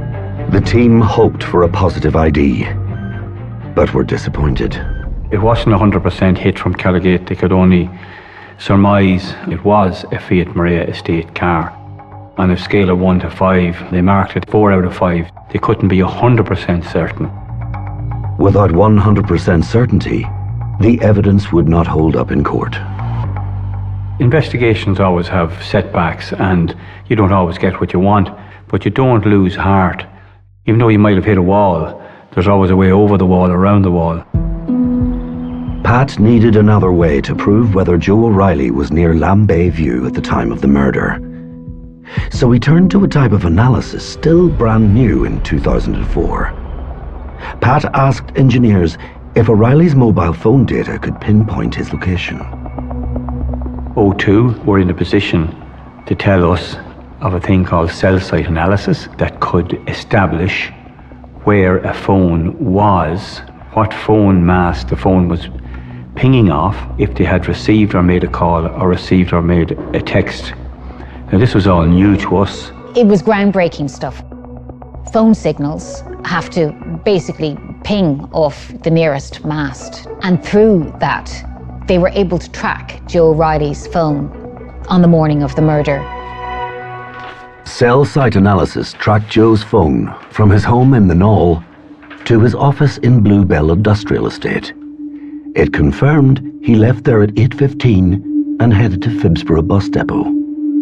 It's at that point that Joe's story begins to come offline. At 8:46 a.m, when Joe told us he was in Phibsborough depot, we have his phone travelling north at the M1-M50 junction. 10 minutes later, at 8:56 a.m, we had him at Richardstown, which was just 5 miles south of his house in the Knoll. At 9:25 a.m, we had Joe at Murphy's Quarries, which is only several hundred yards from his house. And at 9:52 a.m, his phone was still at Murphy's Quarries. What that proved was that at the time he said he was in Broadstone Garage in Phibsborough checking ads on the side of buses, he wasn't. He was actually in the house at the time when his wife was being murdered. At last, Pat had the evidence he needed to make a decisive move against Joe O'Reilly. At around 10:20 this morning, detectives arrested the man at his home in the Knoll area and brought him to Drogheda Garda station for questioning. Joe was initially arrested on November the 17th, 2004. We put questions to Joe in respect of the phone records, telling lies about his affair, that this was a motive, and to explain all of that. By and large, Joe declined to cooperate with us and say no comment, and that was it. Pat was left with little to go on. We had circumstantial evidence. We had no murder weapon. We had no forensics of any benefit. We had no confession. With circumstantial evidence, there always is a doubt. Joe walked free. The circumstantial evidence was just not enough to charge him. It was a blow to Pat and the team. Months passed. Pat continued working the case, often dropping in on Rose and Jim to ask questions. Jim, I remember on one of the occasions that I visited the Callally family during the course of the investigation, and there were many. And I'll tell you, Rose does a good sandwich and a cup of tea when you arrive, you know. The pain and suffering that you have gone through, like, it's horrendous, like. You feel at the time you'll never get over it, but... On one of those visits, we'd sit around and chat, and I'd tell them how things were progressing, and she came out and says, I wonder what Joe wrote in that note. Pat had no idea what note Rose was talking about, but it was potentially explosive. On the night of her wake, the night before her funeral, it was suggested in the Callally household that everyone write notes to her, maybe put in little gifts, things like that. Joe O'Reilly also wrote a note to Rachel. Everyone was writing a little note, so he probably felt he had to. But he did write a letter, and he put it in the coffin. We both thought the same thing. What's written on the note? Will he have a confession on it or whatever? Like, we'll have to get that note. But to get the note, they'd have to exhume Rachel's body 6 months after she'd been buried. Garda forensic specialists moved into the Fingal burial ground at first light this morning. The cemetery was sealed off. Gardaí set up a forensic tent and examined the body of Rachel O'Reilly. The exhumation order was granted by the minister, and we exhumed the body and recovered all the notes that were in the coffin. All those notes were brought then to the technical lab because they had to be dried out, they had to be photographed, they have to be registered, and we were quite happy we recovered the note that Joe had left. I imagine the Gardaí were possibly a little disappointed when they opened up that letter. There was great ambiguity about what was written on this card. It was a strangely heartfelt letter, for want of a better word. It was, Dear Rachel, I really miss you. Your boys miss you. Everyone misses you. You were so much loved. And he did say something along the lines of, I'm sorry, but it wasn't an admission, sorry. It was possibly a, I'm sorry this happened to you. He was apologising to Rachel for something that only him and her knew about. Now, I was thinking, well, he's apologising for killing her. But it could have been looked on, he was apologising for something else, marriage and maybe not working out or whatever. So it couldn't be put down to that it was an admission. By now, Pat had arrested O'Reilly twice. but faced with insufficient evidence, had to release him each time. He left the interview room and he was going out the front with his brother. And I remember he turned around to me and he put his thumb up and he says, "See you, Pat," you know, as if giving me the two fingers, like, you can't make it stick and good luck. So I felt like running out and dragging him back in. He wasn't a grieving husband. He didn't give a shit, and that's about the height of it, like, you know. Then a lead dropped right into their lap from a witness whose story held no ambiguity. We got a phone call from a lady who said that she was friends with Nicky Pelly. Nicky had told her Joe said that he'd kill Rachel if he got away with it. This new evidence from a friend of Joe O'Reilly's lover now promised to give Pat the edge. This girl said to us that Nicky had told her Joe said that he'd kill Rachel if he got away with it. We had no reason to go back to Nicky a second time, and she was arrested based on this new information. We questioned her, and she admitted, yes, that Joe said it to me that he'd kill her if he could get away with it. But she says, I didn't think anything of it, just rubbish talk, like. She wouldn't have thought that he'd do such a thing. While Nicky Pelly downplayed Joe O'Reilly's admission, Pat knew this testimony gave him a much stronger case to put before the Director of Public Prosecutions. Here we have a witness that's saying Joe had said it to his girlfriend that he'd kill Rachel if he could get away with it. And it was that bit of evidence, or that statement, that the DPP changed their mind, like, you know. Joe O'Reilly arriving at Swords District Court earlier today. The 35-year-old had been arrested this morning at a house in Dunleer, County Louth, and brought to Balbriggan Garda Station. Joe was arrested in October 2006. I and some of the detectives went to Dunleer, where his mother lived. We know he was staying there. Joe was standing in the kitchen in his stocking feet, and I put my hand on his shoulder and I said, Joe, I'm arresting you for the murder of Rachel O'Reilly. And he just said, can I put my runners on? He turned and he faced me, and I've never seen it before, but the blood drained from his face. He went white as a sheet. He was not expecting it. Detective Sergeant Pat Marry told the court that at 10:55 a.m. he formally charged Mr. O'Reilly with the murder of his wife, Rachel O'Reilly, on October 4th, 2004 at the Knoll in County Dublin. It was a great sense of relief to know they had what they thought was their man, and I was sure it was too, you know. Even looking at him that morning, they picked him up, brought him out to the van. The look on his face, I knew he was guilty, you know. It's funny the way you get these feelings. But Joe pleaded not guilty. His trial was set for June 2007. It was a huge trial.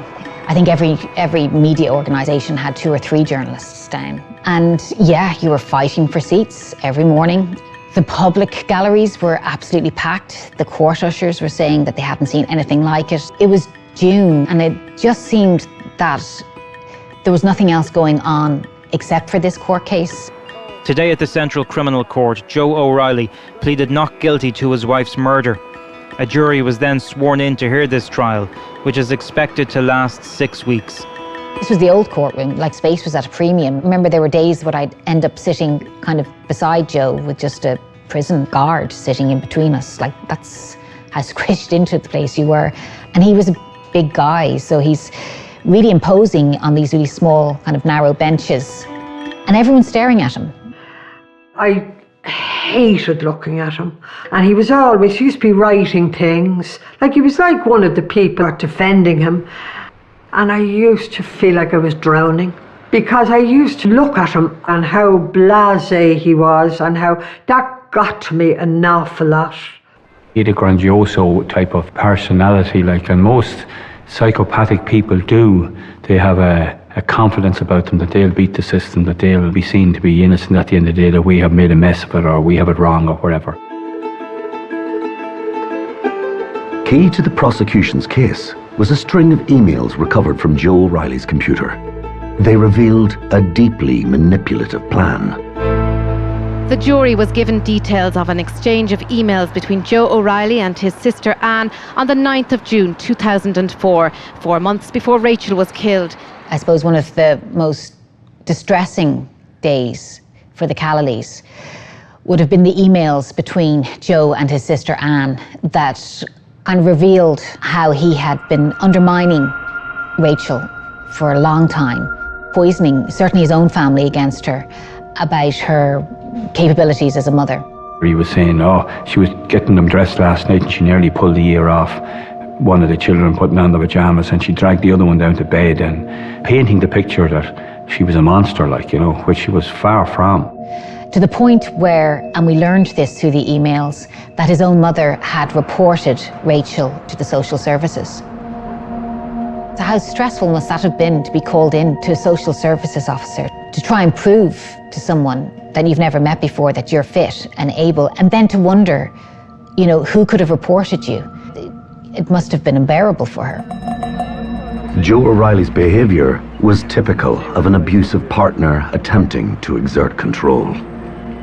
Well, a common tactic would be to try and create an external picture of the victim as being either incompetent or perhaps even, you know, questioning their mental health or their behaviours. Like in this case, create a perception that perhaps she was not just a bad mother, but suggesting she might have been a risk to the children, which none of this is true. Now, the cause of that is actually the perpetrator, who is targeting the people who are probably best placed to support her, so it deflects the focus and the blame. It also means that they, instead of offering support, may actually reinforce the messages that he is kind of putting in her head constantly, that she is a bad mother, that there is something wrong. Every one of those things that he told were complete and utter lies. And he was taking her character, and like as if she didn't love the children, I think they were the best things that happened to her. He was manipulating her and trying to destroy her, really. He was taking away the things that were most important to her, her kids. Joe's plan to use social services against his wife had failed. In the first email, Mr. O'Reilly's sister Anne asks him how he got on. He replies that the social worker described Rachel as the main caregiver and him as the secondary caregiver. I'm already Mr. Weekend custody in the eyes of the state, he says. Doesn't bode too well, does it? That's what he was relaying to his sister, that they were falling on Rachel's side, that she was a wonderful mother, and that he was going to be Mr. Weekend Dad. The emails made Joe O'Reilly's motives clear. He wanted Rachel out of his life, but he wanted custody of their kids first. It had been made clear to him that if they did get divorced or separated or whatever, he had no chance of getting custody of those children, because in Ireland, custody always goes to the mother. He wanted his way, and he didn't get it, and he wasn't going to get it, so the only way is to kill Rachel. For the family, finally hearing the details of Joe's manipulation was devastating. We were just sickened how he spoke of her, the mother of your children, even if he hated her. And I often felt, God love her, she probably went through hell without saying anything to us. We were shocked really to hear some of the things that he had said. You know, things that we wouldn't believe. You couldn't imagine him saying about Rachel what he said, and downgrading her all the time. Coercive control is the playbook of a domestic abuser, a series of behaviours that have the impact on the victim, creating a situation where every single moment of her life, every choice, every decision she makes is controlled from within her own head, because she has been so worn down and in some cases gaslit, which would mean making somebody believe that they are incompetent, foolish, or even crazy in some cases. And all that does is hold somebody in a very isolated situation and make it very, very hard for them to leave. Those emails revealed something about their relationship that we didn't know before. I think they would be even more powerful now because we know a lot more about what he was doing to her. We didn't have the terminology for it back then, but now we do, like coercive control, gaslighting. He was trying to destroy her slowly but surely by taking away the things that were most important to her, her job as a mother, the life that she had built for them in the Knoll. It was strong evidence of a motive for murder, but still only circumstantial. Pat had no forensic proof to physically link O'Reilly to the crime, but he had the next best thing. Without the phone evidence, we would have been struggling big time. There was kind of like, it was almost like PowerPoint presentation on 2 screens on either side of the judge's bench. And it showed the journey his phone made up to Murphy's Quarry and back again, and the exact times that that phone either received texts, made phone calls, made text.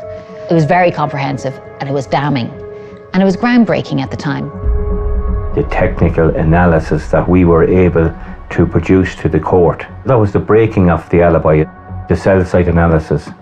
You know, put Joe O'Reilly at the scene that morning, out at Balderranall at the time of his wife's death.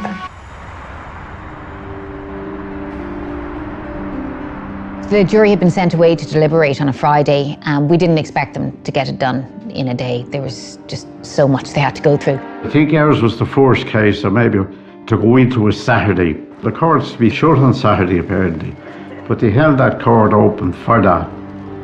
It was hard waiting for the verdict to come, you know. There could be hours there, but then they had to do what was right. They had to arrive at a right verdict, you know. I used to be thinking to myself, what am I going to do if he gets off with it? I just knew it was a knife edge. It's very hard to read a jury. You just do not know what they're going to come back with. We didn't know. We just did not know. They were in there all day. It was a long, hot, stinking summer day in that courtroom, and the tension was incredible. It took just 2 days for the jury to reach a unanimous verdict. Guilty. They read out the verdict and the place just went nuts. I've never seen anything like it. The Callaleys stood up screaming, thank God, thank God. I just remember watching Jim and Rose just hugging for the longest time and bawling, crying. I never witnessed anything like it, I never will. The whole court erupted in a cry of emotion. And I was standing at the end of a row of all the guards who were involved in the case, and I looked down and each and every one of them were crying their eyes out. Rose, she came straight to me and the two of us had a big hug, and I burst out crying and I cried. I just felt as if the weight of the world was lifted off my shoulders. As all I could do was cry. There's that incredibly kind of like, you know, powerful picture of them coming out of the court together with all their arms raised up in the air, because it was a victory for them.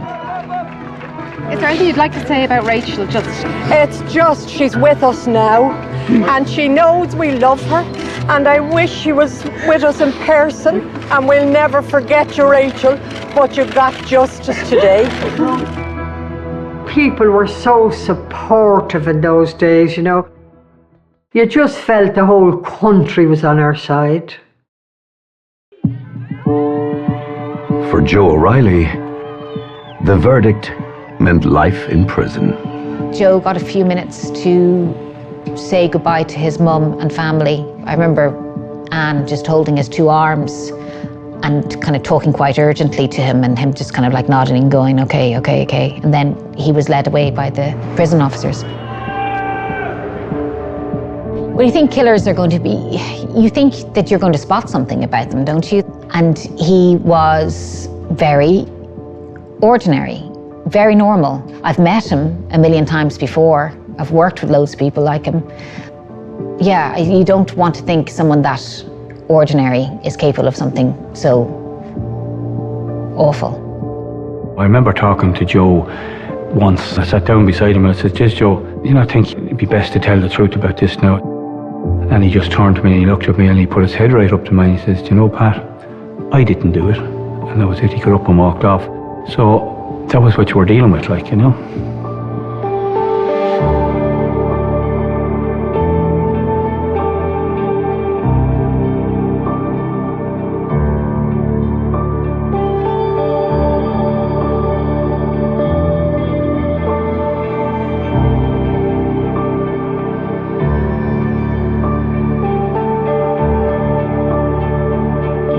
Superintendent in charge of the PSNI's Serious Crime Branch.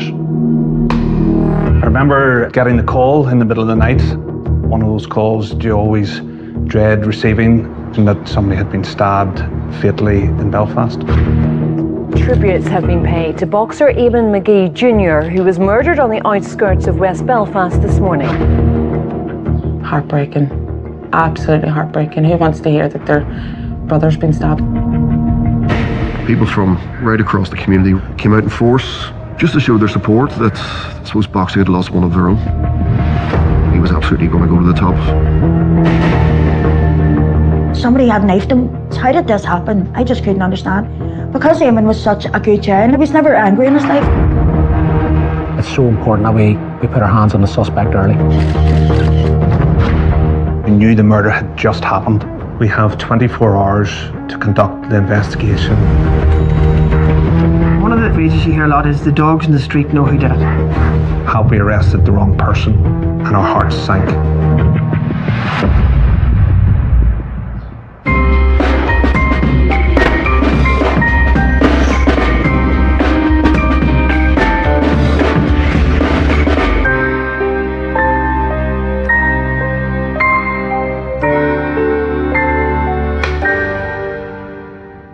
I'm Mary McGee, and I'm the mother of Eamon. On the 30th of May, 2015, Eamon McGee Jr. was found stabbed to death on a street corner in West Belfast. Your kids aren't supposed to go in front of you. You're not supposed to carry your son's coffin, you know. It's just such a loss. You're helpless because you wanted to go and help your wee son. It's just not the way things should be. He just had goals and he knew how to get them and how to go for them, and very headstrong person. Eamon had two older siblings, Francis and Anya. He was studying engineering while working as a personal trainer. His father was the champion boxer Eamon Sr., who he had followed into the ring. He had his boxing career on the go. He had his PT business on the go. And then his first year finished engineering. 22 and everything to live for.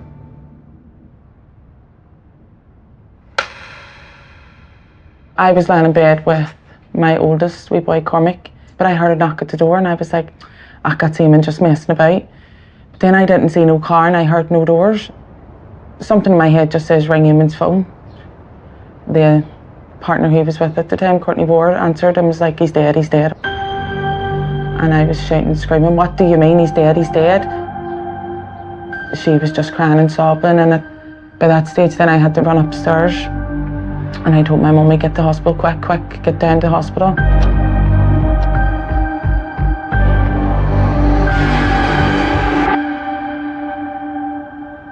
When I went into the hospital, I was put into a room, two doctors were brought in to me and just said, we tried for ages there and couldn't get him. And I went, who are you talking about? They went, your son Eamon McGee. And I went, no, not my son, not my son. I just walked around going, no, don't want to hear this. And he went, it's your son, Eamon. She rang me. It's not even a blur, it's like, you don't even know how to put it into words. It was just so heartbreaking. I knew he was gone, and she just wouldn't admit it to me over the phone.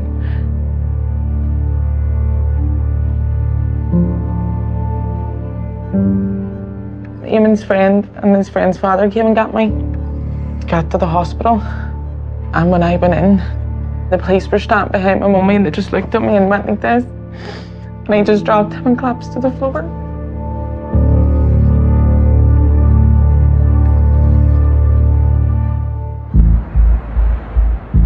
The first thing I need is make sure I've got the right resources going to the scene with me.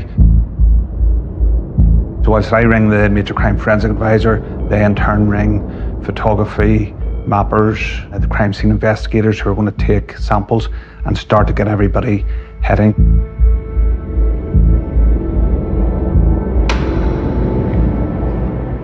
My name's Darren McCartney, and I'm a Detective Chief Inspector in a PSNI Crime Operations Department. Early on the Saturday of the 30th of May, 2015. I was on a weekend off and I was hoping to head off with my wife and children, but my senior investigator called, John, and said, Darren, there's a murder in Lisburn, and that's a part and parcel of the role you had. You just tend to drop everything and go. The initial report into the police, we knew the murder had just happened. That started the clock for me. It was in the early hours of Saturday morning that he was stabbed here in Summerhill Park in Twinbrook. This is a period of time which is critical for detectives to maximise the opportunity, retrieve and gather evidence. This whole area was sealed off. We could see very clearly there was a car parked here just on the corner, and there was a trail of blood that led from the gate all the way down to the road. There was no obvious immediate motive. There were no witnesses that were immediately identified at the scene. No CCTV, there was no sign of a murder weapon. So I was alarmed very early. There's nothing really here to be going on. The time is ticking by, and I know in cases like this that minutes and hours matter. It's so important that we put our hands on the suspect early. Does the suspect provide a risk to the greater public or themselves? Are they carrying any forensic evidence on them that we need to obtain before they get rid of it or destroy it? And thirdly, do they have any weapons that we need to take off the street? To John and Darren, Eamon's killing appeared to be a random knife attack. I was unaware in the early hours of this whether I was dealing with one assailant, two, or whether this was a gang of people that had attacked Eamon. How did this happen? I just couldn't understand. Because Eamon was such a good child, he was never angry in his life, never fought in his life. You know, nobody was at my door or anything. I couldn't understand this. I couldn't understand, like, somebody had knifed him. What did he get into a fight? Was there a fight? Where was he? I just, couldn't comprehend it. Martin Rogan was Eamon Jr.'s boxing coach and a close family friend. To be around such a lovely bunch of people, his mother Mary, Anya and Francis, you know, I know them all very, very closely, and it just hurts me to think the pain and suffering, I'm ready to break myself here, the pain and suffering that they're going through is terrible.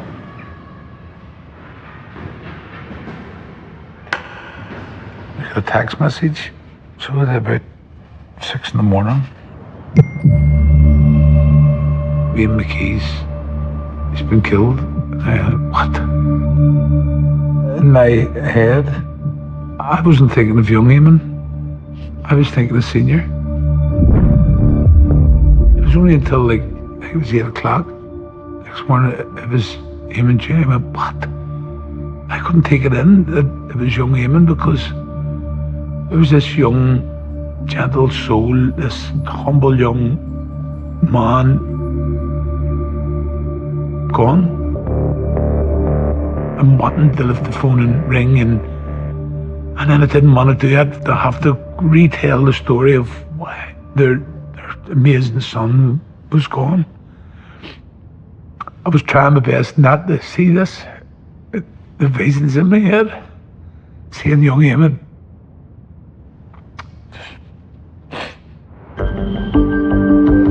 Detectives now wondered who could be responsible for Eamon's murder. In Northern Ireland, every crime has to be considered in the context of sectarianism. Obviously in Northern Ireland and the historical background, first thing everybody jumps to paramilitarism. However, this was a knife crime. It's very, very, very rarely that paramilitarism would be involved in knife crimes. Whoever was responsible, the team faced conducting their investigation in precarious circumstances. The peace process was under strain following the killing of a prominent Republican. Chuck Davison had been murdered earlier in the month, so tensions were high, and there had been quite a large number of attempted terrorist attacks on police. The situation was made worse by a long-standing distrust of policing in the West Belfast community where Eamon was murdered. We were Twinbrook, would have verged on the border between Belfast and Lisburn, but fell within Lisburn's area. And that would have been probably in a state where police probably wouldn't have been as well received as others. sort of challenging environment for police to work in. Twinbrook in West Belfast, it's a very large urban working class community, overwhelmingly nationalist and Republican. We had just under 14 years of peace in terms of the Good Friday Agreement. Politics hadn't really stabilised itself. Issues around flags, parades, bonfires. Twinbrook, dominated by Sinn Féin as a political party. That party didn't sign up to policing until 2007, so that literally was only 8 years of acceptance of the police and the criminal justice system in that area. In any other society, that relationship was already there, but in the case of Twinbrook, that's what makes things more difficult and more convoluted in terms of investigations. Historically, there's been distrust of policing in Twinbrook and that general West Belfast area. We need community involvement, we need community assistance, we need the witnesses. A young man from our own community had been killed, and we wanted to get a resolution for that, for them, for his family. Courtney, Eamon's partner at the time, was present at the scene, and that gives us an opportunity for a very early account from Courtney to understand why was Eamon out in the street, what happened, what were they doing that night. Courtney had described quite an ordinary evening where they'd ordered pizza. In the house in question, there was 2 ways into it, so it was quite often or quite normal for delivery people to be mixed up and confused with the best way in. And Eamon had gone out in order to see where the delivery driver was. We entered the crime scene to do the assessment. We followed a trail of blood. We had the house in question secured as a crime scene, the back garden.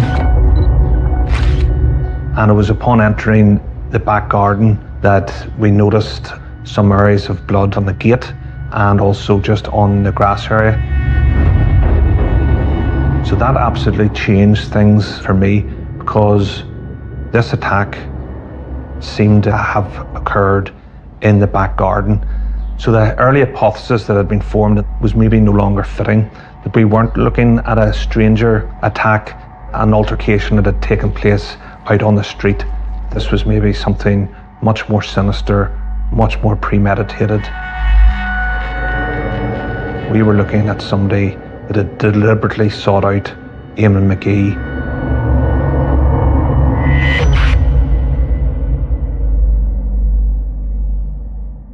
He did have a terrible death, and he was such a happy-go-lucky person.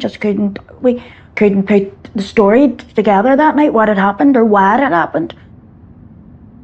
He was stabbed 5 times, so there was blood coming out of him everywhere, and the doctors were working with him.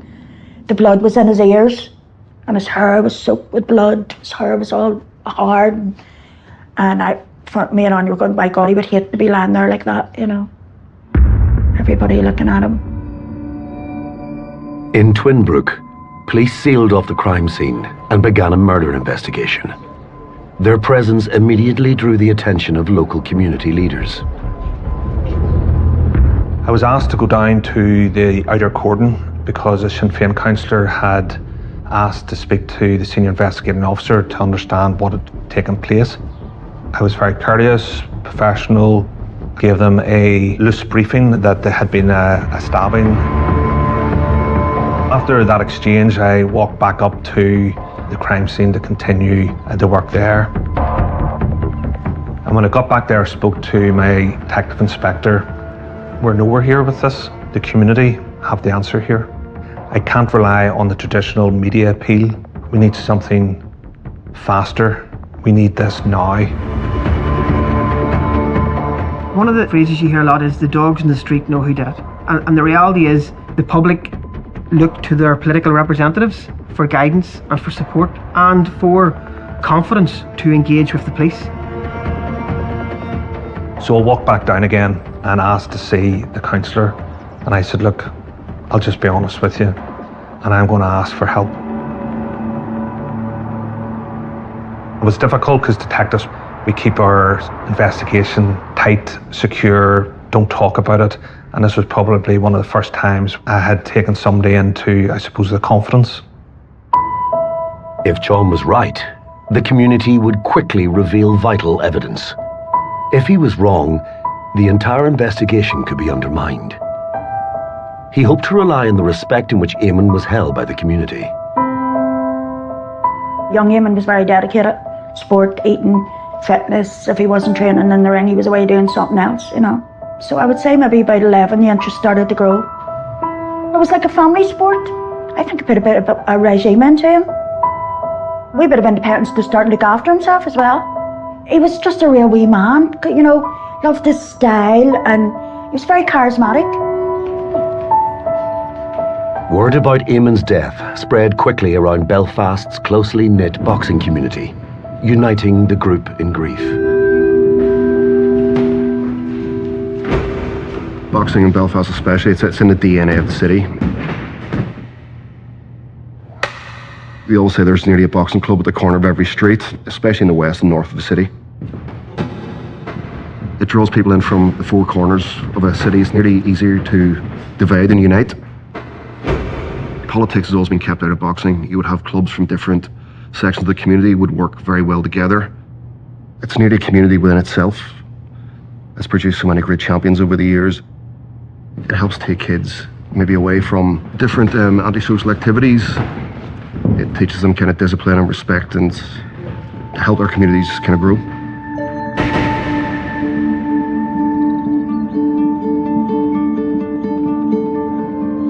A couple of nights before the funeral was a vigil, and some local politicians, members of the boxing community, just members of the community in general, came up, and the mood out of it was the saddest thing I'd ever attended. We had all the support that we wanted. The vigil and everything was amazing that was held on the Tuesday night. It was absolutely unreal. Hundreds and hundreds of people showed up. I remember the chapel at St. Joseph's in Hannatown was absolutely packed out. It was standing room only, outside and inside. People from right across the community, right across Belfast, the boxing community in particular, came out in force just to show their support that I suppose boxing had lost one of their own. This young man, with such a bright and promising future, should be taken from us in such a cruel manner. This was a young, promising boxer that had been murdered. It only takes a tweet from somebody like Carl Frampton and Paddy Barnes and others really to catch the media attention, and this had gone bigger than Northern Ireland and was attracting media internationally. It was also cranking up the profile of the murder, and the focus was very much on the investigation and how we were going to solve this murder.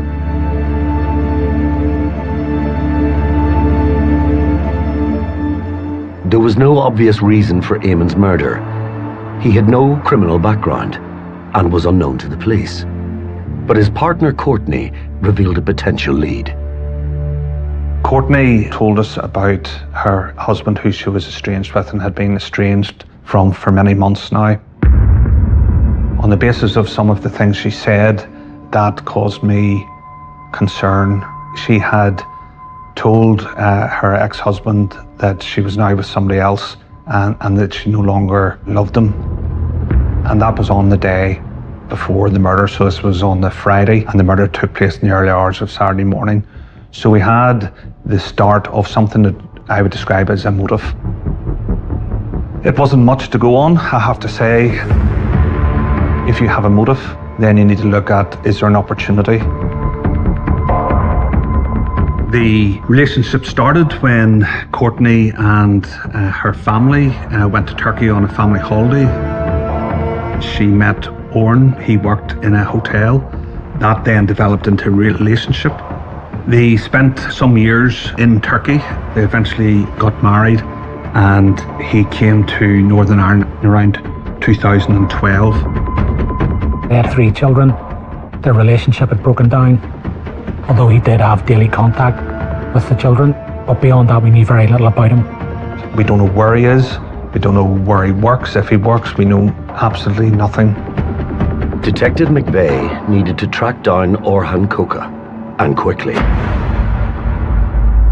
He once more turned to the community leaders for their help.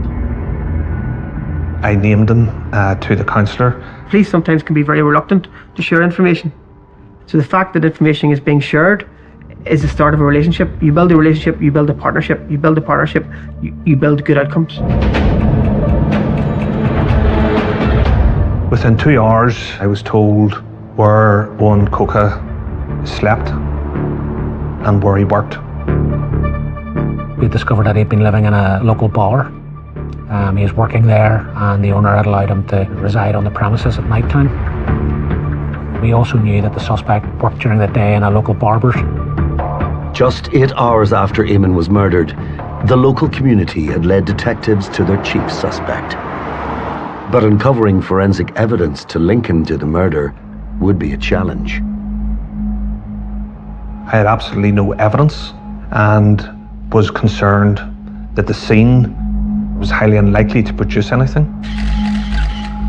The murder scene was in the back garden of an address that Owen Coca had legitimate access to. He had been at the house that day. Any forensic evidence was going to be meaningless. Making somebody a suspect for murder and being arrested for murder is a significant decision. If you get it wrong, it has quite far-reaching consequences. Despite the risks, the PSNI decided to go ahead with the arrest. Around about 9 a.m. there was a decision made that we'd go and make an arrest of Coca. Detective Constable Logan was just tasked to go and conduct the arrest. She walked in and Coca just happened to be in the barber's at the time. He had his mobile phone in his hand. I think he was a little bit nonplussed about being arrested by a woman. His reply was, "I've done nothing. Don't know why you're here." The owner of the barbers asked him in Turkish, what is this about? What have you done? Have you done anything? Are you in trouble? And he was denying it. He showed to us maybe the first signs of who and what Owen Coca is. And that is somebody who has an issue with females. When we arrested Owen Coca at Moe's Barbers, the second clock started ticking. We have 24 hours to conduct the investigation and to complete the interviews. We received his mobile phone from him. Phones are really important to policing, and just so happened that when we moved to make an arrest, Coca was the phone in his hand. A, we've got the phone. B, we can attribute it to Coca. We submit that to some of our specialist teams for examination. Things are now coming back in our favour. We've got some control. We have him, we have his phones. We start to think there's opportunities, there's potential, and we knew that we had established a crime scene at Beckett's Bar. This was where Coca worked, and where detectives now began a forensic search. We went straight and acted on the information that was given to us by the community. We knew from the information that he had worked there the night before, and he'd been there, most importantly, after the murder, and that created the opportunity for us to search for the murder weapon, search for clothing, and search for any trace evidence that may have been left. Beckett's was a busy bar, which held regular functions for the community. Cancelling them could inflame local tensions. Not doing so could risk the loss of vital evidence. So there was an option, say to the bar, sorry, don't care, everybody out, we'll let you know when we've finished with your bar. Or we can seek cooperation. We can look at where the middle ground is, what we can do to facilitate both. And I think that got us a lot of goodwill from the owner of the bar and from the staff. We were actually showing that we were concerned about his business. Meanwhile, the community grieved the loss of a young man held in high esteem.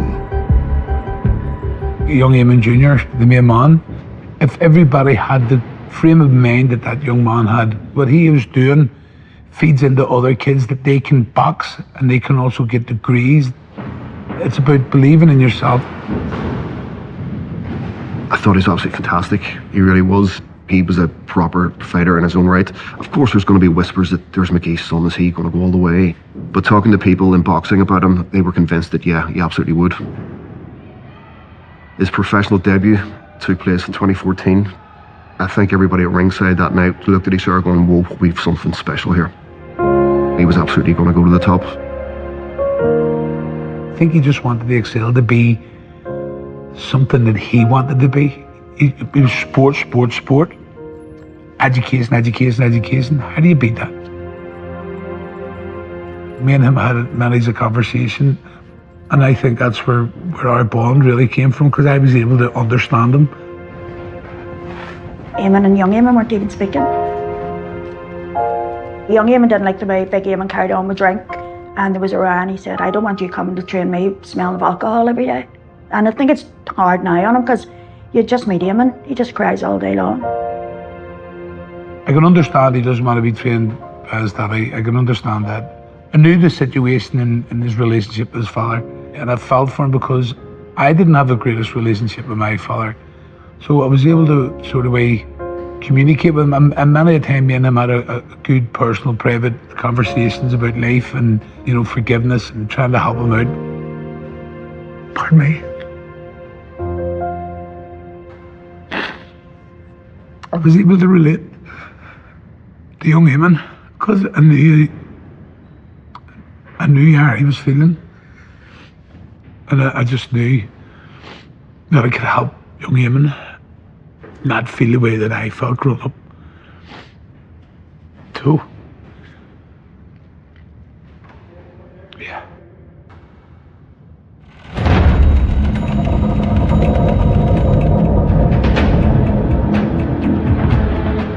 While forensic searches continued at the bar where Coca worked, John began to piece together his movements on the night of the murder. There was a number of bits of information that came out of our inquiries.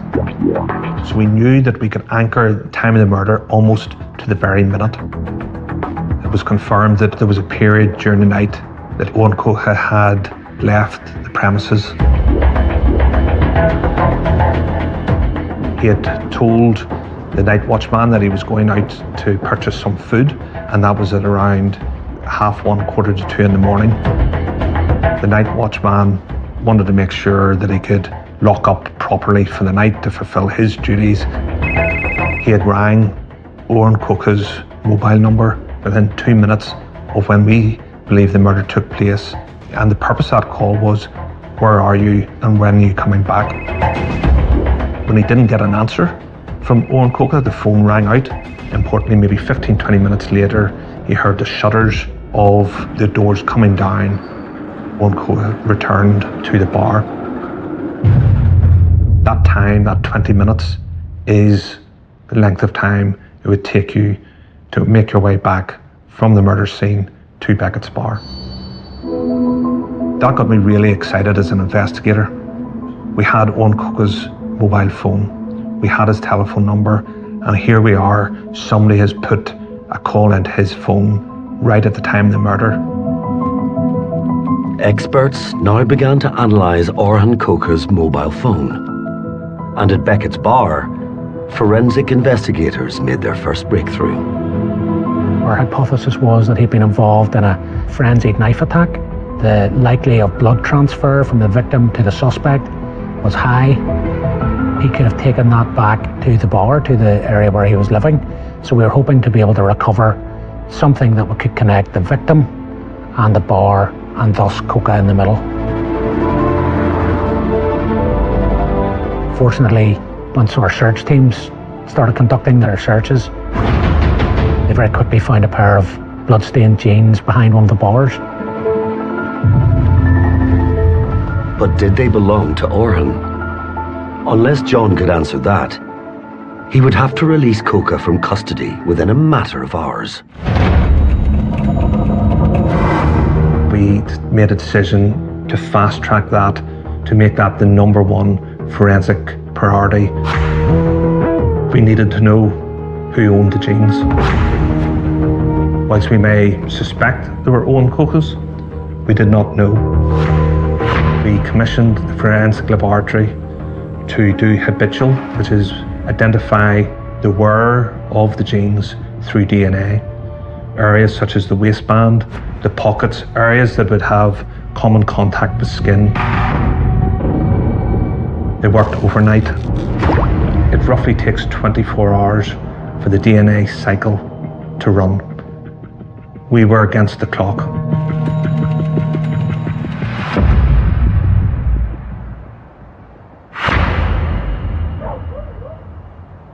I couldn't go to the house. I simply couldn't go. I wasn't being selfish, I was being thoughtful. It wouldn't have been good for his family for me to come in and break it down in front of them. It would be very unfair.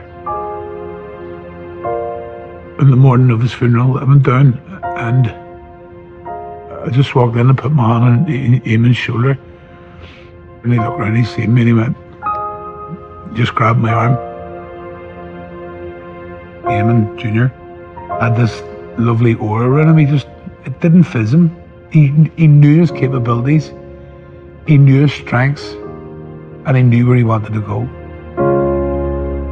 A lot of kids, if they want to look up to somebody, he's a person that you can look up to. I actually looked up to him as well because he was so humble. Experts continued their analysis of data retrieved from Orhan Koka's phone. John and his team were convinced it would prove their case against him. We were going to get information from the phone that placed the phone at the murder scene at the time of the murder, and that was going to be priceless. The evidential value of that was going to be significant. So we thought, here we go, we're on track. We're going to get a cell site analysis that would place it consistent with the house. We got information back, and was to my dismay, not only did it show that the phone was not at the murder scene, it almost then went to undermine our case. It proved that the phone was miles away from the murder scene. Are we on the right path here? Have we arrested the wrong person? Because his phone is showing to be active in a different part of Belfast at the time of the murder, and our hearts sank. John now faced another setback as the community's cooperation turned to hindrance. Following the identification of the suspect, there were a number of attacks on properties. One such attack was on the barber shop where Orhan Koka worked. 3 a.m. and the blue van plows into a barber shop.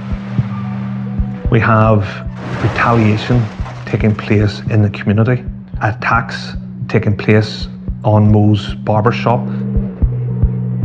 The community have been, very helpful to me. I'm part of this community, and this is my home, and I just want to be left alone and get on with my business.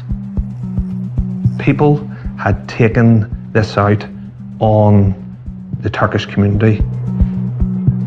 Within any area, a tight-knit community, you're under pressure, regardless of whether it's loyalist or Republican or nationalist or unionist. Also, you have to remember that in areas like this, that not necessarily used to how slow the criminal justice system can take. People want instant justice, people want instant answers. I had so much anger inside me and so much rage.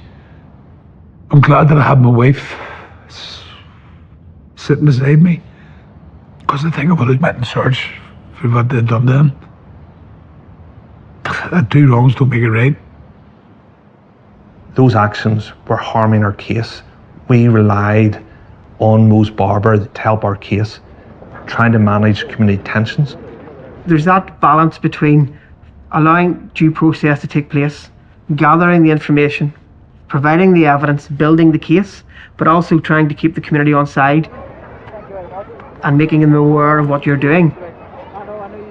John's message to the community was clear. Just bear with us. We are on a path here. We are hopeful that we will get to the right place, but the racial attacks taking place is a distraction for the investigation. As in any area where this happens, there's the the quick reaction from the community who want justice, who want retribution, and will lash out. Detectives were worried that if chaos took hold, important evidence would be lost or destroyed. In particular, the murder weapon. Forensic teams were continuing to search various locations in and around Twinbrook. One of the things they're looking for is the knife used to stab Eamon McGee Jr. in the early hours of yesterday morning. We knew from speaking to members of staff at the bar that a knife had gone missing, and very, very fortunately for us, it had only recently been purchased. The bar owner was able to tell us where he got it, what it looked like. We purchased the same knife and did a media appeal because we were thinking this knife was maybe discarded in hedgerows or in somebody's garden in the path, and whilst we had searched for it, we hadn't located it. We know that he armed himself with a substantial size of a knife and brought it to the murder scene. We know that Eamon died from knife injuries. The pathologist had reported the scale of the blade that we were looking for, and again, that blade was consistent with the knife that was missing from Beckett's kitchen. We were hoping that we would recover a murder weapon, we would recover Eamon McGee's blood from the knife, and we would ideally recover either fingerprints or DNA evidence.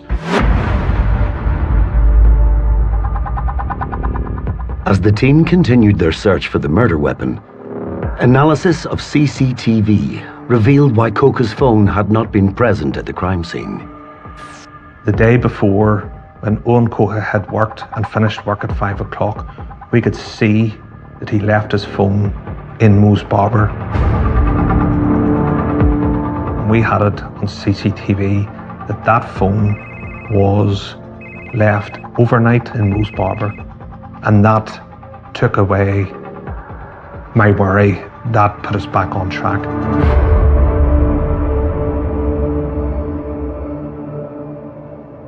Coca always denied the murder and claimed to have barely known Eamon McGee. But evidence from his phone now suggested otherwise. We were starting to get evidence that would have been very reliable because it was digital format, not really able to be disputed. A number of apps had been deleted from the phone that morning within minutes before his arrest. Why are you deleting these apps, Facebook and so on, from your phone?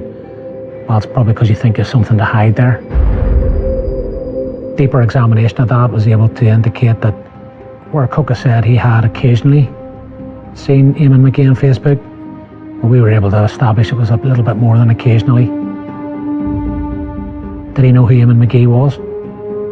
Absolutely, he knew who Eamon McGee was. Eamon McGee, the name, was the most searched for item on Owen Coates' phone. We've recovered and seen some photographs of posts. It was very clear from those photographs that Courtney and Eamon were now in a relationship. We were able to tell how many times he'd visited his Facebook page. He had copied and kept pictures on the phone of Eamon. He had set up a pseudonym on Facebook and used that to befriend Courtney's friends, and thus using those friendships we were able to track what was going on with Courtney and Eamon McGee on a cyber basis. So he was cyber stalking. If we hadn't got there so quickly and Owen Coca had managed to finish his day's shift at the Barbers and leave with his telephone, we may never have got that telephone. That is a result of the golden hour actions. That is turning around the information that comes in from the community, from critical people. Evidence from Eamon's family suggested Coca had gone beyond cyber stalking. Eamon had confided in Francis, my big brother, what was going on. He was already getting death threats. To me, he didn't really seem worried. He was still up and about and loving life and enjoying himself. Detectives were now convinced their hunch about Orhan Coca was correct. He had murdered Eamon McGee out of jealousy. Heartbreaking. Absolutely heartbreaking. Who wants to hear that their brother's been stabbed? over a woman. Absolutely heartbreaking. The team delved deeper into Coca's relationship with his ex-wife and discovered disturbing evidence. I would put Oran Coca down as a controller who is jealous, who has some issues with the role of females. If she was as much seen posting on Facebook with anybody, it was an immediate assumption that she was having an affair. Members of Courtney's family came forward, and there were then suggestions of previous threats towards Courtney's father with a knife. You know, emotionally, it's a prime case of coercive control, controlling Courtney's life.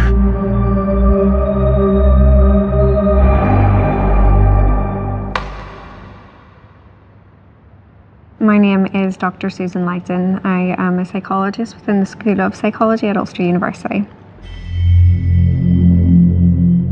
Coercive control is a pattern of negative behaviour which is used to dominate, intimidate, and really try and control a person. Its main aim is to ensure that a person is no longer independent. Not all coercive control will have physical elements to it. Some of it will be psychological and emotional. It was very clear that there was a sense of possessiveness within the relationship in terms of who she could see, who she could speak to. These are really clear indicators of coercive control, even after the relationship had ended. It's not that you end the relationship and the abuse ends. It continues for weeks, months, years of being attacked by an individual in multiple ways. Social media was central to Coca's ongoing efforts to control his ex-partner. I know in this particular case that there was a lot of fake accounts created in order to monitor and keep up to date with particular movements. It's very common and would fall into that sort of stalking-like and monitoring behaviour. It was clear Orhan was engaged in coercive control. But detectives still needed evidence he was at the crime scene and responsible for Eamon's murder. We were confident that we had established a motive. We were confident that we had established that Oran Coca had the opportunity to commit the crime. We were confident that we had recovered digital evidence from his phone. He had downloaded a photograph of Eamon McGee. I would say that he had downloaded that photograph in order to make sure he got the right person. We were having discussions with the prosecution service. We were presenting a case which was circumstantial in nature, but that still fell short. Until the 11th hour, really what the prosecution service required was that definitive bit of evidence.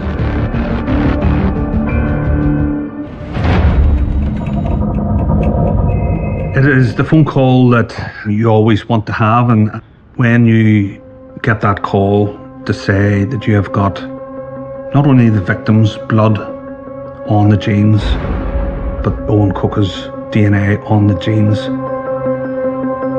without any complications in the DNA mix, pure million to one chance.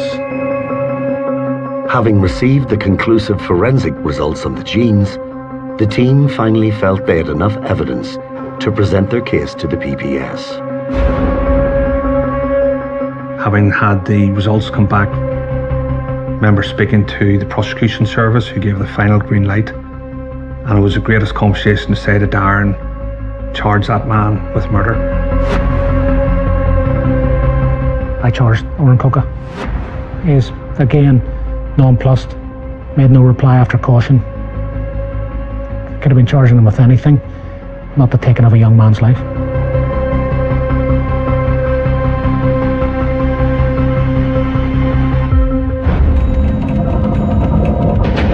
Darren made his arrest just 72 hours after Eamon McGee's murder. Assistance from the community was key to the fast progress of the case. But now it seemed that support went only so far. We were being fed very helpfully and we're very grateful for the information that was coming, but it's very different between knowing what happened and proving what happened. And quite often in murder investigations, we know what happened, but we haven't been able to secure the evidence that is capable of being presented before court in order to convince a jury of somebody's guilt. So whilst it was helpful, nobody was supplying witness statements to the police investigation. The case relied on evidence from the security guard at Beckett's bar.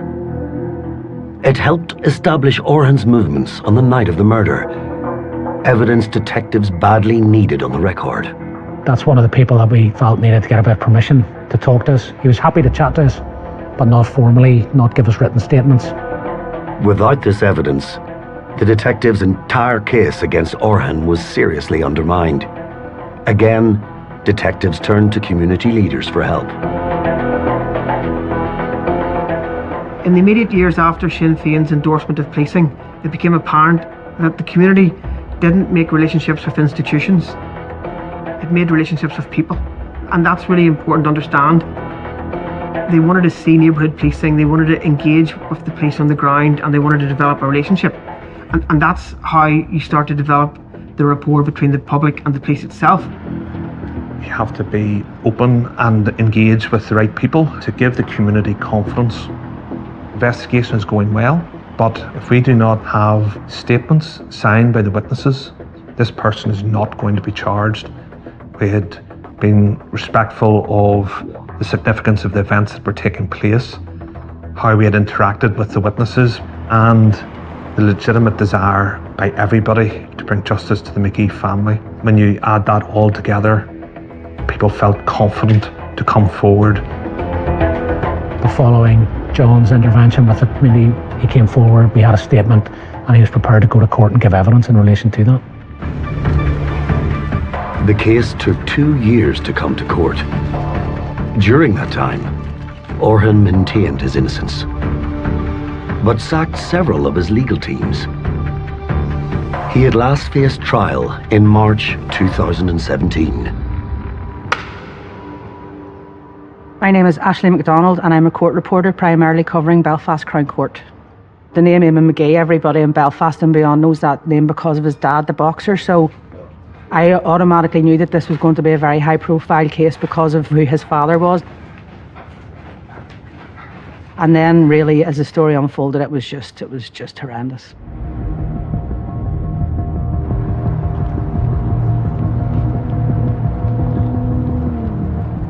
So on that day, the trial was ready to proceed. The public gallery was packed with Eamon's friends and family.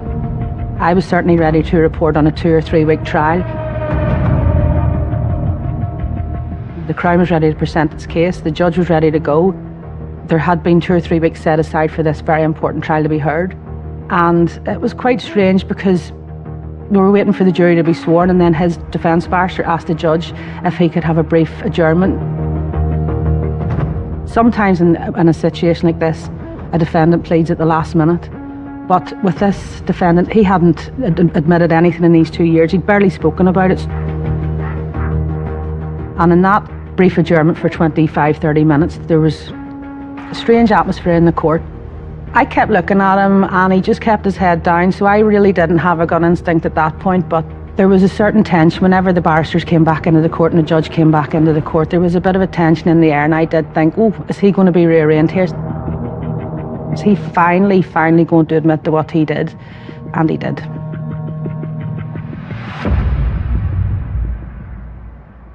I remember them being took down off the docks and looked at me, sorry for your loss, and away walked on. Nodded his head and smiled. Then, as he was walking past Francis, he went like that to him, "You're next." He's a foul man. It may well have been only the second murder that I dealt with where jealousy was the motive. Jealousy is a very sinister trait and is one that one could have held in abundance. For somebody to be thinking about murder to act on those thoughts, pre-plan, pre-prepare. He had time to reflect and consider not to do this. Could have backed out of it at any point. I think in this particular case, the new relationship was certainly a trigger for this individual in terms of their possessiveness, their jealous behaviour, their sense of dominance over a person had certainly aggravated and provoked what was a very violent act. I think that behaviour can be triggered within relationships. If you are, shall we say, behaving yourself within the relationship and doing as the abuser would like you to do and behaving in the way they'd like you to behave. Often when you step out of that, or if you try to move away from the relationship, it can be quite triggering for an abuser. And it means that they may escalate their own behaviours from things like psychological and emotional abuse to maybe more threatening behaviour or even violent physical behaviour. Orhan Koka must serve a minimum term of 14 years before he can be considered for release.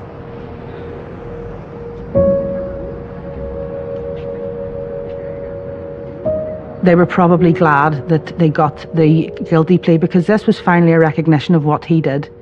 You know, would you really want to see a man deny murdering your son, your brother, for those 3 weeks? We're the one with the life sentence, not him. Do you know, he's going to get out in a few years. He's going to go back to Turkey and live his life again. We're left with this for the rest of our lives. But then I didn't want it to happen because I honestly think my mummy would have died of a broken heart then.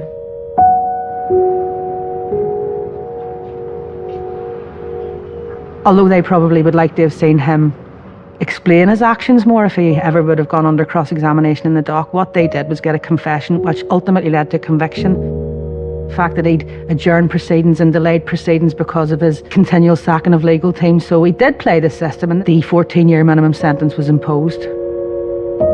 Ultimately, the judge decides this, but the family accepted the sentence, but I don't think they were particularly happy with it, and I don't think that it reflected the severity of the crime.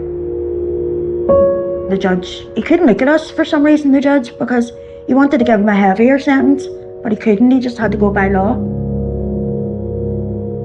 2 years he had done before he even got the sentence. And there's 6 to do, and we're still left crying every single day. He's never going to come back. Do you know, that's him now, that's his life. He's gone forever. Doesn't have a life. Where Orhan Koka gets to come out of prison in a few years, go back to Turkey, and he can start all over.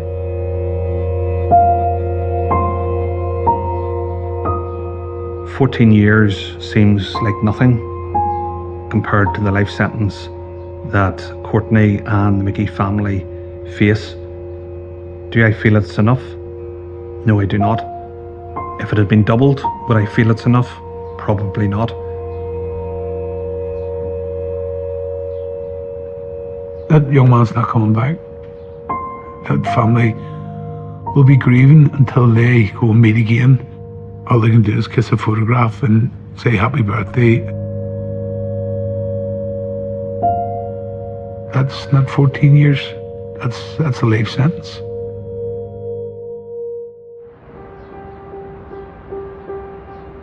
John puts the success of his investigation down to one pivotal decision. To this day, I suppose 8 years later, I would be convinced that had I not done an about turn on that hill to speak to the counsellor, that I would have lost opportunities in this investigation. This was the first time, I suppose, maybe direct, active engagement that was not tokenism. This was, I need you. You know, I really need you on this occasion. I don't have the answers. I am not going to get this evidence, but you can.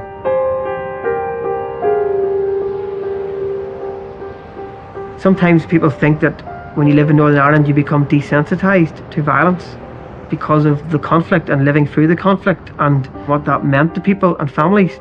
And I just think that, and stuff like this happens, and the horrific nature of it and the brutality involved shook me and it shook other people as well.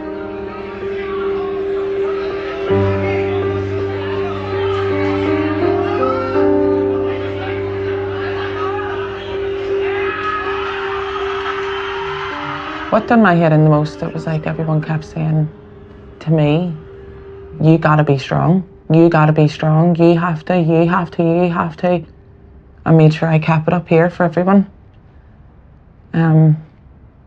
But now I think, now I'm only starting to grieve really, big time.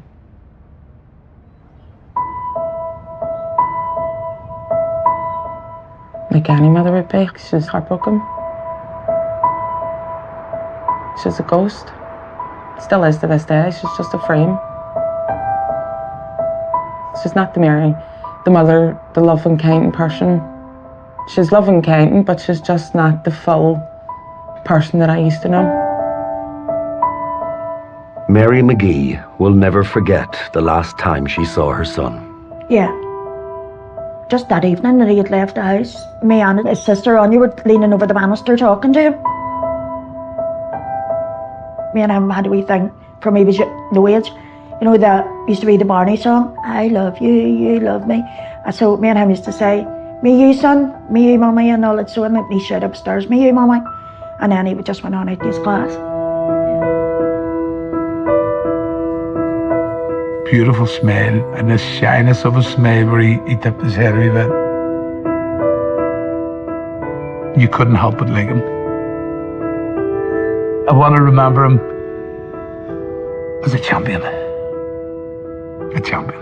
And that's him in a nutshell. A champion.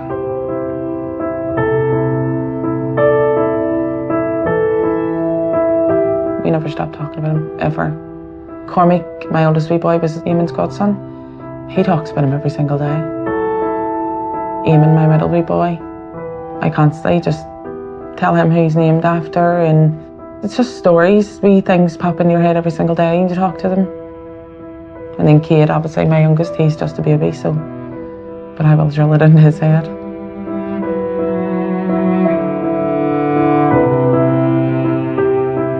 You just keep thinking, what if he had graduated? What if he had made the boxing? You know, he would have been married, wee family of his own, wee house of his own, car on the road. Just think all these different things. But it's never going to happen now.